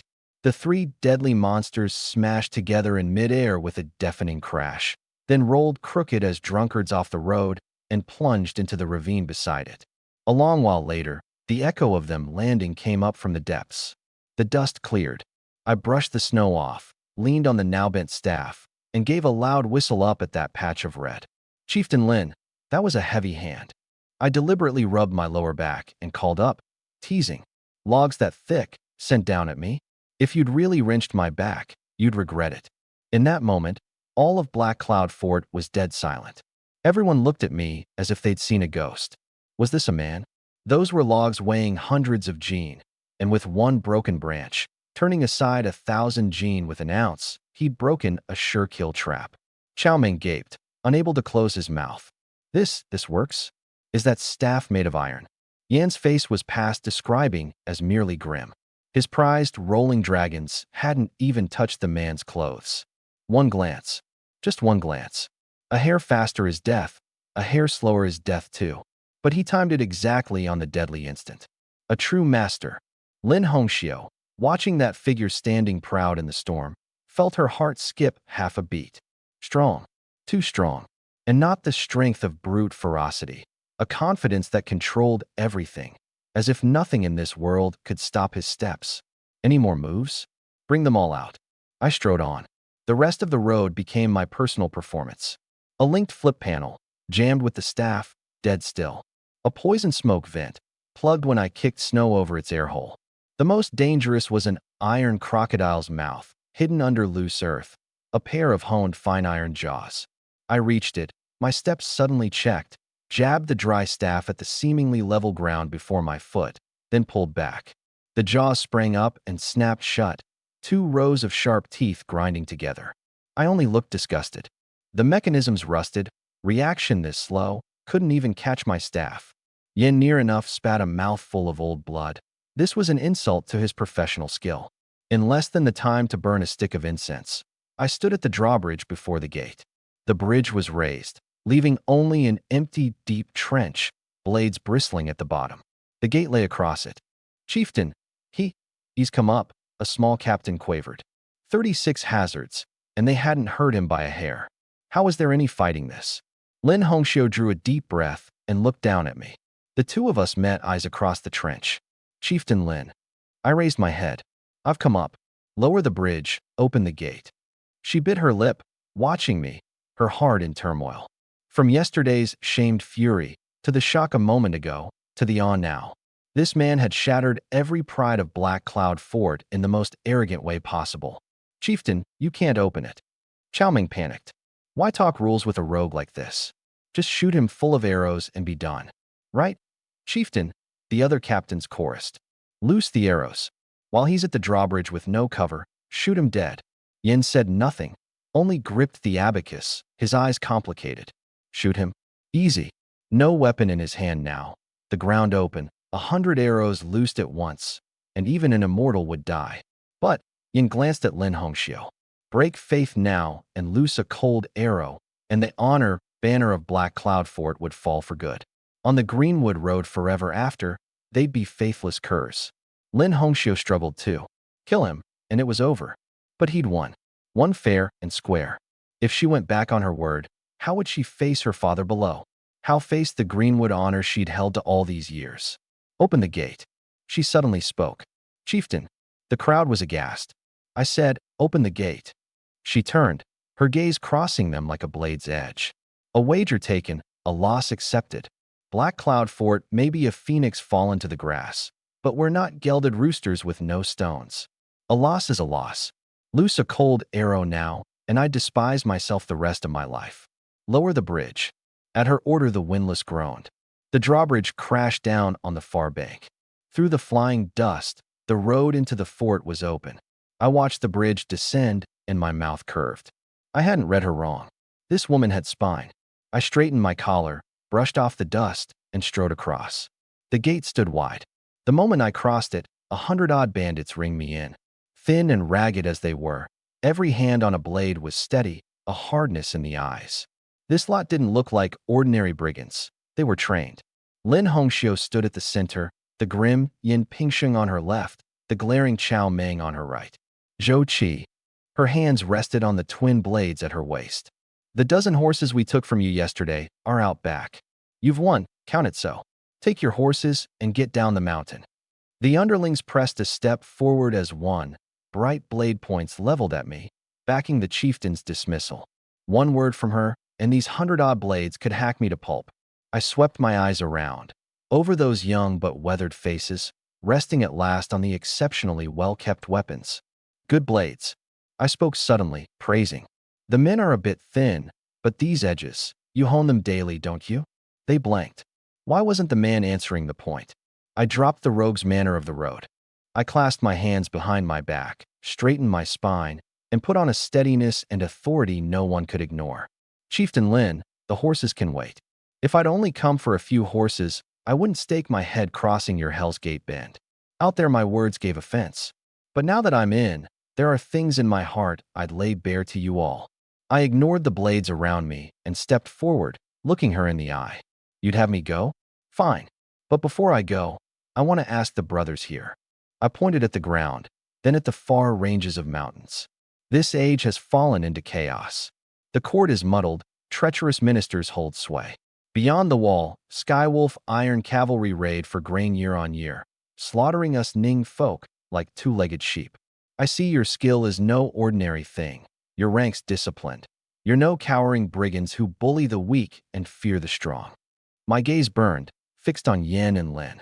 That 9-bin linked array especially, advance and retreat measured, in secret accord with the art of war. Common bandits can't lay such an array. Common outlaws can't train such men. Yan's eyelid twitched, alarmed within. This boy's I was vicious. One look and he'd read Black Cloud Fort's foundation. I went on, my tone turning heavy. Since you all have such skill, you must have met with injustice, or been wronged by others, to be forced to the grass, hiding in this poor gully gnawing hard bonds. But is this the life you wanted? I'm a soldier, a rough man. I don't understand grand principles. I only know the sky wolves ride our horses, sleep with our women, eat our meat. And you, a band of true men, can only cower here, living hunched and furtive. Doesn't it choke you? Those words struck every heart like a heavy hammer. More than a few young bandits bowed their heads, hands trembling on their blades. Yes, it choked them. Clearly they had an honest skill and should have lived upright in the sunlight. Instead, they become bandits everyone cursed, forced to hide like rats in the gutter, never to see the light. So what? An old brother in the crowd called hoarsely. The authorities give us no way to live. We go down the mountain and we're dead. That's why I've come. I stepped forward and spread my arms as if to embrace the whole snowstorm. I, Zhou Qi, am only a company sergeant now, but the blade in my hand is for killing skywolves. The meat on my horse was taken back from the barbarians. Follow me, and I can't promise you fish and meat every meal, but I can promise the blade in your hand will only ever cut at foreign invaders, at your enemies. I'll give you an upright standing, so that when you walk out, you needn't bow your heads. You can throw out your chests and say, I'm a hero who kills barbarians, not a petty thief. Silence. Dead silence. Only the howl of the cold wind. But in that silence, a fire seemed to burn. Lin Hongxiu looked at the man before her gaze a little dazed. The frivolous rogue was gone. Now before her stood a warlord with the ambition to swallow heaven and earth. Every word struck the sorest spot of Black Cloud Fort, and the very thing Lin Hongxiu most longed for. A cleansed name, daylight again, revenge for a wrong. It was what she dreamed of, and the regret her father couldn't let go of before he died. But this man, could he really be trusted? What a sharp tongue. A roar broke the silence. Chow Ming stepped out from behind her, the brass cudgel slamming the ground. Zhou, don't pour your enchantment brew on the brothers. A straight-gut man, he understood no grand cause. He only knew this man was too dangerous. A few words, and the brothers' hearts wavered. He pointed at my nose, spittle flying. I'm a rough man. I don't follow the twists and turns. I only know Black Cloud for it was built brick by us. What makes it that a flap of your lips takes us all over? Want to be my big brother? Fine. Breaking traps isn't skill, and running your mouth is women's work. On the Greenwood Road, the big fist is the hard truth. I looked at the raging black bear and smiled. I feared no one making trouble. I feared no one taking up the thread. As long as someone answered, the game was alive. This brother's right. I nodded, moving my gaze from Chow Ming to Lin and the silent Yin. All talk and no practice is a fake front. I know a few words aren't enough to have you hand me your lives. So let's do it by Greenwood rules. Lin Hongxiu drew a deep breath, pressed down the flutter in her heart, and recovered the chieftain's calm. She glanced at me, then at the roused Chow Ming, and made up her mind. Since this man wouldn't go, then let him know when to back off. Zhou Qi, the road you speak of is tempting indeed, but I won't gamble the 180 lives of Black Cloud Fort. She walked forward, put herself in front of Chow Ming, and looked at me directly. You want to win us over? You passed 3 trials. I raised a brow. Which 3? She held up 3 slim fingers. First, the martial. We eat by the blade. If the leader can't fight, the brothers won't submit. You beat Chow Ming's cudgel. Second, strategy. Black Cloud Fort survives to this day on Uncle Yan's reckoning. If you know only brute courage, you can't lead well. You make Uncle Yin bow on insight and strategy. Third, she paused, her eyes complicated. The last trial, I set myself. Pass the first 2, and we'll speak of it then. Good. I agreed crisply, without a shred of hesitation. Excellent. Chow Ming had long been unable to hold back. He cinched his sheepskin coat, buckled his belt hard, joints cracking. In the ice and snow, he was like a beast guarding its food, a suffocating menace pouring off him. Zhou, you threw your blade away just now.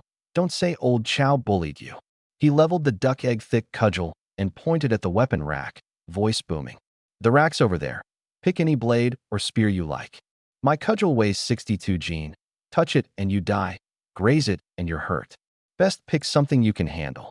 I looked at the thick cudgel and nodded. A 1 strength beats 10 skills path. True enough. I didn't boast, but I didn't go to the rack either. An ordinary blade couldn't stop that 60 gene cudgel.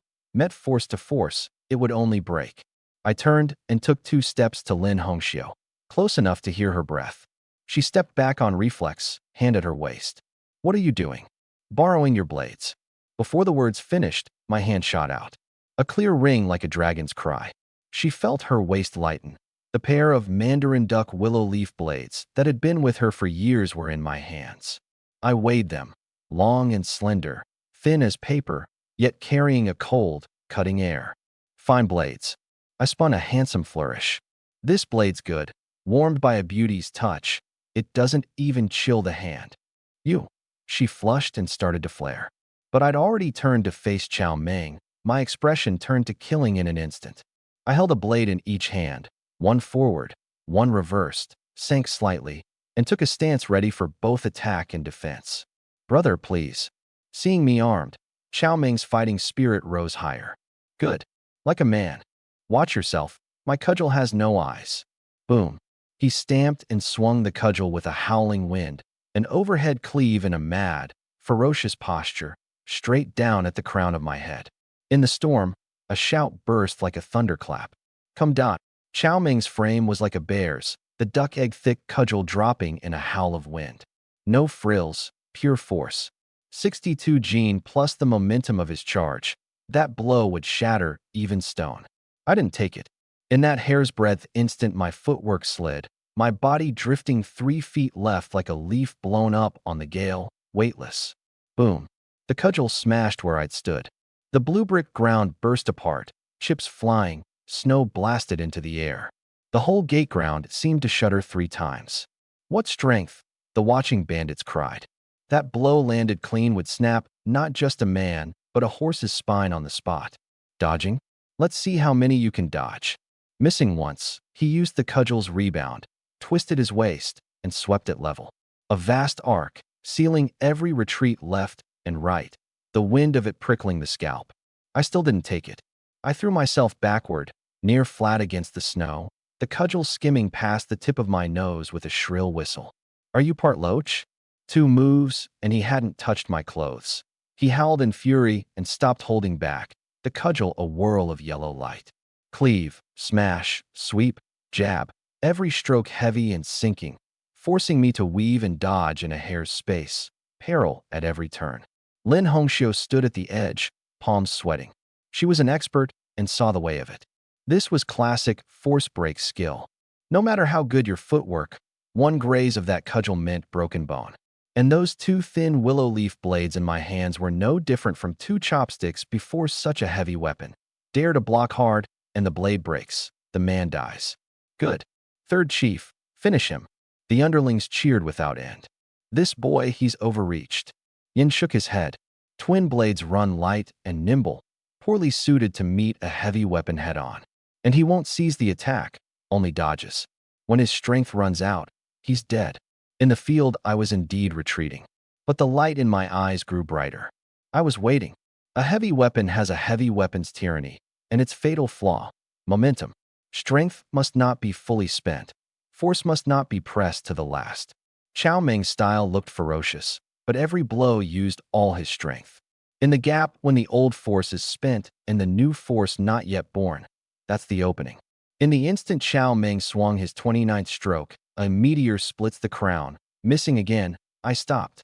I didn't retreat. In the split second the cudgel hit the ground, old force just shed, not yet rebounding, my twin blades moved. This time I didn't dodge. I went in close along the grounded cudgel, right up against him. Courting death. Seeing me close, Chow Meng was overjoyed, arms flexing to lever the cudgel up and fling me away.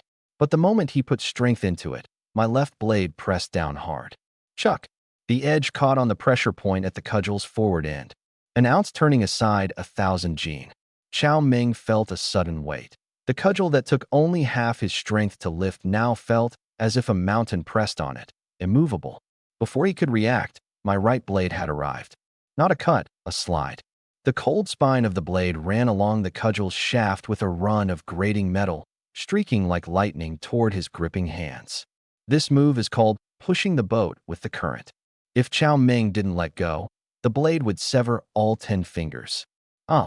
He paled and moved on reflex to release and pull back. But he was a fierce bandit after all. His ferocity up, he came forward instead of retreating, letting go with one hand to grab my wrist, the other hand alone forcing the cudgel to swing. Some nerve. I laughed softly. My body twisted in the air, slipping the grab, and my twin blades suddenly crossed. Sheer. The blades caught at the web of his thumb, not to cut, but the flat struck hard. Crack. The blow landed right on the numbing nerve of his wrist. Ow. His whole right arm went numb in an instant, no strength in it. The 62 gene cudgel finally left his hands. A great clang. It slammed the ground, rolled twice, and stopped. The victory was decided. But I didn't stop. In the moment his weapon was gone, his guard wide open, his face full of terror, my twin blades bloomed a dazzling flower before him. Swish, swish, swish. Cold light coursed over him, too fast to trace. He felt a chill on his body, then wind pouring into his clothes. He shut his eyes on reflex, thinking he was about to be cut to 1,000 pieces. Done. My voice came, mild at his ear. He opened his eyes trembling and felt his own neck. Head still there. He felt his chest. No blood. What happened? He was dazed. Ha! Laughter erupted around him. He looked down, and his big red face flushed liver purple in an instant. Every clasp button on his thick sheepskin coat had been cut through, the front flung wide, exposing the tuft of chest hair shivering in the cold wind. Better yet, his belt was half cut too, and now he had to hold his trousers up or moon the whole crowd. I stood 3 steps off, playing with the twin blades, all mockery. Brother, it's cold. Best keep your clothes on. He looked at the cudgel on the ground, then at his gaping front, and froze. He was no fool. Those strokes, had they landed on his throat or wrist, would have made him a corpse. The man had held his hand. and held it with exquisite measure, won the bout, kept the peace, and dealt a small lesson besides. Fine blade work. Yin, silent till now, couldn't help a shout of praise. He was truly convinced. If breaking the array had been eye and nerve, this bout was solid, real skill. To use thin twin blades, without a scratch, to disarm Chow Ming, and to precisely cut buttons without breaking skin, that control, that accuracy, was frankly astonishing. I flicked my wrist, reversed the blades, hilts forward, and offered them to Lin Hongxiu. Chieftain Lin, your blades. She looked at the man before her and took them. Sure enough, his warmth was still on the hilts. In that moment, her heart was in disorder. Her prized twin blades, in this man's hands, had shown an entirely different meaning, a mastery played out with ease, a composure that held life and death. First trial, the marshal. I glanced at Chow Ming, still holding his trousers, and smiled. Third chief, this cudgel. Do you pick it up yourself, or shall I help you? His face went red then white. At last he sighed, picked up the cudgel, and cupped his fists deep at me. No need. Old Chow's a rough man. A loss is a loss. You've got the skill, I submit. I nodded, satisfied. One down. I turned, my gaze passing Lin Hongxiu to land on the middle-aged man who'd been narrowing his eyes over his abacus. And this is the second chief? The marshal's done. What's next? How do we contest it? Yin Pingxing gave me a long look, then slowly crouched. He reached out a thin, withered hand and drew a circle in the snow before him. Sergeant Zhou, that fight just now, cleanly won. He drew as he spoke, not raising his head. But in this age, a hard fist alone can't be the one who steers the ship. Before an army of thousands, even if you're iron head to toe, how many nails can you drive? He set a white pebble in the circle. This is Black Cloud Fort. Then he grabbed a fistful of black stones from his shirt and set them densely around the circle, layer upon layer, sealing the white pebble in without a gap. This is the Sky Wolf Iron Cavalry. 5,000. He stood and pointed at the crude snow map, his voice cold. See clearly. This is Black Cloud Fort beneath our feet. 30 miles south, the Ning border defense line. 30 miles north, the Sky Wolf's 1,000-mile grasslands. Our patch of ground is caught between two tigers, Broken Soul Pass. High ground, wide sightlines. If Sky Wolf outriders want to raid south, we're the watchers. If they've plundered and want to withdraw, we're the roadblock. In the Grey Wolf tribe's eyes, we're a fishbone stuck in the throat. Usually they haven't the spare hand for us, but this time is different. The Grey Wolf tribe is massing an army to go south, and this nail of ours, pull it not, and they won't sleep easy. A few days back we caught a scout and learned the Sky Wolves mean to flatten Black Cloud Fort soon, to open the road for the host. He looked at me. Suppose you're the chieftain. The fort has grain for 3 days, no relief without, no retreat within. 5,000 iron cavalry ring the mountain, attacking day and night. Sergeant Zhou, this game of chess, how do you solve it? A dead game. The underlings around, seeing the diagram, went pale. It was the nightmare they feared day and night. 5,000 against 180. No way to live. Lin Hongxiu's brows drew tight too. A problem with no answer. She'd long since prepared to fight to the death for the fort. I stepped to the map and looked down. 5,000 ringing the mountain. I rubbed my chin, thinking, a grand gesture indeed. What? Can't solve it. Yin sneered. No shame in that. This is a place of no escape. The art of war calls it dead ground.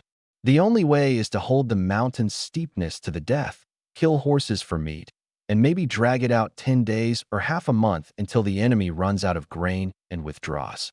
But that way we lose at least half our men. That's the best outcome I can reckon. That was Yan's limit, and the limit of traditional defensive thinking. Hold to the death. I snorted and shook my head. Second chief, your abacus is too fine. It's framed in your own vision. Then I suddenly raised my foot. Under everyone's horrified eyes, I stamped hard on the circle that stood for Black Cloud Fort. Snow flew. The circle was flattened, and the white pebble kicked away, rolling several zhang off into the snow, gone. What are you doing? Yin raged, his beard askew with fury. What's the meaning of this? Abandon the fort and surrender. Lin Hongxiu blinked too, not seeing why I destroy their own foundation. I ignored his rage. I crouched, pointed a finger into the empty snow pit. The fort? It's dead. The people are what's alive. Why hold it? I looked up, my gaze burning at Yen. Keep the ground and lose the people, and you lose both. Keep the people and lose the ground, and you keep both. 5,000 ring the mountain, and you still think of holding? That's courting death. Since they're coming, what harm in handing them this broken fort? My finger flew across the snow, drawing two very different routes. Fierce as the skywolves are, they're men. Their host goes south. Their rear tribes, cattle and sheep, the old and the weak and the women, must be poorly guarded. If it were me, before they close the ring, I'd break into small parts and leap out of the circle. I grabbed a fistful of black stones and flung them to the rear. Give me 20 of the best riders, 2 horses each, lying up by day and moving by night, 100-mile detour straight into their old den. Whether we burn their tents, kill their cattle and sheep, or take their women, set the backyard alight, and these 5,000 will be thrown into disorder, desperate to rush back. Yin paused, then frowned. And the 100-odd brothers left? No horses, can't run fast. If they're overtaken. Run? Who said run? I sneered and jabbed my finger hard on a hidden valley line. This is where Black Cloud Fort's home skill comes in. The remaining 170 lie in ambush ahead of time along this road they must take back. Deep woods, narrow track, cavalry can't spread out. When they're frantic to save the fire, all jumbled up rushing home, we bite a chunk of flesh off them with traps, falling rock, and cold arrows. Their old den struck ahead, ambushers cutting them down behind. This fight, we needn't kill them all. Just hurt them, frighten them. And these 5,000 are a flock of startled birds who'll only curse their parents for giving them too few legs. What heart would they have left to turn back and take the mountain? This is called relieving the state of Zhao by besieging Wei, striking the empty where the enemy is thin. Though he didn't know Wei from Zhao, those words rang in Yan's skull like a great bell. Raid the old den, ambush on the road. What boldness! What venom! He'd reckoned all his life, and reckoned only how to hold his little patch of ground. And this young man before him didn't treat the 5,000 iron cavalry as a threat at all. He treated them as prey. What he reckoned was the enemy's heart, the momentum of the field. Leap out of the ring, strike straight at the vitals. Yin murmured to himself, his eyes turning from confusion to fervor. He looked at the mess in the snow, the dead game, with Black Cloud Fort gone, turned in an instant into a living board that could snatch victory from defeat. Yes, to hold the fort, they were a dead piece. But abandon the fort, and they were a tiger loosed from the cage, a wandering, vengeful ghost. Lin Hongxiu looked at me, wonder upon wonder in her eyes. She knew no art of war, but she understood the principle. This man wasn't leading them to be bandits. He was leading them to be an army that came and went like ghosts. Second Chief. I looked at the stunned Yin and smiled faintly. You reckon a steward's accounts. I reckon a general's. This second trial, do I pass? Yin snapped back to himself. He drew a deep breath, calming the surge in his chest. Then, under every watching eye, this second chief who'd always held himself high, whom even Lin Hongxiu deferred to, slowly set his robes and cap right. He bowed deep to me, a proper scholar's bow. One conversation with you beats 10 years of reading. Yin, was shallow of sight. This second trial, Sergeant Zhou wins handsomely. An unstoppable cheer burst from the crowd. If beating Chow Meng made them fear, beating Yin made them submit. When the cleverest man in the fort was convinced, what more was there to say? Good, good, good. Chow Meng didn't quite follow strike the empty, but seeing Yin bow, he roared along at once. I smiled, my gaze landing last on Lin Hongxiu. I walked up to her, this woman standing straight as a red plum in the storm. Chieftain Lin, 2 trials I've passed. This third one, how do you mean to test me? The storm went on, but the drawn bowstring killing air quietly dispersed. I stood before her, waiting for her third puzzle. The third trial, no need to contest it. She raised her head, those once fierce eyes now as if 1,000-gene burden had been set down, a weariness and desolation in them she couldn't hide. Zhou Qi, in skill you beat Chow Meng. In vision you won over Uncle Yin. I may be a woman, but I know what heaven's height and earth's depth are. This Black Cloud Fort, I've led it 3 years, and could only keep everyone hiding in a gully, scraping by. In your hands, perhaps the brothers finally have a way to live. I raised a brow. Since the chieftain approves, shouldn't it be a— Not yet. She raised a hand to cut me off and said gravely, to sit in this chair, to have the 180 brothers sell you their lives, you must agree to one thing of mine. Take on this karmic debt, and from this day, all of Black Cloud Fort follows your lead. I put away the grin and turned serious. Say it. She turned to the weathered men behind her, her eyes going soft and sorrowful. You asked why men with clear skill would fall to banditry. The truth is, many of us were once of the Wei Yuan escort agency. 3 years ago, Wei Yuan took a secret escort commission and were ambushed on the road. Our 300-odd escorts were cut down, near to the last, forced to retreat. At the end, my father took dozens of blades covering our withdrawal. Uncle Yin, Chow Ming, and a few dozen old brothers fought to the death to get me out. But after days on the run, we came back to the agency and found only ruins. Home was gone, burned to nothing in a single fire. Of the old, weak, women, and children left behind, not one survived. In one night, all of Wei Yuan was wiped out. In all the wide world, there was no place for us to stand. Driven to the end of our rope, we took to Black Cloud Mountain and became these nameless, unhonored wandering ghosts. These 3 years, we've clung to life not only to survive, but to hunt down the true culprit and avenge my father and the 400-odd wronged souls of Wei Yuan. Her voice trembled now, her eyes reddening, but she forced back the tears. To this day, we don't know who the enemy is. Only that the men who came that night were all masked masters, and their techniques were nothing from the Greenwood world. She turned and looked at me. Zhou Qi, I want a promise from you. If you can find the true culprit and avenge Wei Yuan, then Black Cloud Fort is yours. The words fell with weight. Around her, the old escort's eyes reddened, hands gripping their hilts. This was the eternal pain in their hearts, and the one obsession that had kept them alive. I looked at her. I could feel the weight on those thin shoulders. The killing of a father, the wiping out of a house. In this age of chaos, a heavy burden indeed. Not from the Greenwood world, I murmured, 1,000 possibilities flashing through my mind. This was no simple escort robbery. Behind it lay some great figure, perhaps some unspeakable scheme. I smiled. A challenge, that's what makes it exciting. If I didn't dare stir up even this much trouble, what talk was there of contending for the world in this chaos? Deal. I answered crisp. Whoever's on the other side. Once I find them, I'll cut off his head for you. Her body shook, as if she hadn't expected me to agree so readily. You've thought it through? Whoever could wipe out Wei Yuan is no small power. So what? I stepped forward, my wild arrogance plain again. What I, Zhou Qi, set out to do. A god blocks me, I kill the god.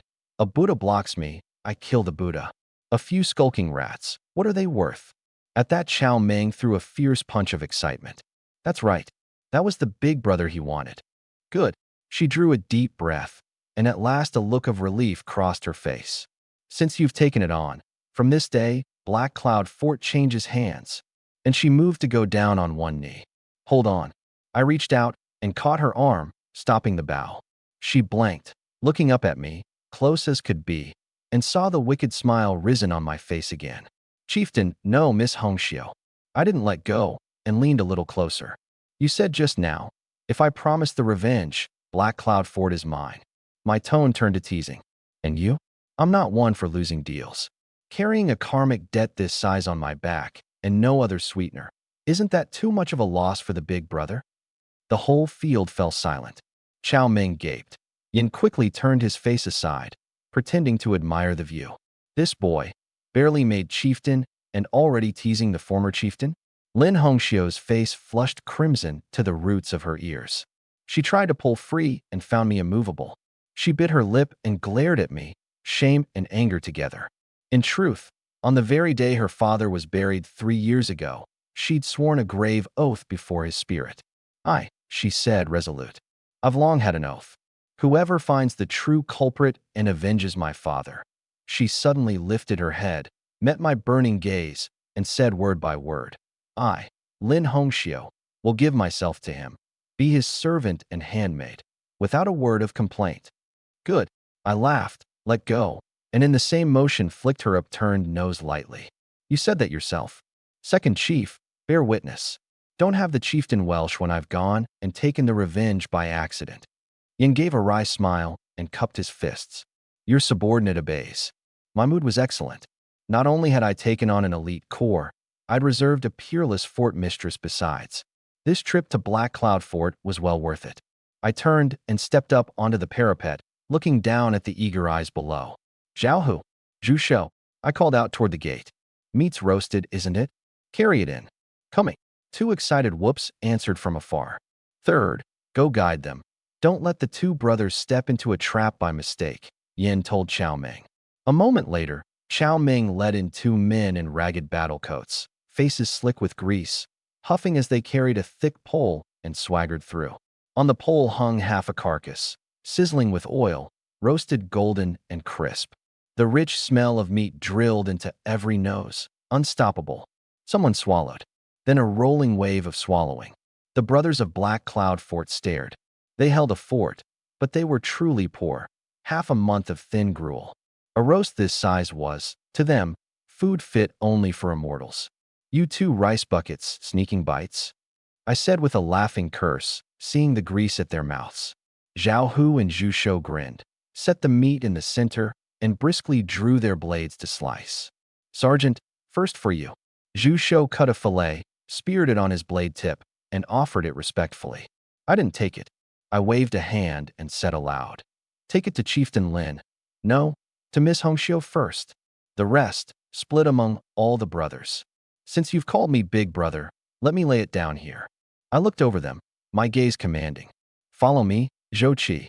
Other things I may not dare promise, but as long as there's a mouthful for me, I'll never leave you drinking the northwest wind. Eat. That one word worked better than any order. The once guarded bandits could hold back no longer, swarming in like hungry wolves. No one dared grab, but the craned necks and hungry eyes said everything. Someone, go, bring out the last 3 barrels of rice wine. Yin ordered. A few underlings ran for the back, all smiles. Zhao Hu looked simple, but his hands were quick and his knife work fast. Steaming slices of horse meat passed into every hand. Big mouthfuls of meat, big bowls of wine. And that warmth washed the official and bandit gulf away in an instant.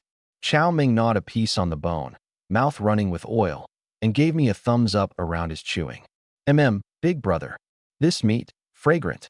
Yin stood to the side, watching the man with his hands behind his back and a smile on his face, and the last of his doubt dissolved. To understand sharing the profit is to understand gathering men in loyalty. This man might look a soldier brute, but his skill at buying hearts was seasoned indeed. I watched the men below wolfing it down, and the smile at the corner of my mouth slowly drew in. There's eating, and there's fighting. A great battle was near. For some of these brothers, this stewed meat might be the last meat of their lives. The storm still bit, howling through the parapet, whirling up the loose snow and blurring the far mountains. Outside the gate, the smell of horse meat still drifted. I stood on the parapet, watching the men eat below, my smile fading. I knew this cheer was only for now. The real test had just begun. I jumped down and went straight to the hall. Lin Hongxiu, Yin Pingsheng, and Chao Meng followed. Inside, the charcoal in the brazier burned strong. Sit, all of you. I took the head seat without ceremony and gestured them down. Lin and Yin sat. Chao Meng stood by habit behind Lin. I swept the room and landed on Yin. Second chief, you said the Sky Wolves massed 5,000 iron cavalry to flatten Black Cloud Fort. Is that certain? He nodded gravely. I interrogated the scout myself. No mistake. The Sky Wolves are dead set on it this time. Then has the second chief considered a question. I tapped the table lightly. Black Cloud Fort is at most 180 men, and we've no gold or treasure.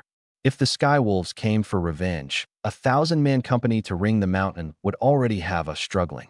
Yet they're moving 5,000 elite iron cavalry. Why use an ox cleaver on a chicken? For a few hill bandits, is it worth this vast array? Chao Meng blanked and scratched his head. What else for? Those wolf pups are petty. Our fort's stuck here, and I sorted them. We robbed their grain before. I figure they just can't stand it. Can't stand it. I snorted and shook my head. Third chief, a wolf pack hunts to eat meat. It never bites stone and chips its own teeth. 5,000 elite riders cost a fortune in men's food and horse feed each day. To vent spleen on our 100-odd. Even the dullest herd slave wouldn't make that deal. To lay out such blood cost, what they're after is far more than a few of our heads. Lin Hongxiu's brows knit. She'd faintly felt it too. The Skywolves' move this time made no sense. Yin pondered a moment and looked up. Sergeant Zhou means, we aren't their target at all? Mr. Yin has insight. I gave him an approving look. Days ago, at the Tower I garrison, we intercepted a Skywolf secret letter too. Their real target is the fat prize of Yunzhou. The Grey Wolf tribe's main host means to raid Yunzhou's rear, which matches the intelligence you obtained. Black Cloud Fort's terrain is steep, but the men too few to block the Skywolf host at all. I dipped a finger in water and drew a simple map on the table. 30 miles south, the Ning borderline. 30 miles north, the Skywolf's 1,000-mile grasslands. Here is Broken Soul Pass. Skywolf outriders raiding south, were the Watchers. Withdrawing after plunder, were the obstruction. This time the Grey Wolf tribe massing an army isn't about raiding grain. They're opening the road, going south to Yunzhou. So this nail of ours, they must pull. Chao Ming was a little lost, but Lin and Yin understood. To the Skywolves, Black Cloud Fort was beneath notice. Then what do we do? Not fight them. Chao Ming grew anxious. Of course we fight. As I said, keep the people, lose the ground, and you keep both. I stopped wasting words and gave the order outright. Since we know their target is Yunzhou, our earlier plan is only surer. They press hard at the front. The rear must be empty. We go by the set plan, leap out of the ring, strike straight at the vitals. Yin drew a deep breath, the hesitation gone from his eyes. Sergeant Zhou, since the strategy's set, assign the tasks. The lives of these 180 brothers, I put in your hands. Good. I didn't demur and began naming officers at once. Hongxiu, tell me, how many horses in the fort now? With the dozen taken from you, 48 in all. Hearing me call her that, she flushed a little and paused before answering. 2 horses a man, 20 riders. I looked at her. This cavalry is the living eye of the board. Dare you go with me into the Skywolves' den? Her willow brows arched, hand on hilt, fighting spirit ablaze. Why not? I only fear Sergeant Zhou can't keep up with my horse. Good. I laughed. Then these 20 ride under the 2 of us. Chao Ming, Zhao Hu, Zhu Shou, you 3 come too. Pick the best riders in the fort, take the best gear. Hearing he'd go with me into a hard fight, Chao Ming's face lit up and he slapped his chest. Rest easy, big brother. Old Chao will cut you a blood road, even if it kills me. Second Chief. I turned to Yin, grave. The ambush at home is yours. You're steady and seasoned, and know the terrain. Take the remaining 150-odd brothers and lie in wait in the dense woods on both sides of the fort. Remember my words, strike only the enemy's rear as they retreat, not the front. Our aim is to set their backyard alight and put fear in their hearts, not to trade heads with them. Yin cupped his fists, solemn. Your subordinate takes the order. As long as I, Yin, have breath, I'll let these wolf pups know the might of Black Cloud Fort. No time to lose, move now. I stood, and the worn armor on me seemed to carry the momentum of an army. Second Chief, this place is yours. Hongxiu, we ride. Back to Ghost Sorrow Gorge first. The night deepened, the storm not easing a whit. I led Lin Hongxiu, Chao Ming, Zhao Hu, Zhu Shou, and 20 picked men, horses in hand, and slipped soundlessly out of Black Cloud Fort.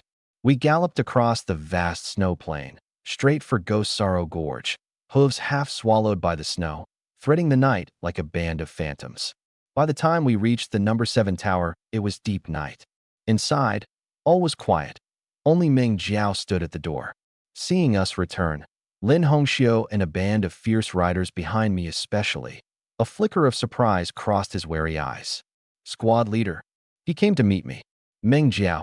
I swung down. Gather everyone at once. He asked nothing and turned inside. Soon the women and Wu Laosan came out, dressed. When Gu Yilan saw Lin Hongxiu at my side, her gaze paused a moment. That woman in red, dashing and spirited, twin blades cold at her waist, and standing at my side, that ease of 2 who fight shoulder to shoulder, pricked at Gu Yilan's heart like something small. The alertness of territory encroached upon, but she pressed the feeling down fast. She stepped forward and asked softly, composed, My lord, this This is Chieftain Lin of Black Cloud Fort, our new ally. I introduced her in a line. No more. Time was life now. All of you listen. The Skywolf host goes south soon. Tonight, every tower in Ghost Sorrow Gorge is a target for them to clear. Our few can't hold it, and there's no need to. Don't panic. I waved a hand. This time, we don't fight head-on. I pointed at the Black Mountain woods behind the tower. Now, move all the grain, meat, weapons, horses, and vital supplies into a cave in the back mountain and hide them. Meng Jiao. I looked at the iron tower of a man. He stepped forward, hand on hilt, longing in his eyes. You and Zhao stay. Lie hidden on the cliffs and watch along the Skywolves' line of march. See whether tonight they really come out to clear the tower posts. Yes, Meng Jiao answered. We found a cave mouth in the back mountain. Its entrance narrow, wide enough for a single horse, but inside it opened into another world. A high roof, dry and broad. Outside, the gale wailed like ghosts, whipping snow against the mountainside. Inside, dozens of pine torches jammed in the rough stone crevices burned with crackling snaps, their orange glow throwing swaying shadows across the smoke-blackened roof. The supplies were mostly moved. Chao Ming had led the men to bring the horses into a sheltered fold. The herd crowded together lying down, heads in and rumps out, blocking the wind for each other, sharing warmth. In a corner, Guilan was laying a few worn quilts over a relatively flat stone shelf. Xiao Huan, not yet recovered, was worn out by the scramble and lay curled asleep against Su Qianyang. Kind-hearted Su Qianyang had draped her own patched coat over the girl. Guilan's hands were a little cold. She smoothed the quilt, straightened, breathed out a puff of white, and on instinct went looking for me. I was not far off, sitting cross-legged on a big gray stone. But someone sat beside me. Lin Hongxiu.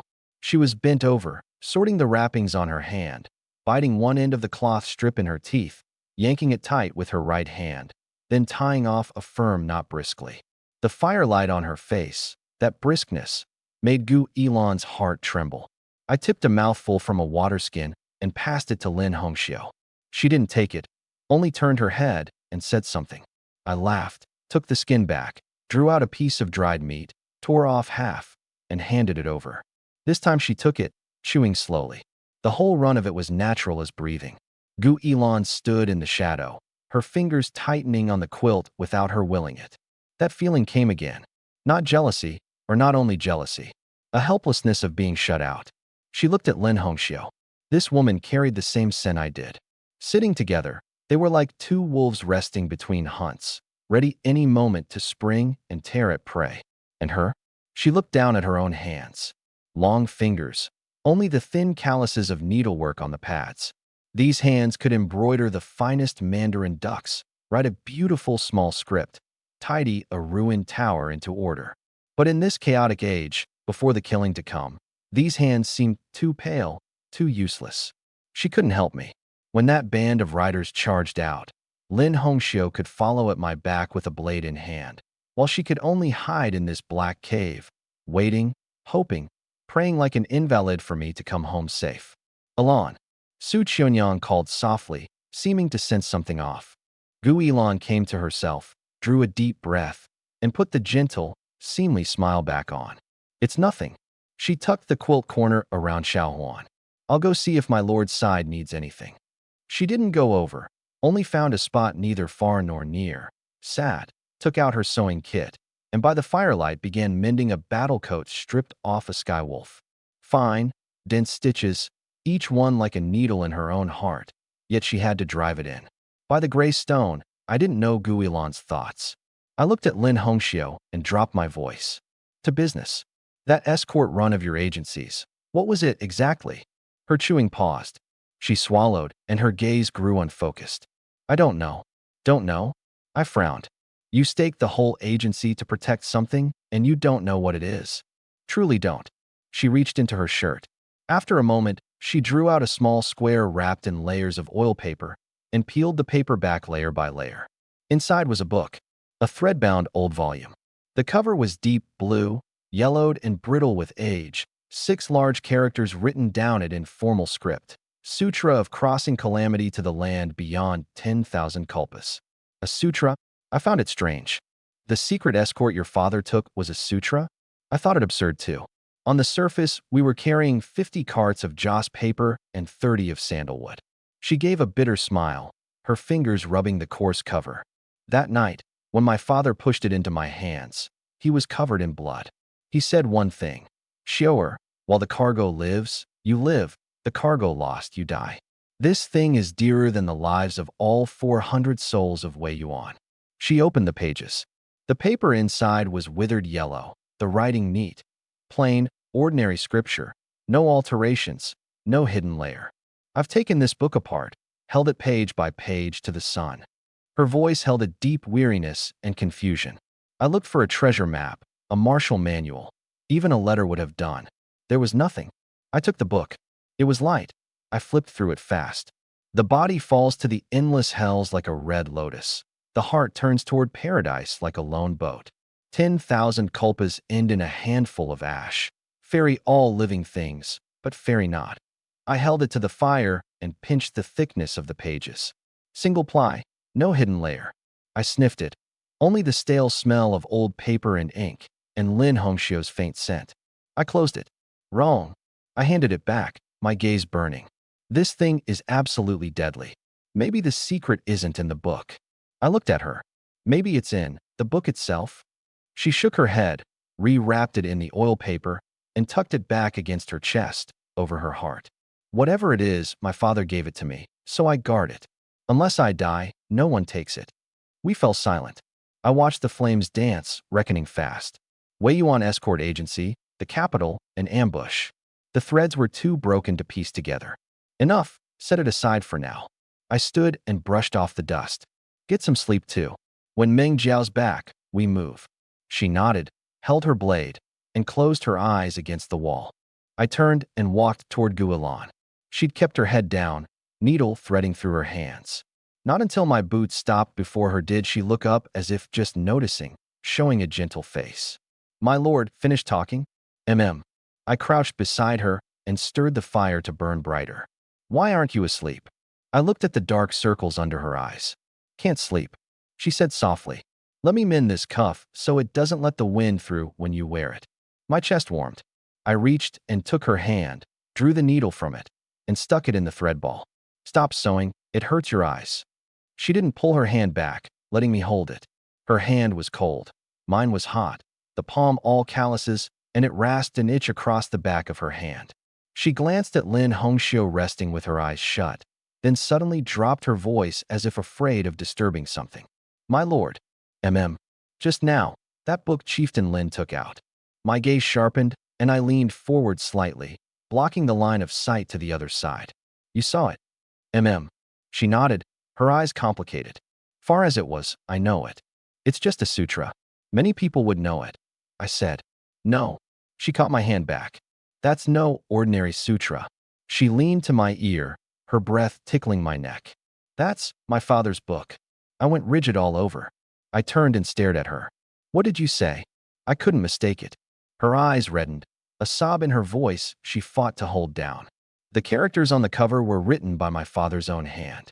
And, at the base of the spine there's a nail-sized ink stain. When I was small and mischievous, grinding ink, I splashed it on by accident. I was afraid father would punish me then.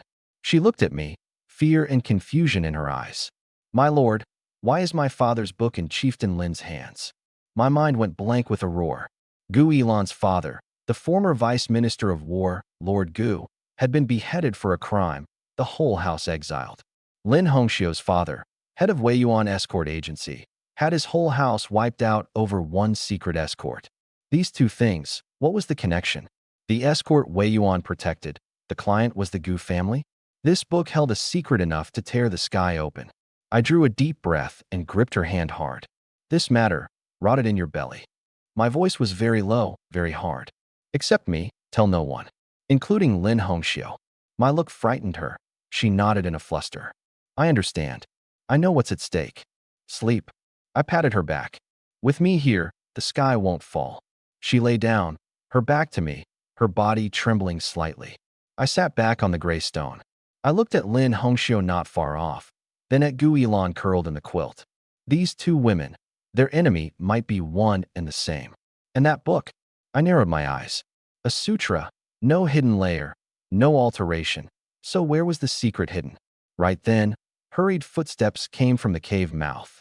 With the crunch of broken snow, a cold wind poured in, guttering the torches. Who?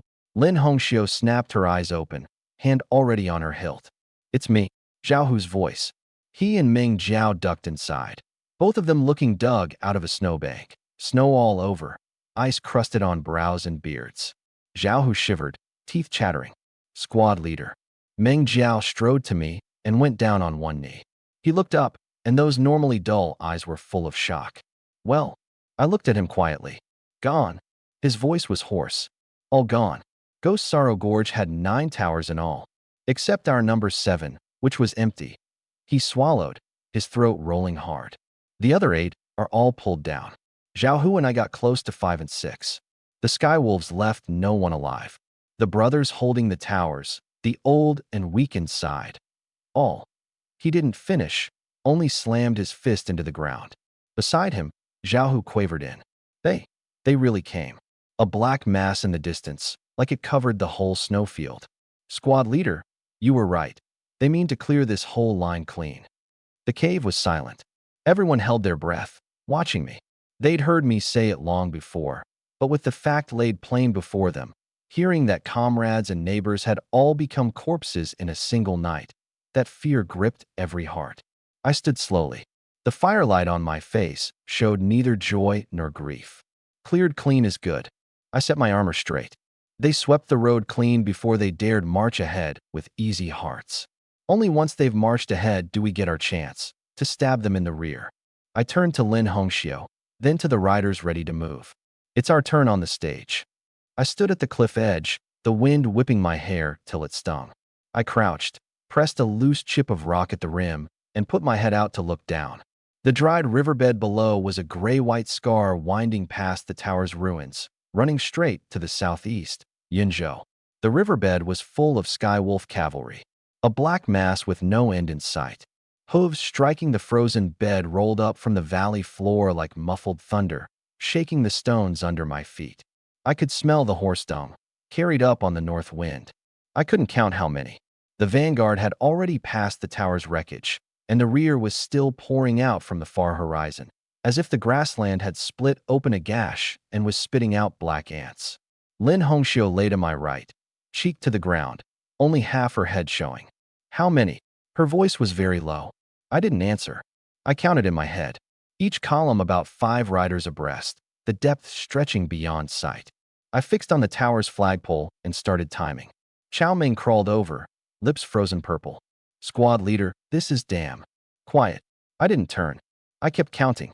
A quarter hour passed. Half an hour. The column still poured through. Meng Jiao lay at the farthest spot, watching the rear for me.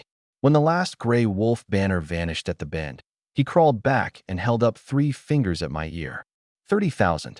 I nodded and inwardly let out a breath instead. 30,000 cavalry, all pressing south, bound for Yunzhou. Then what of the Gray Wolf tribe's old den?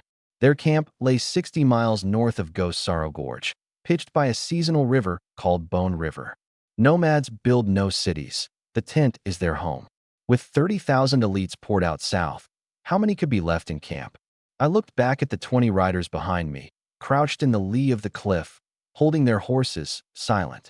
Every man had 2 horses, cloth bound over the muzzles against whinnying. Before setting out, I'd left Zhao Hu, Zhu Shou, and Wu Laosan in the cave. Zhao Hu had flushed red at the time. Squad leader, I can kill skywolves too. You ride like you're riding a pig. I couldn't be bothered. You stay, take Zhu Shou and Wu Laosan and hold the cave mouth. Anyone comes near, whoever it is, stab first and ask after. He'd wanted to argue. I gave him a glare. The women are all inside. Guarding them counts as your battlefield. He shut up. Zhu Shou took it well and patted his shoulder.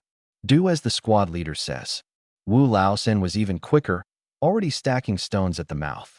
As we left, I looked back. Gu Yilan stood in the cave mouth shadow, saying nothing, only nodding at me. Fear in those eyes, worry, but more a gritted teeth trust. I didn't linger on it.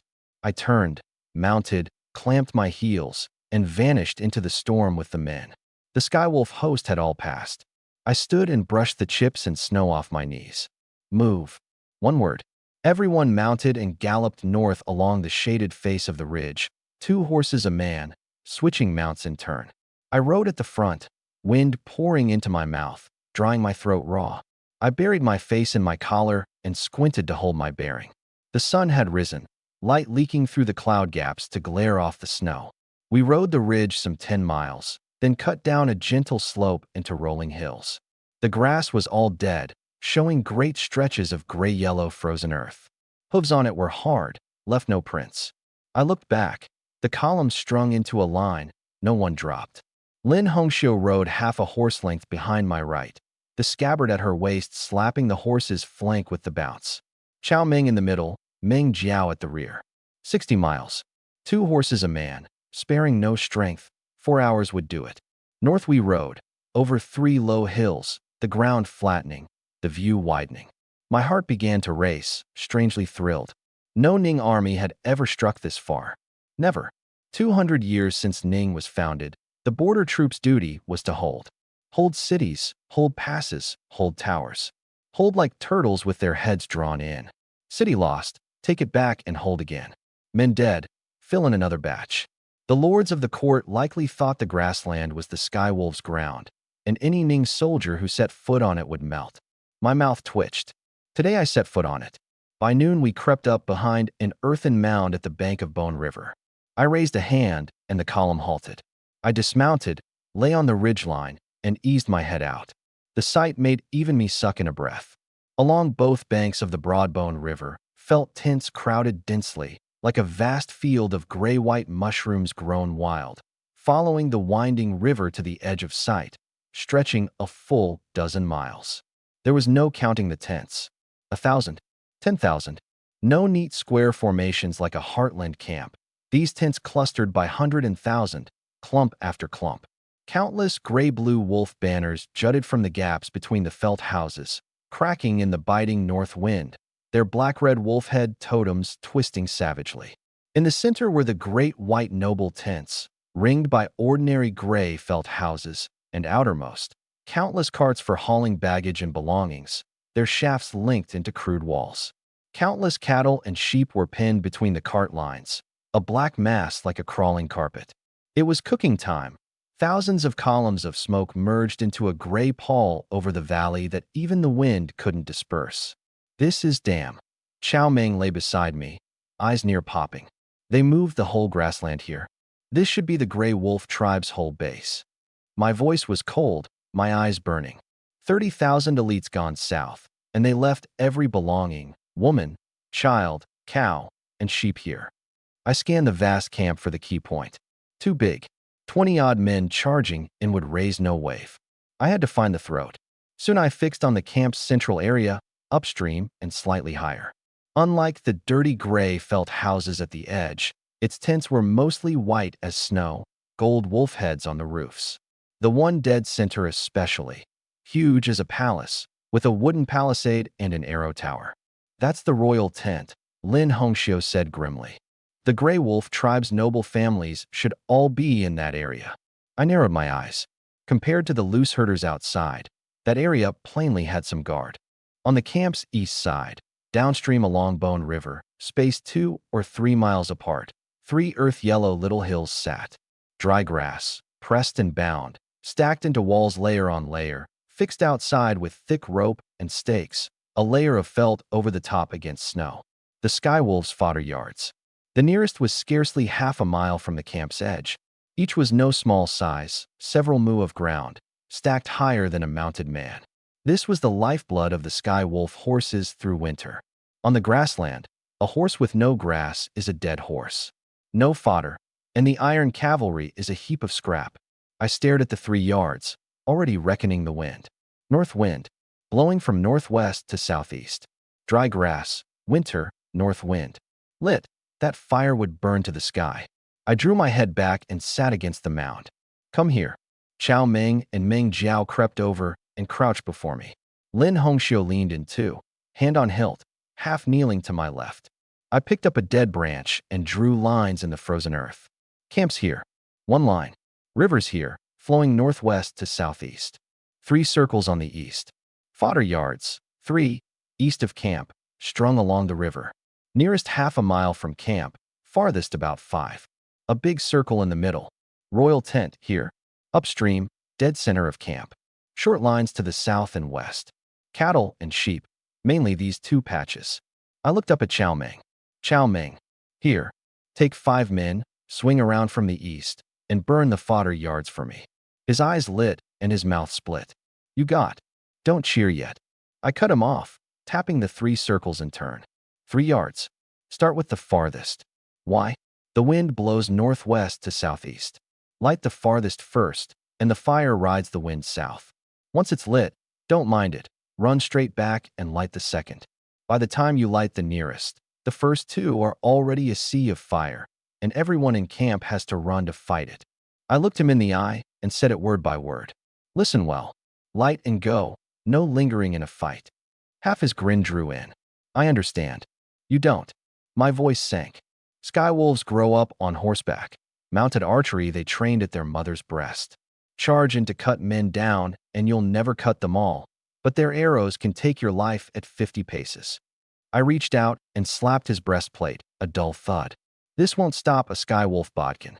Take 1 arrow, and you wait for death. Once the yards are lit, charge only the tents. They're full of women and children, little resistance. Just charge, scatter them, widen the chaos. Remember, don't stop, don't square off with any enemy. Understood. This time he didn't grin. I turned to Meng Jiao. Meng Jiao, here. Take 5 men, work in from the southwest, hit the cattle and sheep. He nodded, no extra words. The livestock are pinned inside the cart ring, shafts linked like a fence. You don't dismantle carts. Find a gap in the ring, charge in, drive the herd south. Frighten cattle and sheep go mad. Cut down the lead ram and the rest scatter on their own. I drew a line in the earth from the camp running south. Drive them south. The farther the better. Even if you can't drive them off, scattering them works. 30,000 cavalry come back to no fodder for the horses, no cattle to eat. Let's see what they fight with. I stuck the branch in the royal tent spot. Hongxiu, you come with me and the other 10. We hit the royal tent. Light the yards, and its patrols go to the fire. Scatter the herds, and the west and south need men to hold them. The guard around the royal tent thins out. That'll still be dangerous, Meng Jiao frowned. That's why I take 10 men. I looked at him. Enough. He opened his mouth, then swallowed the words. Having followed me these days, he knew that once I'd decided, I didn't change. I stood and ground the lines flat with my boot sole. Remember one thing. I looked at Chow Meng and Meng Jiao. The moment you see the royal tent afire, whatever you're doing, pull out at once. Go south, along Bone River downstream. 30 miles off there's a poplar wood. Remember the one we passed on the way? Both nodded. Rally there. Whoever arrives first waits, half an hour. Anyone who's not there in half an hour isn't coming back. Don't wait. Head south yourself. Chow Meng's throat rolled, and he nodded hard. I've got it. Meng Jiao was silent a moment, then cupped his fists. Take care, squad leader. Enough. Don't make it a farewell. I mounted and checked the cloth on my horse's muzzle.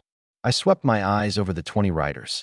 Tension on their faces, excitement, fear, but not one flinched. Chow Meng, take your men and go first. Swing east, you move first. He grinned, an edge of viciousness in it, clamped his heels, picked 5 men, and slipped east along the shaded face of the hills, the cloth-wrapped hooves nearly soundless on the frozen ground. Soon he vanished behind the swells. I turned to Meng Jiao. Work in from the southwest. Move only after the fire's up in the east. Don't show yourself early. He nodded, mounted, and before leaving looked at me once. In those normally dull eyes was something I understood. Trust. He took 5 men and faded southwest along the valley's shadow. I sat my horse, eyes narrowed on the distant royal tent. The wind howled past, keening through the dead grass like a dirge for the killing to come. The 10 riders behind me, Lin Hongxiu among them, all held their breath. The horses seemed to feel the killing air too, pawing the frozen earth uneasily, snorting white plumes. A quarter hour. Half an hour. When my silent count reached 3,000, the eastern skyline suddenly split open. A point of orange-red spark lit on the gray snow plain. Then that spark, dragging a long tail, tore across the sky, arced in the wind, and buried itself in the huge fodder stack at the far end. Even at this distance, the muffled roar of ignition carried. Bone-dry grass, meeting pine oil-soaked fire arrows, plus the howling northwest wind, became a roaring fire dragon in an instant. Flames shot skyward, burning half the heavens red. Then a second arrow, a third. The once quiet gray wolf camp erupted. Shrill horn blasts, panicked shouts, the screams of spooked horses came on the wind. Chaos. Chaos at last. My smile widened. Wolf pups. Happy New Year. At Meng Jiao's side, seeing the first fodder yard catch, he hefted the iron-back blade and threw up his arm. Go. He clamped his heels, dropped low against the horse's neck, and shot toward the cart ring in the southwest. 5 riders followed, cloth-wrapped hooves thudding dully. Wind filled his ears. He heard nothing, but he didn't need to hear. He only needed to see. 200 paces ahead, the carts linked head to tail into a waist-high wooden wall, shafts lashed with rope, gaps stuffed with felt and grass. Inside, cattle and sheep pressed black together, a few lifting their heads to stare dully at the fire in the east. The skywolves in camp were all in a panic. Meng Jiao could see a dozen herders galloping east on bareback, women clutching children ducking from tents, shrieking, not knowing where to run. No one marked him. 100 paces. Meng Jiao fixed on the gap in the ring. A break between 2 carts wide enough for 2 horses, likely used to move livestock by day. A skywolf herder crouched at the gap, gripping a catchpole, craning east and cursing in his tongue. 50 paces. The herder finally heard the hooves. He turned, the shock on his face not yet become terror before the great blade came down. The edge cut from left shoulder to right rib. The man couldn't even cry out before his body split in two, blood spraying on the cart shaft. Meng Jiao didn't slow. He charged straight through the gap. The herds were like an ant nest kicked open. Thousands of cattle and sheep jammed in the ring, already restless from the eastern fire. Meng Jiao's 6 riders tore the cloth from their horses' muzzles and charged in, horses screaming, blades flashing, and the beasts went fully mad. Remembering my words, Meng Jiao fixed on the biggest lead rams, brass bells at their necks. One cut. The black bighorned ram at the front lost its head, blood fontaining from the neck stump. The flock behind, as if set alight, gave a shrill bleating and surged madly in every direction. Cattle were worse than sheep. The frightened ones lowered their heads, 2 curved horns like battering rams driving forward, smashing the carts in their path to pieces. Ropes snapped with a run of pops, with chips flying. The south side of the ring burst open first. Cattle and sheep poured out through the breach like a broken dam, the stench of mud and dung slapping Meng Jiao near blind. Drive them south. South, he roared. The brothers swung blades and slapped their horses, cutting back and forth on the north and flanks of the herd, driving the beasts south. Meng Jiao glanced back. The second fodder yard was ablaze too, 2 pillars of fire standing side by side in the east, the flames pressed south by the north wind, smoke blotting out half the sky. Figures moved everywhere in camp. Wails and horns and hooves mixed into a howling hell of what had been a peaceful grassland. The other cart ring to the west started coming apart too. Those beasts, hearing this side, stirred by fire and screaming, began ramming the carts themselves. Meng Jiao had no time for that side. He drove back and forth through the surging herd, gathering the scattered beasts south.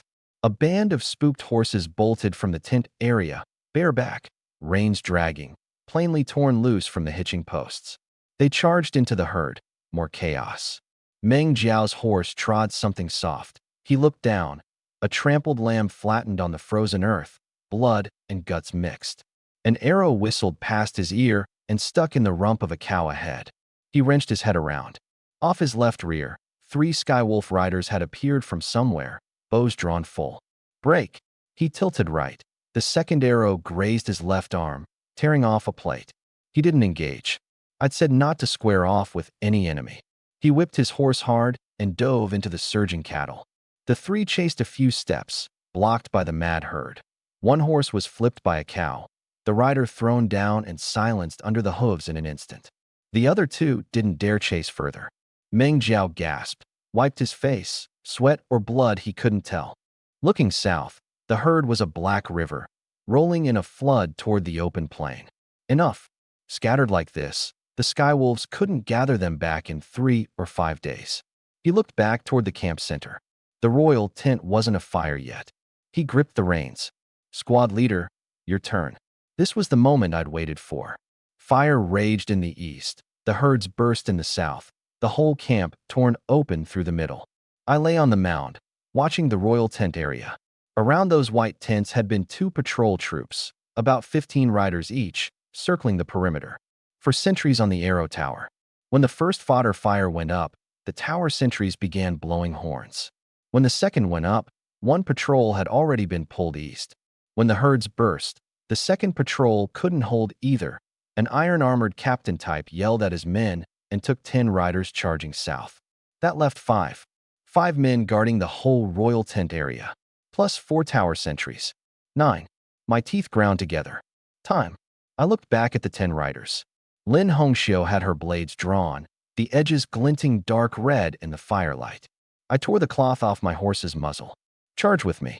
The spurs dug hard into the horse's flanks. It shot out. 12 riders poured from behind the mound, a knife thrust from its sheath, driving straight at the royal tent area. 300 paces. Hooves on frozen earth finally gave us away. The tower sentries spotted us first and blew the horns till their throats tore. The 5 patrol riders, still peering south, whipped around at the sound. 200 paces. I could see the terror on their faces. 100 paces. I drew a deep breath and unslung the short bow. The 10 behind me drew as one. Loose. Every arrow left the string at once. Mine took the nearest sentry in the throat. He fell backward off the tower. The other 3 sentries took arrows almost the same instant, all dead. The 5 riders charged head-on at us. The lead one, fastest, a broad skywolf warrior swinging a curved blade, roared out front, straight at me. Lin Hongxiu lay flat on her horse, near fused with it. Her mount cut out from my right like an arrow, ramming toward the warrior's edge. He chopped down overhead. She pressed hard left, near hanging off the horse's flank. The blow split empty air over the crown of her hair, the wind of the edge shearing off a few strands. In the instant they crossed, her right blade rose from below, skimming under the warrior's horsebelly.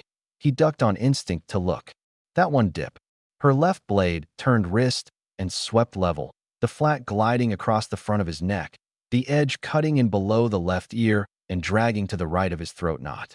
His head didn't drop, but a half-foot gash opened across his neck, blood welling like a spring. His eyes still glared, blade still raised, but the whole man froze on the saddle. The 2 horses crossed. She didn't look back, the blood on her blades flung to a red line by the wind. The warrior held 3 more steps in the saddle, then crashed down. I had no time for that side. The second skywolf rider was already on me. Young, superb rider, curved blade whistling at my face. I sidestepped the edge, drew the ring pommel blade at my waist, and riding the momentum of the crossing horses drove it into his armpit. The edge sank 3 inches, caught on a rib. I gritted my teeth and twisted, the edge grinding half a turn in the bone. He gave a shrill scream and fell spasming from the saddle. I wrenched the blade free, drawing a spray of hot blood across half my face. 2 down, but the remaining 3 were harder. They didn't charge blindly like the first 2. They split fast into a triangle.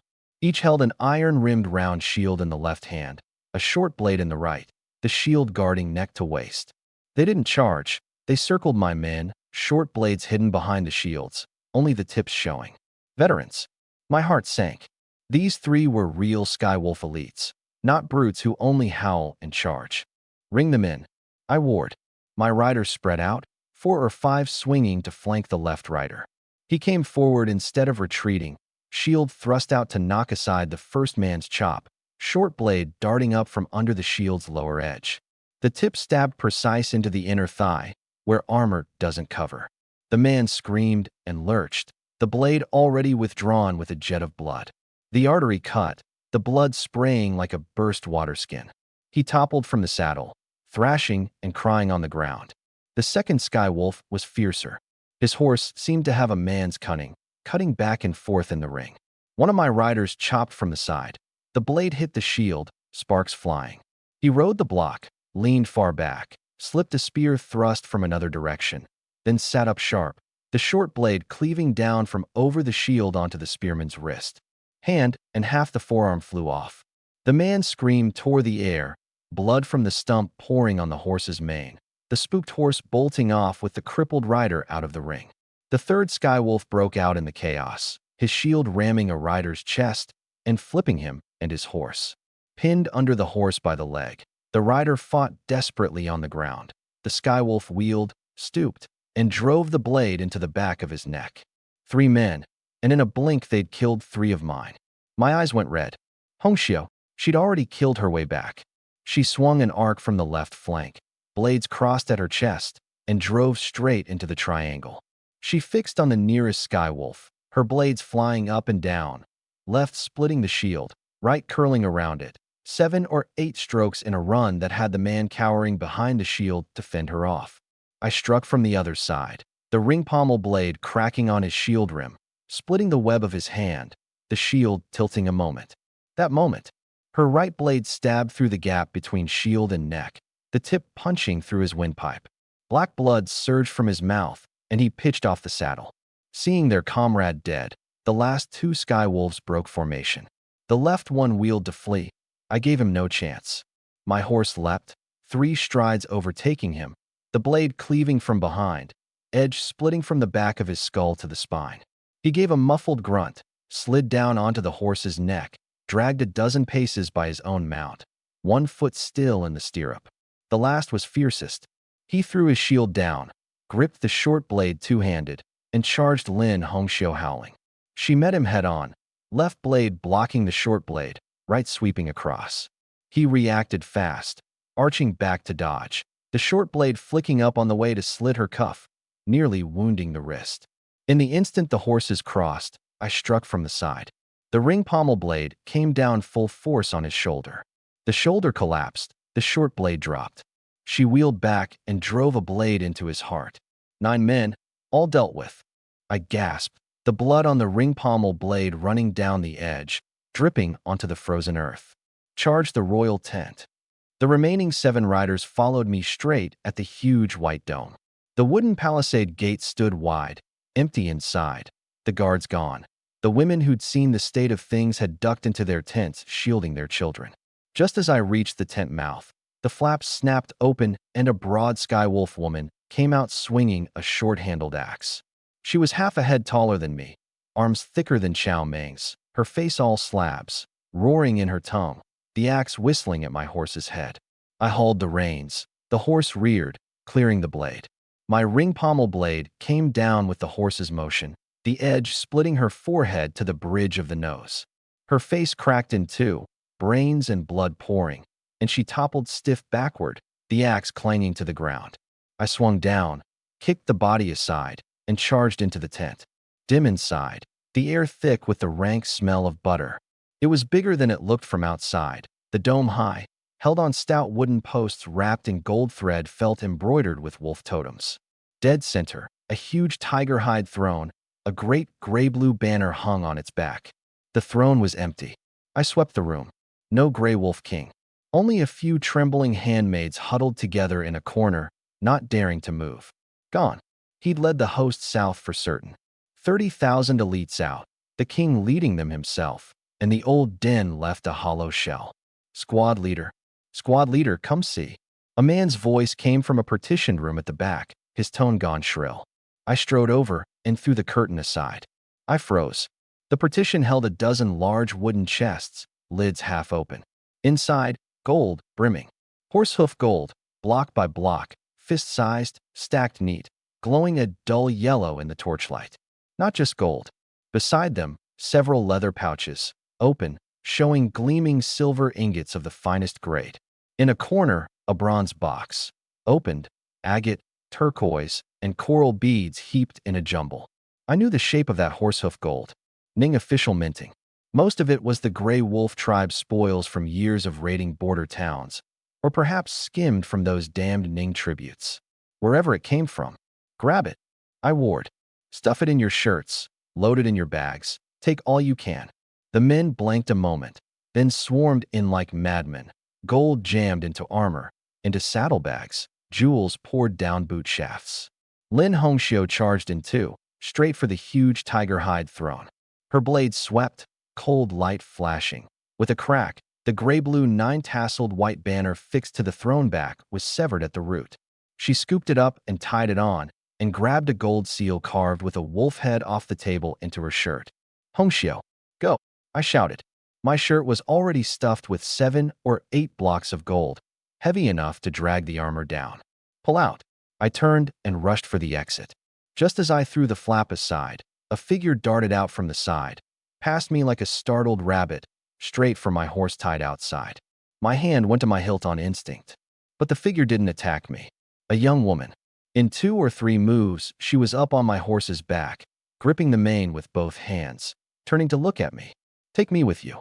Skywolf tongue laced with stiffening speech, her voice sharp and urgent. Lin Hongxiu rushed from the tent, saw the scene, blades out, and was already cleaving at the girl. "Stop!"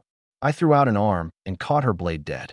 The edge slid over the guard on my forearm, striking a run of sparks. She pulled the blade, stared at the girl, her look ready to devour. Then she glanced at me and snorted. I knew what she was thinking. Truth be told, the girl was striking. A round face, cheekbones slightly high, setting off deep eyes. The sockets a touch deep, irises light brown like autumn lake water on the grassland. Straight nose, full red lips, skin not pale like heartland women, but a honey shade ground out by sun and grassland wind, glowing with health. 2 thick black braids fell to her chest, silver beads and turquoise at the tips, swaying with her ragged breath. She wore the brocade robe of a skywolf noblewoman, gold thread at collar and cuff, a silver-set belt at the waist. No common herder's daughter. I heard the meaning in Lin Hongxiu's snort clear enough. I ignored her. I walked to the horse and looked up at the girl. "You want to come with me?" She gripped the mane hard, but no fear in her eyes. She nodded. I smiled. "Fine." I swung up onto the horse, took the reins in my left hand, and my right arm curved past her side to ring her in against me. Her body stiffened a moment, but she didn't struggle. "Go." I clamped my heels and the horse shot off screaming. 7 riders followed, every man bulging with gold and silver and jewels. Lin Hongxiu rode last. She suddenly reined in, pulled an oil-wrapped signal arrow from her quiver, and grazed it on the burning brazier at the tent mouth. With a whoosh, the head caught red flame. She drew the bow. Twang. The string sang. The fire arrow flew like a meteor into that white dome, the symbol of the gray wolf tribe's highest power. The tongue of fire licked up the royal tent's dome, the felt curling and blackening in an instant. I didn't look back. I clamped the horse tight, reins in my left hand, right arm locked around the sky wolf girl's waist, holding her firmly against me. Her braids lashed my face, the silver beads at the tips knocking my cheekbones sore, but I had no mind for that. The horse charged screaming through the lane between 2 white domes. "Loose the arrows," I shouted back. The riders didn't need telling twice. Each freed a hand, drew an oil-wrapped fire arrow, and leaned to graze it on a burning brazier as they passed. The flame leapt up the head. Bowstrings cracked in succession, fire arrows trailing orange tails into the noble tents. The felt of those tents was coated with snow-proofing sheep oil, meant for winter warmth, now the finest tinder. Flame raced along the oil, the white domes turning in a blink into burning lanterns. Heat rolled up from behind, scorching the back of my neck. The girl in my arms drew her neck in, but didn't cry out. I could feel her heartbeat, quick against my forearm through the brocade. The noble quarter was in full chaos. Women shrieked and fled the tents, some with children in their arms, some dragging bundles. A few skywolf elders stood in the firelight leaning on staffs, mouths open, their shouts swallowed by wind and the roar of flame. "Don't stop," I called. Lin Hongxiu covered the rear. She turned and loosed one more. No fire this time, the head driving straight into the face of a skywolf elder who'd raised a bow. He tilted, his bow dropping, and fell backward into the snow. Frozen chips flew under the hooves. 9 riders filed out through the palisade gate and charged into open ground. Behind us, the camp burned in a sea of fire, smoke and sparks rolling upward like a black serpent twisting into the night sky. I felt the one in my arms move. The skywolf girl turned with difficulty on the bouncing saddle, her dark brown eyes fixed on that white royal tint being swallowed by the blaze. The firelight in her pupils flickered a strange red, and the corner of her mouth slowly curved up into a smile. I caught the sight, and my heart gave a small jump. It seemed this girl had a story. I had no time to dwell on it, and looked back. The riders sent to the fodder yards had come after us, but stopped after 100 paces or so. They hesitated a moment, then turned back. No pursuit. The fire mattered more than we did. I let out a breath, but didn't slow. I looked east. The eastern camp was in worse chaos. Far off, scattered fire flickered, hooves and battle cries drifting faint. Several figures broke from the edge of the eastern camp, riding for the appointed poplar wood. Sure now that brute Chow Meng and Meng Jiao had seen the royal tent fire, I wheeled and rode the same way. Eagle's End Peak. The gate of Black Cloud Fort had been rammed open. Skywolf cavalry poured into the fort, hooves crushing the iced mud path, blades in hand, breathing murder. The fort was empty, the stove cold, the water jar empty, not even a dog left behind. The gray wolf General Badru rode down the main lane, his gaze crossing the flung-open doors and toppled furniture. He reined in and stood on the highest watchtower, looking down at the hollow shell fort. Ran fast enough. Badru sked, patted the horse's neck, his mouth twitching. A band of hill bandits didn't even dare fight, burrowed into the mountains like rats. General. A centurion galloped to his side and raised a hand, pointing at the southwest horizon. Eagle's End was the highest peak for 100 miles around. The view from here was vast. Badru looked where he pointed. Southwest, the bank of Bone River, the Gray Wolf tribe's camp. Rolling black smoke shot to the sky. Not one column, several, black and gray twisted together, dragged into long pillars by the night wind, lit from below by a dark red glow. Badru's face changed hard. He leapt from the saddle and bounded up the tallest tower. Could the Ning have raided our camp? The centurion pressed after him. Badru stared at the smoke, his mind racing. Impossible. His voice was low. By the hour, the king's main host should have just reached the walls of Yinzhou. The Ning soldiers are all cowering in the city. Where would they get men to reach Bone River? Then, the centurion swallowed. Could it be the Firefalcon tribe? Badru didn't answer. The grudge between Firefalcon and Grey Wolf was no new thing. Last autumn's fight over the Salt Lake wasn't settled, and a few Firefalcon captains had put out word they'd make Grey Wolf suffer. But Badru knew in his gut Firefalcon hadn't the nerve. The Grey Wolf King on personal campaign, and Firefalcon dared stir civil strife at this juncture? Yet that fire. Badru was a general, not a fool. The fire's up, and the wind's feeding it. If the herds are scattered, then even winning Yunzhou, we're finished. Turn back. Badru ground the two words out through his teeth. And the fort? The centurion asked. Badru had already wheeled his horse. Leave 100-man company to hold it. Everyone else, back to Bone River. Horns keened out over Eagle's End. Several thousand Skywolf riders poured like a tide from the gate down the mountain road, hooves shaking loose chips of stone, torches linking into a winding fire dragon from summit to slope. They were in a rush to go, such a rush they didn't even put scouts into the woods on either side. Halfway down, at a narrow pass, the road suddenly pinched in, sheer rock on both sides, dense pines overhead. Yin Pingsheng lay behind a jutting rock, a rope thicker than a thumb gripped in his hand. The rope ran taut across to the brush on the opposite cliff. In the deep woods on both sides, 150 Black Cloud Fort brothers held their breath, lying in the cold snow hollows. No one spoke, no one stirred.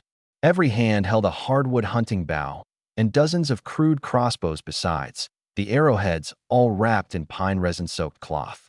And in the tree crowns on both sides of the road, a dozen huge dead logs studded with rusted iron nails and spikes hung high on ropes, hidden in the branches. The rumble of hooves neared. The ground trembled, snow sifting down. The Skywolf vanguard swept past with a roar, those elite riders whipping their mounts screaming, wholly unaware of the death overhead. Wait for the main body to pass, then cut their tail. When I'd said that, Yan's heart had drummed with doubt. 150 bandits cutting off the rear of several thousand Skywolf riders? But now he thought otherwise, because he'd seen the way the Skywolves came down the mountain. Formation scattered, strung long front to back, horse crowding horse, man crowding man, every one wanting a step faster. Yin didn't move. He counted. 1,000, 2,000, 3,000. The main body passed. That was the sky wolf's hardcore. Teeth black cloud fort couldn't crack. The hoofbeats thinned. Between the main force and the rear opened a gap of some 300 paces. The baggage train and a few hundred riders covering the rear. Yin watched the last main body rider vanish at the bend, watched the few hundred rearguard press fully into the pass. The short blade in his hand swept down.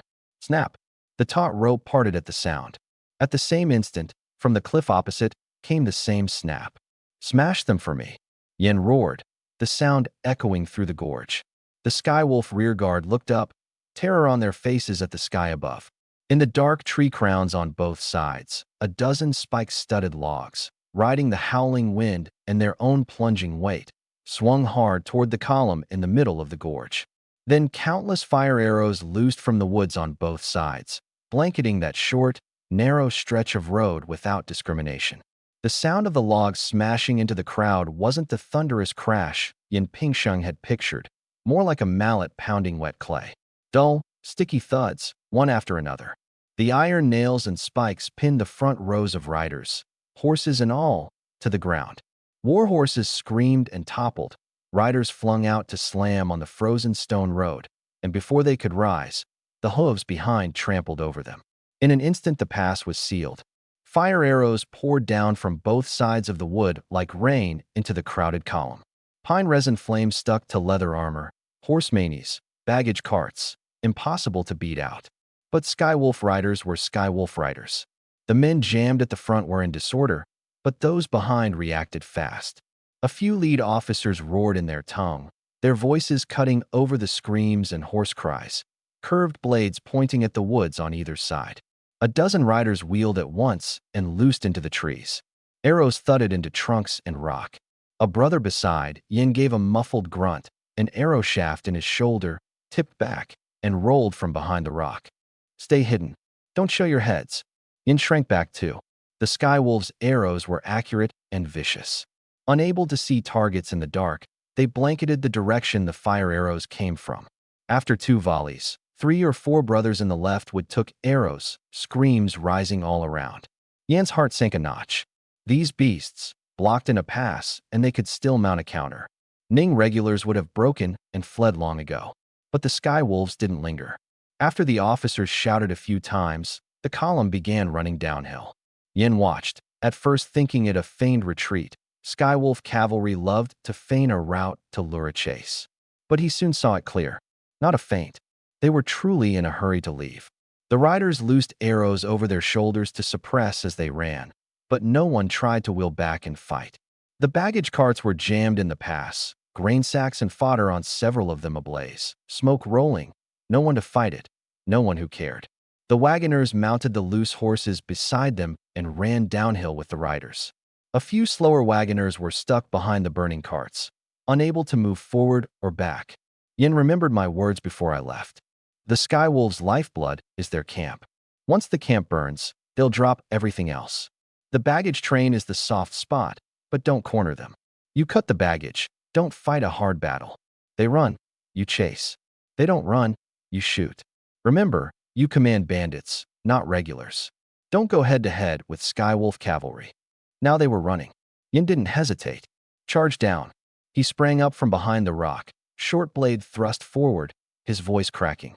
The brothers in the woods roared up from the snow hollows and poured down the slope into the pass. No formation, no ranks, just a swarm pouring down. Yin was first into the pass. The ground was all bodies, blood mixed with meltwater, slick enough you couldn't keep your feet. A warhorse with a broken leg lay across the road, still twitching, spraying bloody foam. Yin stepped on its back and crossed over. Ahead, a few trapped wagoners scrambled desperately through the gaps between carts. One heard the noise behind, whipped around, and chopped his curved blade at Yin. Fast and vicious. Yin slipped aside on instinct, the edge grazing his chest, splitting the outer coat to show the gray cotton beneath. Damn, an inch off from being gutted. Yan's short blade came down at a slant, the tip opening a gash on the wagoner's forearm. The man cried out, his blade tilting. Yin seized a step, grabbed his collar with the left hand, and drove the short blade under his ribs. The tip caught bone. Yin twisted hard inward. The man gave a choked sound, his eyes rolling up, and went limp. Yin pulled the blade, his hand all hot slippery blood, near losing his grip.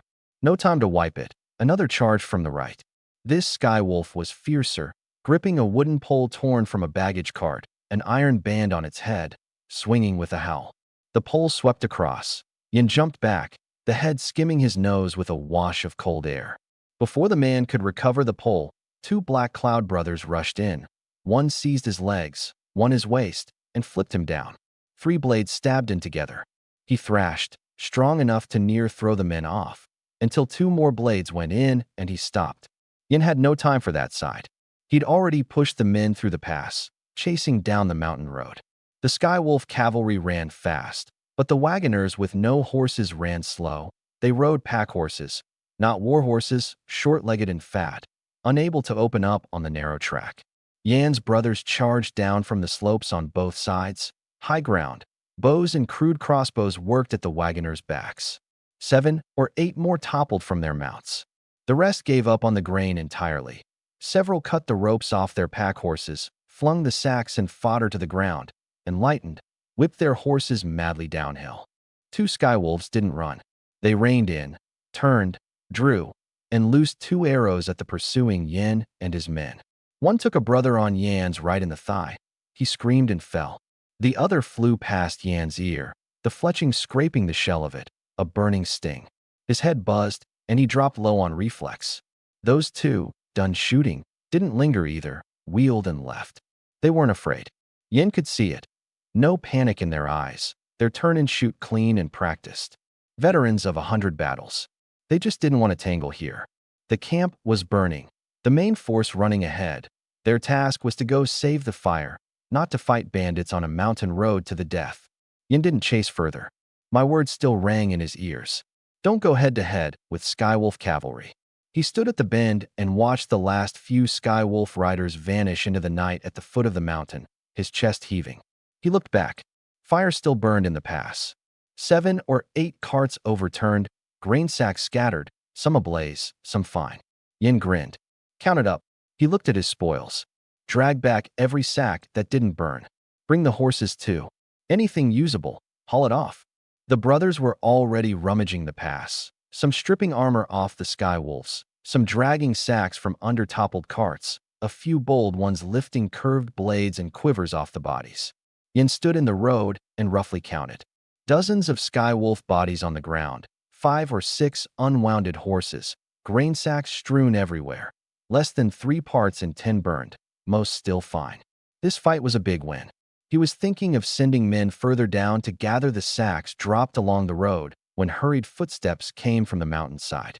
Someone came stumbling down the fort path, half rolling, gasping like his last breath. Yin recognized him, the scout he'd sent toward the fort, a small underling named Sunjio. Sunjio reached him, braced his hands on his knees, and gasped several times before looking up. Second chief. Speak.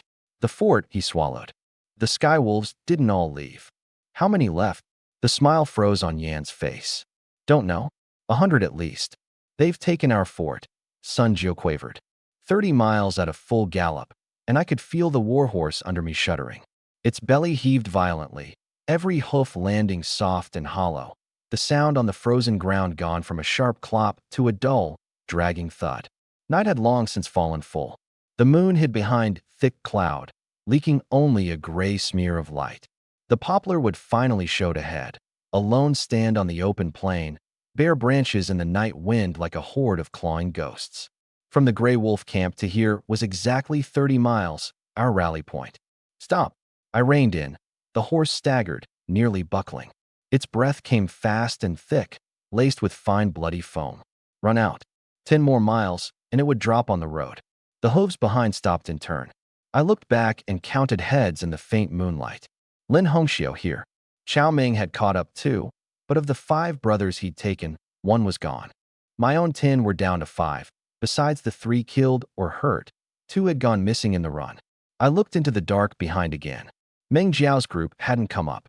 The plain was empty, nothing but wind. We wait half an hour here. My voice was hoarse. Rest. Run the horses more and they die. I swung down, my boots hitting the ground, both legs weak, knees near giving. 30 miles on the saddle had rubbed the insides of my thighs raw. I could feel the cloth stuck to skin, likely worn through. I turned and reached up to the Skywolf girl on the horse. She looked at me, those light brown eyes like two dim amber beads in the dark. She didn't take my hand. A twist of the waist, a squeeze of the legs, and she swung down off the horse, landing steady, knees slightly bent to shed the force, not a sway in her. My reaching hand froze in the air.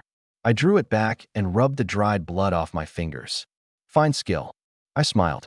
I handed my reins to a brother, waving them to loosen the girths and feed the horses a few mouthfuls of beans, then went to a poplar and sat with my back against the trunk.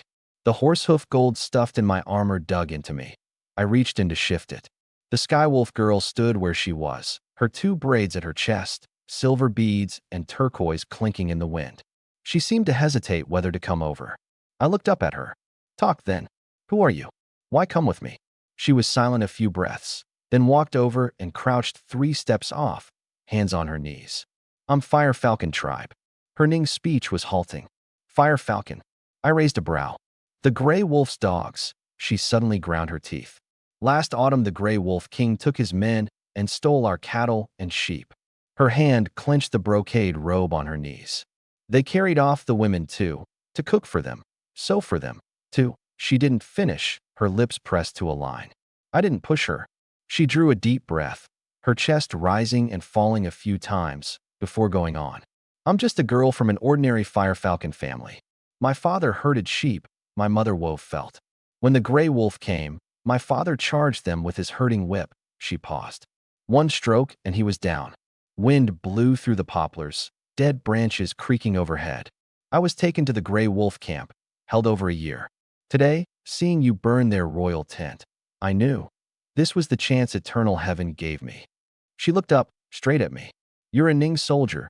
You can kill the Gray Wolf. You're my benefactor. I'll go with you anywhere. I looked at her. Moonlight leaked a thread through the cloud onto her face. Her expression was real, eyes reddened, mouth turned down, the hatred near spilling from those light brown eyes. But my gaze passed, unremarked, over the gold thread pattern on her collar. That was no common design. Twin gold threads, embroidering a Fire Falcon holding a sun wheel in its beak. Every feather on the wings worked to the finest detail. A sunwheel Fire Falcon. Though my memory held little about the Fire Falcon tribe, no ordinary captured girl would wear clothes this fine. I smiled slightly and nodded. Fire Falcon. Good. I asked no more. She seemed to let out a breath. I stood, brushed off the dust, and went to Lin Hongxiu. She leaned against another poplar, rewrapping the cloth on her hand. The web of her left thumb had split in the melee. No blood, but the gash showed pale flesh, ugly to see. I stopped before her and reached to take her wrist for a closer look. Her shoulder dropped and she twisted aside, dodging my hand, leaving me only a hard profile. My hand closed on nothing. I drew it back, helpless. The Gray Wolf force that attacked the fort. I dropped my voice. Will have turned back once they saw the smoke over the camp. By the pace, they should be less than 10 miles from us now. Her hands paused. I went on. When Meng Jiao gets here, we detour around them. We can't run into them. She bit the cloth tight and tied it off. She glanced at me, then at the girl crouched in the distance, her mouth moving before she swallowed the words. I don't know how Uncle Yan's side is doing. The Skywolves' fighting power isn't something our fort brothers can match. I knew what she feared. Rest easy. As long as they follow my orders and don't fight hard, nothing goes wrong. Eagle's End, Broken Soul Pass. Yin crouched at the pass edge, running Sun Jio's words through his head 3 times. 100-odd Skywolves. Holding the fort. He looked down at the short blade in his hand, Skywolf blood still on the edge. The brothers behind had heard it too. Hands on the grain sack stopped. The pass fell quiet a moment. Then the muttering rose. The Skywolves took the fort. Then what do we go back for? They were boxed in the pass and still shot at us. Go back and storm the fort. A man named Lu the Scar walked up to Yin. An old scar ran from brow to chin down his right cheek, from a past fight with the authorities. He was one of the fort's old hands. His words carried weight. Second Chief, he dropped his voice. We just saw how fierce the Skywolves are. Loose an arrow, one man, one hit. 100 odd of us storming a fort 100 skywolves hold. That's throwing lives away. He pointed downhill. Let's run, second chief. Take the grain, go south, into the deep mountains. The skywolves can't comb the whole range for us. When they leave, we come back. A few brothers nodded along. Yin said nothing. He sheathed the blade, stood, walked 2 steps, and stopped. Run. Run where? 150 men, no fort to roost in. It was the 12th month. A night in the mountains could freeze a man dead. He thought of me, and of Lin Hongxiu. His throat rolled. Couldn't beat them, couldn't explain running. 2 thoughts warred in his head till it ached. But in the end, one very practical notion pressed the hesitation down. A band this size, with no fort, had no route. A rootless band scattered faster than anything. 10 ran today, 20 tomorrow, and inside half a month the brothers would all be gone. We don't run. Yin turned to face Lu the Scar and the men. The fort has to be taken back. Lu opened his mouth. Yin raised a hand and cut him off. I know you're afraid. I'm afraid too. Not a shred of grand rhetoric in it. Just now in the pass, a skywolf turned and loosed, an inch off from putting an arrow through my head. I'm not made of iron. I fear death too. He paused. But think. Lose the fort, where do we go? South. The authorities cut our heads, all the same. North? All skywolves. Into the deep mountains? In the 12th month, cold or hunger kills you. No one spoke. Yin looked around, firelight on grimy faces, some dejected, some afraid, some blank. A frontal storm is no good, he said. I'm no fool, I won't send you to die. But these skywolves are outsiders. They don't know our fort. How long have we lived on that mountain? Every secret passage, what's behind every wall, we know it cold. Lu's brow moved. Yin already had his plan. First, hide the goods. He turned and gave orders. All the grain, fodder, captured weapons. Move it into the pine wood to the east. Find a sheltered gully, cover it with branches and snow. Carry the wounded in too. Leave 10 men to tend them. The brothers set to. Uneasy still, but Yin had spoken, and he'd said no frontal storm, so they were somewhat eased. Sacks went into the wood one by one. Usable gear stripped from the carts dragged along. The captured skywolf horses were led deep into the trees, tied to pines, muzzles clothed against betraying whinnies. Yin stood at the pass edge watching the men work, reckoning. Du Fei, he called into the crowd. No answer. Du Fei, you wretch, get out here. From behind the crowd a small, thin figure sidled out.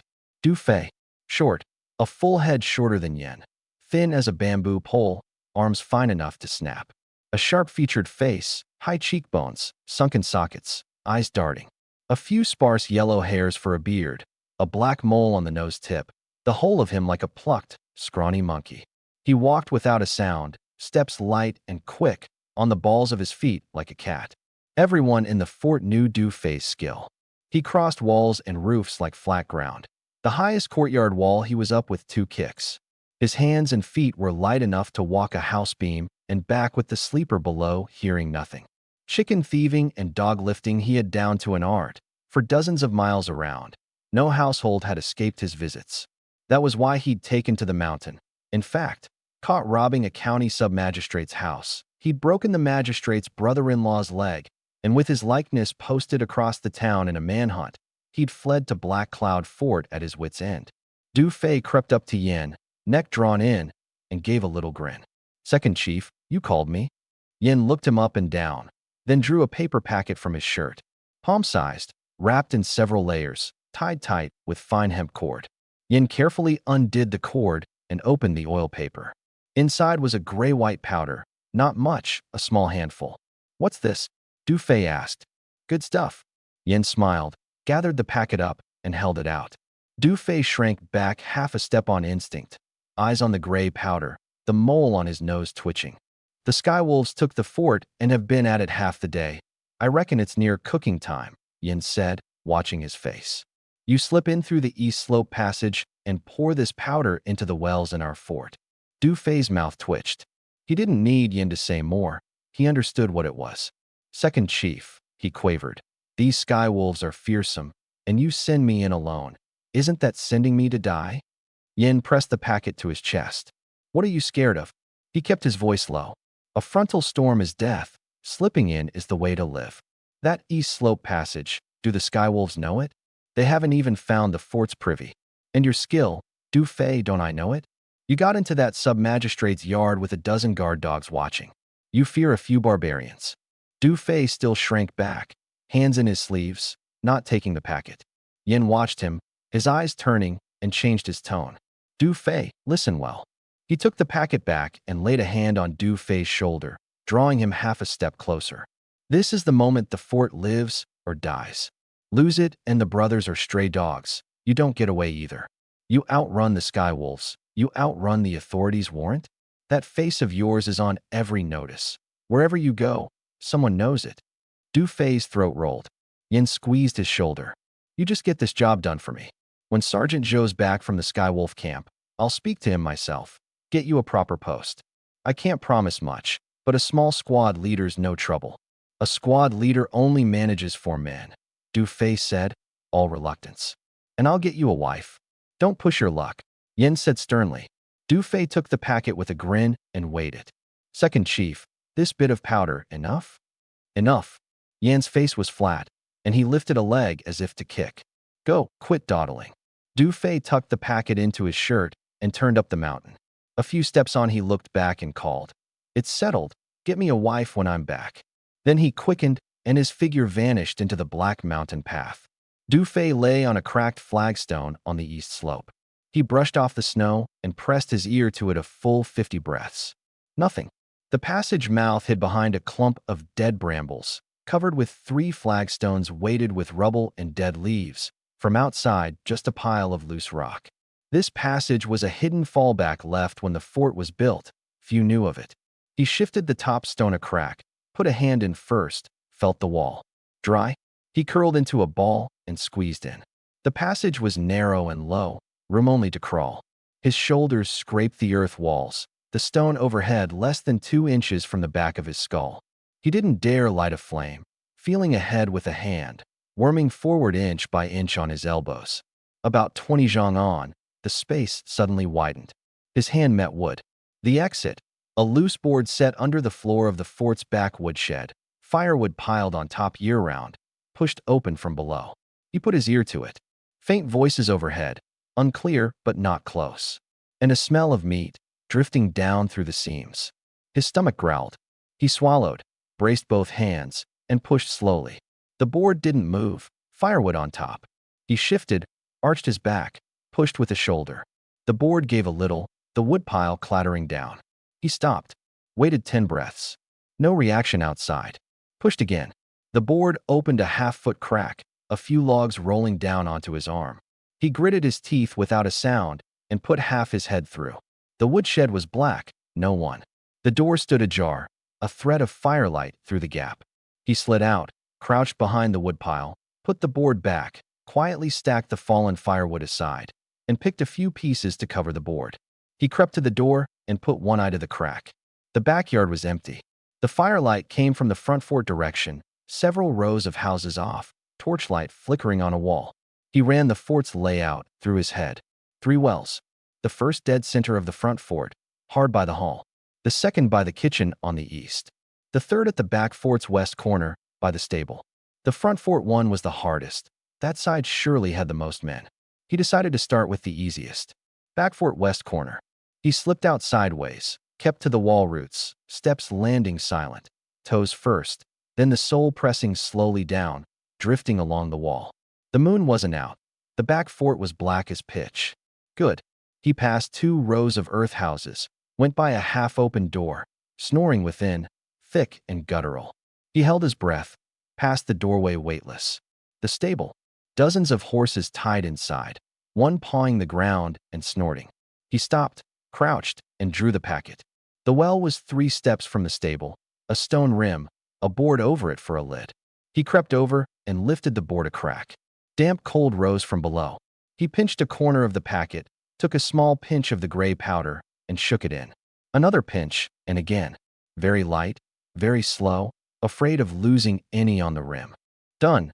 He set the board back and wiped the rim with his palm to clear any residue. One well done. He gathered the packet, tucked it away, and went back the way he'd come. Past the half-open door, still snoring. He turned east. The kitchen was on the east, beside a row of storerooms. This ground Du Fei could walk blind. Every tripping stone, every corner pit, he knew. But the east was much brighter than the back. A fire burned at the kitchen door, lighting a patch a dozen steps wide. Poles stood by the fire. A whole sheep spitted over it, fat dripping into the flames with a sizzle and a scorched aroma. He crouched behind a storeroom corner and eased his head out. By the fire sat a skywolf, wrapped in a sheepskin coat, head nodding lower and lower. A stick in his hand, likely for turning the sheep, near dropping to the ground now. Du Fei watched him 20 breaths. Head down, snapped back. Down again, the snap smaller. A third time down, no snap back. Chin on chest, breathing gone long. Dead asleep. His gaze left the man and landed on the roast. Golden already, fat glistening in the firelight, skin blistered and faintly crisp, the smell thick as a hand at his throat. He swallowed. The kitchen well was behind, and reaching it meant crossing that firelit patch. He looked left, then right. Between storeroom and kitchen ran a narrow alley, under 2 feet wide, cluttered with broken baskets and old buckets. An alley he'd walked a dozen times stealing cured meat. He dropped low and slid in shoulder first. A basket bumped his hip. He steadied it fast, set it quiet, went on. The alley's end was the kitchen's back wall, a big gap at its base for draining slop water. He crouched and slipped through. The well was 3 steps away, bigger than the back one, a rim of dressed stone, a windlass and rope over it. He crept over, drew the packet, pinched powder into the well. Same as before, light, slow, even. Done. He wiped the rim clean. 2 wells done. 1 dose left. He tucked the packet away and felt back along the kitchen's rear wall, through the alley, to the storeroom corner, and eased his head out at the fire again. The skywolf still slept, head lolled to one side, mouth ajar. Du Fei's eyes slid from the man to the roast. The hind leg facing him, skin crisp, fat still running, gleaming in the firelight. The glutton in his belly rebelled. He gritted his teeth. Poisoning was the work, but that leg right there, and not taking it, wasn't that an insult to his own craft? He glanced at the skywolf again. Dead to the world. He slid out from the corner without a sound, circled the storeroom's outer wall, and came in from behind and to the side of the fire. From that angle, the skywolf's back was to him. Even if he woke, he'd have to turn to see. Toes down a touch at a time, every step on firm ground, avoiding the wood chips. 3 steps. 2. 1. He crouched by the roasting frame and tested the heat with a hand. Scalding. Fat dripping from the pole hissed into the ashes at the fire's edge, covering all his sound. He looked back, not woken. He drew his dagger, the edge glinting. He pressed it low fast to kill the reflection. The tip went to the joint at the top of the leg, feeling along the seam. The roasted fibers had loosened, the sinew at the joint gone soft in the fat. The tip went in along the bone seam bit by bit. No force. Force would set the edge ringing on bone. He pressed his lips, held his breath, turned his wrist, the tip tracing the joint's arc half a circle, cutting the outer connecting sinew. He stopped and looked round. Left, black, no one. Right, a deeper shadow under the eave, not a man. Behind, the skywolf grunted and tilted left. Du Fei's hand stopped at once, withdrew the dagger, reversed his grip, tipped down, half turned toward the man. His heart hammered at his ears. 1 breath. 2. 3. The skywolf's head lolled the other way, lips smacking as if chewing in a dream, then still, breathing long again. Du Fei let the breath out slow, turned back, set the dagger to the joint again. Lighter now, prying inch by inch, cutting the sinew strand by strand. Each strand, he stopped and listened. A log in the fire popped now and then, covering the faint scrape of the edge on bone. The last thick sinew. He set the edge in and twisted. The leg came free. The whole hind leg off the frame. His other hand caught it below to stop it falling. 5 or 6 gene of weight. He set the dagger in his teeth, cupped the leg in both hands, and tucked it against his chest. The scalding fat burned through the thin shirt into his chest, pain shooting up to his skull. His mouth flew open despite him, the dagger near dropping, a scream jammed in his throat, veins standing on his neck, his face red with holding it. He pulled the leg out and held it one-handed. Couldn't cry out. One cry, and it was over. Dagger in teeth, eyes darting, He spotted a hemp sack by the fire, the kind the sky wolves used for rations, half open, filthy. He hooked its mouth with a foot, dragged it over, stuffed the leg in, wrapped it twice, twisted the mouth shut. Fat seeped through the hemp, but at least it didn't burn his hand. Footsteps behind, heavy boots clacking. Every hair on him stood. No time to run back. The steps were near the corner. Clutching the wrapped leg, he darted 3 steps to the storeroom wall, kicked a jutting stone, hooked the eave with his fingers, and climbed up silent as a gecko. He lay behind the roof ridge, the leg hugged tight, chin on the sack mouth, half his head over the ridge, looking down. A man came from the front fort direction, a stout sky wolf, broader than the one by the fire, his head shaved to a single braid at the crown, thick and twisted into a rope down his back, swinging as he walked. A curved blade at his waist, red cloth on the hilt. He reached the fire and at once saw the sky wolf slumped asleep. He stopped, then cursed something. Du Fei couldn't follow it. Skywolf's speech like stones rolling in a throat, but the tone needed no translating. He was cursing him out. The sleeping skywolf woke at the shout, jerked his head up, drool at his mouth, not yet wiped.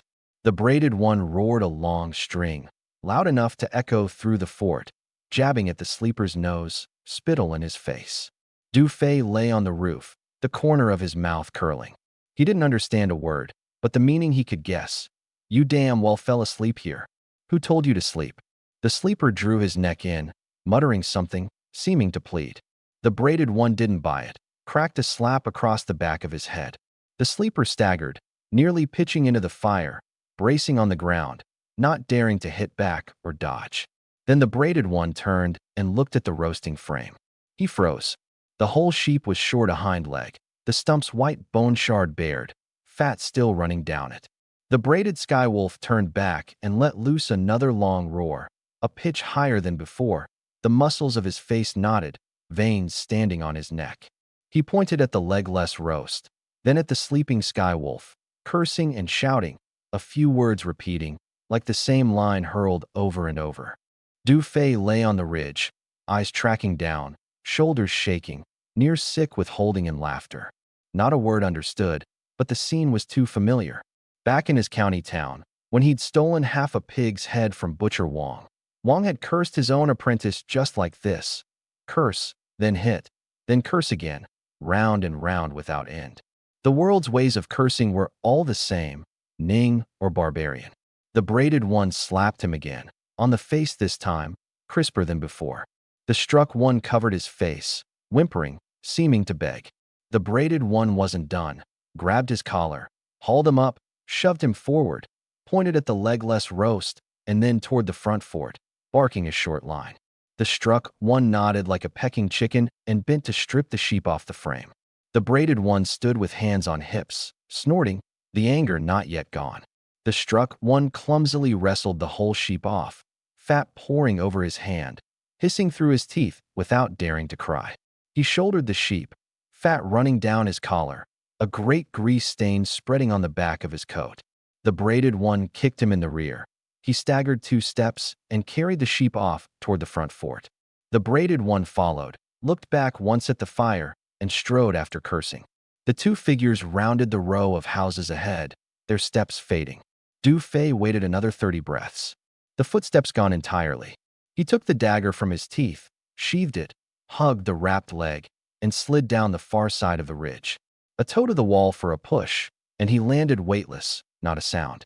He crouched at the wall root and hid the leg behind a broken basket at the storeroom corner. Come back for it. Now the last well. Front fort, dead center, beside the hall. He drew the packet and pinched it through the oil paper. 1 dose left. He tucked it away and drew a deep breath. The front fort, the brightest part of the whole fort, and where the sky wolves clustered thickest. He felt his way there along the wall roots, taking not the main path, but the narrow gaps between houses. Some were only a foot wide, hard for a normal man to squeeze through sideways. But Du Fei's frame seemed made for such places, a shoulder drawn in, a belly sucked back, and he slid through snake-like. Past 3 rows, the front fort's noise swelled. Voices, skywolf speech in a jumble. He crouched behind a gable and eased half his face round the corner. 4 or 5 fires lit the front fort, clearing bright as day. The hall's great doors stood open, torches inside throwing swaying figures. 20 or 30 skywolves sat scattered about, some drinking round the fires, some cleaning weapons, some cross-legged tearing at meat. The braided one and the struck one were at the clearing's edge. The legless roast lay on a board. Several skywolves crowded round tearing at it. His gaze crossed them to the well. It was 10 steps left of the hall door, a stone rim, a windlass frame over it, nothing to hide behind within 5 steps. His brow nodded. To reach it, he had to cross at least 15 steps of open ground, all under the firelight, bright enough that a rat crossing would be seen. Worse, the well faced the hall door dead on. Anyone inside had only to look up. Creeping across was impossible. He scanned around. Left of the hall ran a low wall, behind it a junk shed, half collapsed, a few posts propping a fragment of roof. Low wall to well was 7 or 8 steps. Still too far. He looked at the skywolves' positions, most clustered by the south fires, over 20 steps from the well. No sentry at the hall door, but men came and went through it. He crouched and thought fast. Couldn't wait. Past the meal. And he couldn't be sure everyone had drunk. If the Black Cloud brothers didn't take the fort soon, a night outside would freeze or frostbite them. He needed something to pull their attention away. Even a few dozen breaths would do. His eye fell to his feet. A few fist-sized chips of rock at the wall root. He picked one up and weighed it. No, a thrown stone was easily traced. He looked at the house behind him.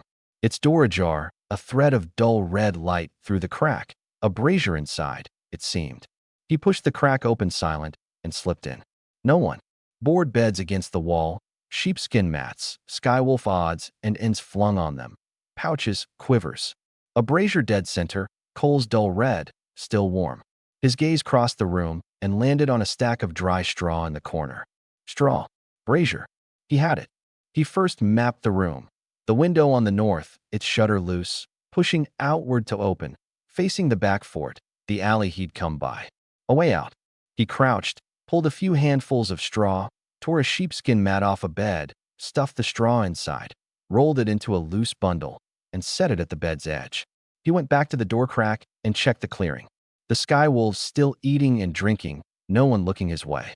He drew back, took out the packet, and gathered the last dose carefully into his left palm, fist closed. He fished a coal still glowing from the brazier, lifted it on the dagger, and pushed it into the straw bundle. The instant coal met straw, a wisp of white smoke rose. He blew gently. The smoke thickened, the straw's edge glowing dull red. Another breath. With a soft puff, flame leapt up. The sheepskin over the straw caught, and the rank scorch rolled out at once, smoke pouring through the window and door seams. He didn't wait for it to grow. He spun to the north window, pushed the shutter, swung out, towed the sill, and dropped into the alley. As he landed, he heard the fire whoosh up behind him, the sheepskin stench sharper than he'd expected. He didn't look back, hugging the alley toward the front fort again. The front fort had already erupted. Skywolf shouts rose all round, footsteps thudding toward the fire. Du-Fei crouched behind the low wall and put half his head through a gap. The skywolves in the clearing had all sprung up, some pointing this way, some running that. Several poured from the hall door, the braided one at the front, roaring and waving his arm to direct. The ground round the well was empty. 15 steps of open ground, not a soul now. He darted out from behind the low wall, shot to the well, opened his left fist, the gray powder faintly damp with sweat, held his hand over the mouth, spread his fingers, and the powder sifted down into the well. Done. The braided skywolf seemed to sense something and whipped his head toward the well. Nothing but the windlass rope stirring in the wind. Du-Fei had already dropped, rolled into the shadow of the low wall left of the hall, and felt east along its base. Through the wall, into a gap between 2 rows, one more turn, and he was back at the east storerooms. The front fort fire was already beaten down, the skywolf's shouts gone from frantic to grumbling, cleaning up after the fire by the sound. He didn't linger. Passing the storeroom corner, he scooped up the wrapped leg from behind the basket, tucked it under an arm, quickened, and felt back the way he'd come toward the woodshed. The back fort was black still, snoring in the half-open door, louder than before, like a saw. He slipped into the woodshed, cleared the firewood, lifted the board, pushed the leg into the hole first, then wormed in backward. The board fell back, He couldn't res-tack the wood from inside. No help for it. He felt back through the passage, pitch black and stifling, but the scorched aroma of mutton fat filled the whole narrow tunnel, and it set him swallowing. 20 zhang on, the space narrowed, his shoulders scraping the walls again. Nearly there. He met the stone overhead and shouldered it up. It shifted, night wind pouring in, cold enough to make him shiver. But that cold was better than anything. He climbed out, crouched behind the dead brambles, set the stone back, and scattered rubble and leaves over it. He looked up. Still no moon. The slope black, wind rustling the dead branches. Faint voices in the fort behind, but distant now. He twisted the sack open and pulled the leg out. Cooled some, but still warm. The fat set to a thin film, the meat beneath still steaming faintly. He bit in. Teeth tore the crisp skin, the meat under it tender enough to pull free at a tug, fat and lean marbled, the fat melting in his mouth. He walked down the mountain tearing great mouthfuls off the leg, grease smearing half his chin, cheeks bulging, mouth stuffed full. The night wind whipped his face, ears aching with cold, but the mutton was hot, warming him from throat to belly, a comfort past words. Heedless of the rough path, he turned his back to the wind, shielding the leg in front to keep it from cooling too fast. His heart was easy. 3 wells, not one missed, all dosed. Let those sky wolves drink this water and see what came of it.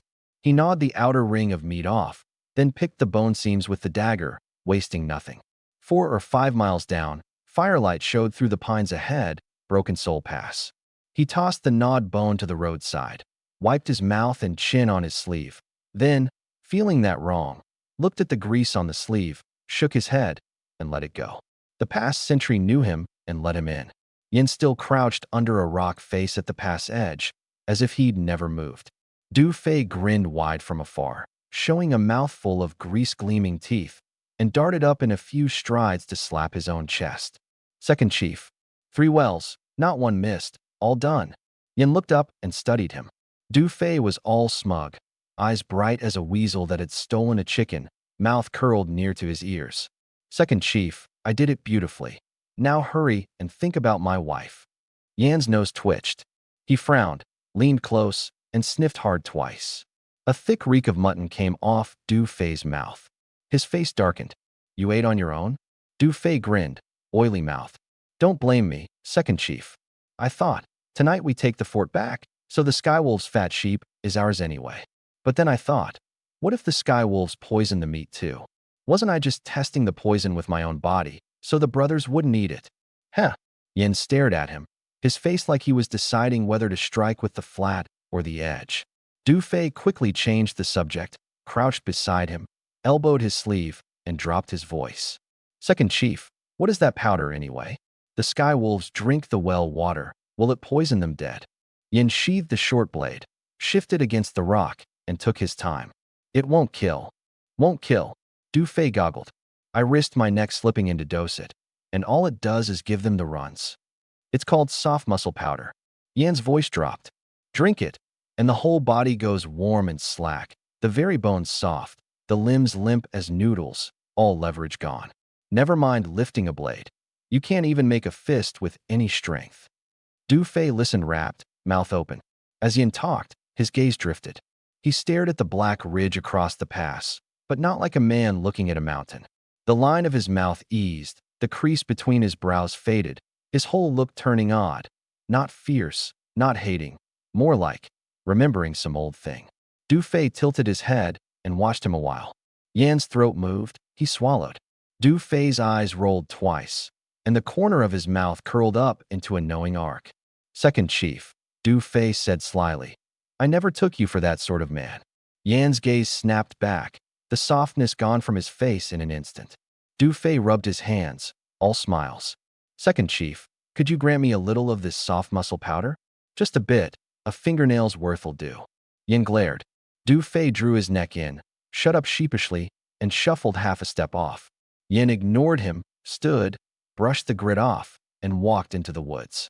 The brothers huddled in the windbreak, some dozing against the rock in ragged coats, some curled around their knees, shivering. No fire, none dared. Firelight in this hollow was too glaring, for fear the Skywolves in the fort would see. Yin walked into the crowd and rapped a stone at his foot with the scabbard. 3 knocks. The sleeping woke. The waking looked up. The powder's down, Yin said, sweeping the group. 3 wells, not one missed. When the Skywolves' dose comes on tonight, they'll all go limp as mud. Tonight, after midnight, in the small hours, we move. While they sleep deepest, we take the fort back. No one spoke. Some rubbed their hands. Some bit their lips. Some pulled their heads back under cover. Cold feet. Yin knew it. Less than half these brothers had truly seen blood. The rest were mountain hunters, runaways, drifters. Cutting men and cutting firewood were 2 different things. And that last fight had shown them the Skywolves' power. Grassland barbarians raised on horseback, broad and thick, ferocious enough just standing there to shrink a man 3 inches. And even ambushed, they'd killed a dozen Black Cloud brothers. When the dose comes on, they can't use their strength, Yin said again. A Skywolf, ordinarily, beats 3 or 4 of us. But hit with my soft muscle powder, one of us beats 3 or 4 of them. A few heads lifted. The chieftain and Sergeant Zhou took 20 men and gutted the Skywolves' old den. Before they're back, we have to take the fort. We can't have them come back and look down on us. He drew the short blade. A stout man asked, low. Second chief, there's 100-odd Skywolves in the fort, and we. Gather your gear. Blunt blades, sharpen them. Short on arrows, share them out. When the small hours come, follow me. The brothers scattered, rustling as they readied. Du Fei crouched in a corner, picking the black grime from under his nails with the dagger tip, a bad feeling on him. Sure enough, Yin turned and came over. Du Fei's back stiffened. In the small hours you go first. Yin crouched to his level. Back in through the passage and opened the gate. Du Fei's mouth turned down. Why me again? Who else has the skill? Yin said gently. I'll mark you a great merit. When the chieftain and Sergeant Zhou are back, you won't be shortchanged. Great merit. Du Fei rolled the words on his tongue. Don't just butter me up with your mouth. Yin didn't answer. Du Fei sighed, sheathed the dagger, stood, and worked his wrists and ankles till the joints cracked in a run. Fine, he said. Great merit. Remember it. The small hours. The mountain wind had eased, but the cold bit deeper. Breath fogged white before the face and vanished in a blink. Du Fei slipped in once more and came out through the woodshed. He lay in the shed a while, ear cocked, hearing nothing at all. He crept out and felt along the back fort row. The snoring inside was louder than at dusk, room after room, as if the whole row snored together. He passed one door, the snore within thick and heavy, a long trailing tail, breaking off now and then as if the breath wouldn't come, then picking up 2 or 3 breaths later. The dose was on. A stone in his chest dropped. He went straight for the front fort along the eve shadows. Bolder now, quicker. The fires in the clearing were dead out, only black ash left. The hall door was shut, black inside, not a light. He rounded the clearing and made for the gate. The gate stood on the north face, 2 thick planked doors sheathed in iron, the bar a pine beam thick as a bull mouth. A watchtower flanked it on each side, wooden, for posts under a roof, half-height plank walls on 3 sides. The fourth opened outward to watch the road. Straw mats weighted with stone on the roof against wind and snow, a wooden ladder up from the wall root. Du Fei crouched behind a house corner left of the gate and looked up at the 2 towers. The left tower showed a thread of faint firelight, like a small brazier lit, and vaguely a figure hunched behind the plank wall, barely moving. The right tower was dark. He watched the left a while. The figure didn't stir. Asleep? Or dosed? He was thinking it over when the figure moved. The man stood, swayed, gripped the tower rail with one hand. Du Fei heard a low mutter, Skywolf speech, slurred, like a mouth full of cotton. The man held the rail and shuffled toward the ladder. His steps were heavy, not a normal heavy, an unsteady heavy. Each footfall set the boards creaking, as if his legs had no strength and only his weight drove them down. He reached the ladder mouth, one hand on the top rung, the other on the rail, and eased down slow. Du Fei saw it clear. Every rung, his body swayed, his fingers clawing the rung, unable to hold yet afraid to let go. The man's strength was mostly shed. He came off the ladder dawdling, staggered as his foot hit the ground, his shoulder ramming the wall post with a grunt. He braced on the wall and went along the base to the left, 7 or 8 steps, and turned into a narrow alley between the wall and a gable. Du Fei followed, 5 or 6 steps back, his footfall silent. The man reached the alley's end, stopped, one hand on the wall, the other going for his belt. He fumbled a long while, fingers useless, missing the buckle several times, muttering another line of Skywolf. Du Fei was 2 steps behind him now. The man finally got the belt open, and a stream splashed on the wall, steam and stink rising. Du Fei drew the dagger, grazed the edge in his sleeve. The man pissed on, head slightly bowed. Du Fei stepped up, clapped his left hand over the man's mouth, and drove the dagger into the side of his neck. The tips feel going in, skin first, then sinew, then something soft. The man's body jerked rigid, a grunt in his throat crushed under Du Fei's palm. Only a thin sound leaking out like a throttled chicken. Du Fei pushed the dagger a half-inch deeper and dragged it sideways. Hot blood sprayed over the back of his hand. The man went slack, knees buckling, sliding down the wall. Du Fei held his shoulder and eased him to the ground without a sound. He wiped the dagger on the man's coat back, sheathed it, crouched, and felled over him, a short curved blade on the belt, which he took and belted on himself. Then he stood and looked back at the alley mouth. No one. He went back along the wall route and looked up at the left tower. The little oil lamp still burned, dim yellow through the plank seams. He stepped onto the ladder and climbed, very slow, testing each rung with a toe before shifting his weight up. The ladder was old wood, a few rungs loose, but Du Fei was light and only set them trembling. At the top, he didn't show his head. He put an ear to the tower's floor edge and listened.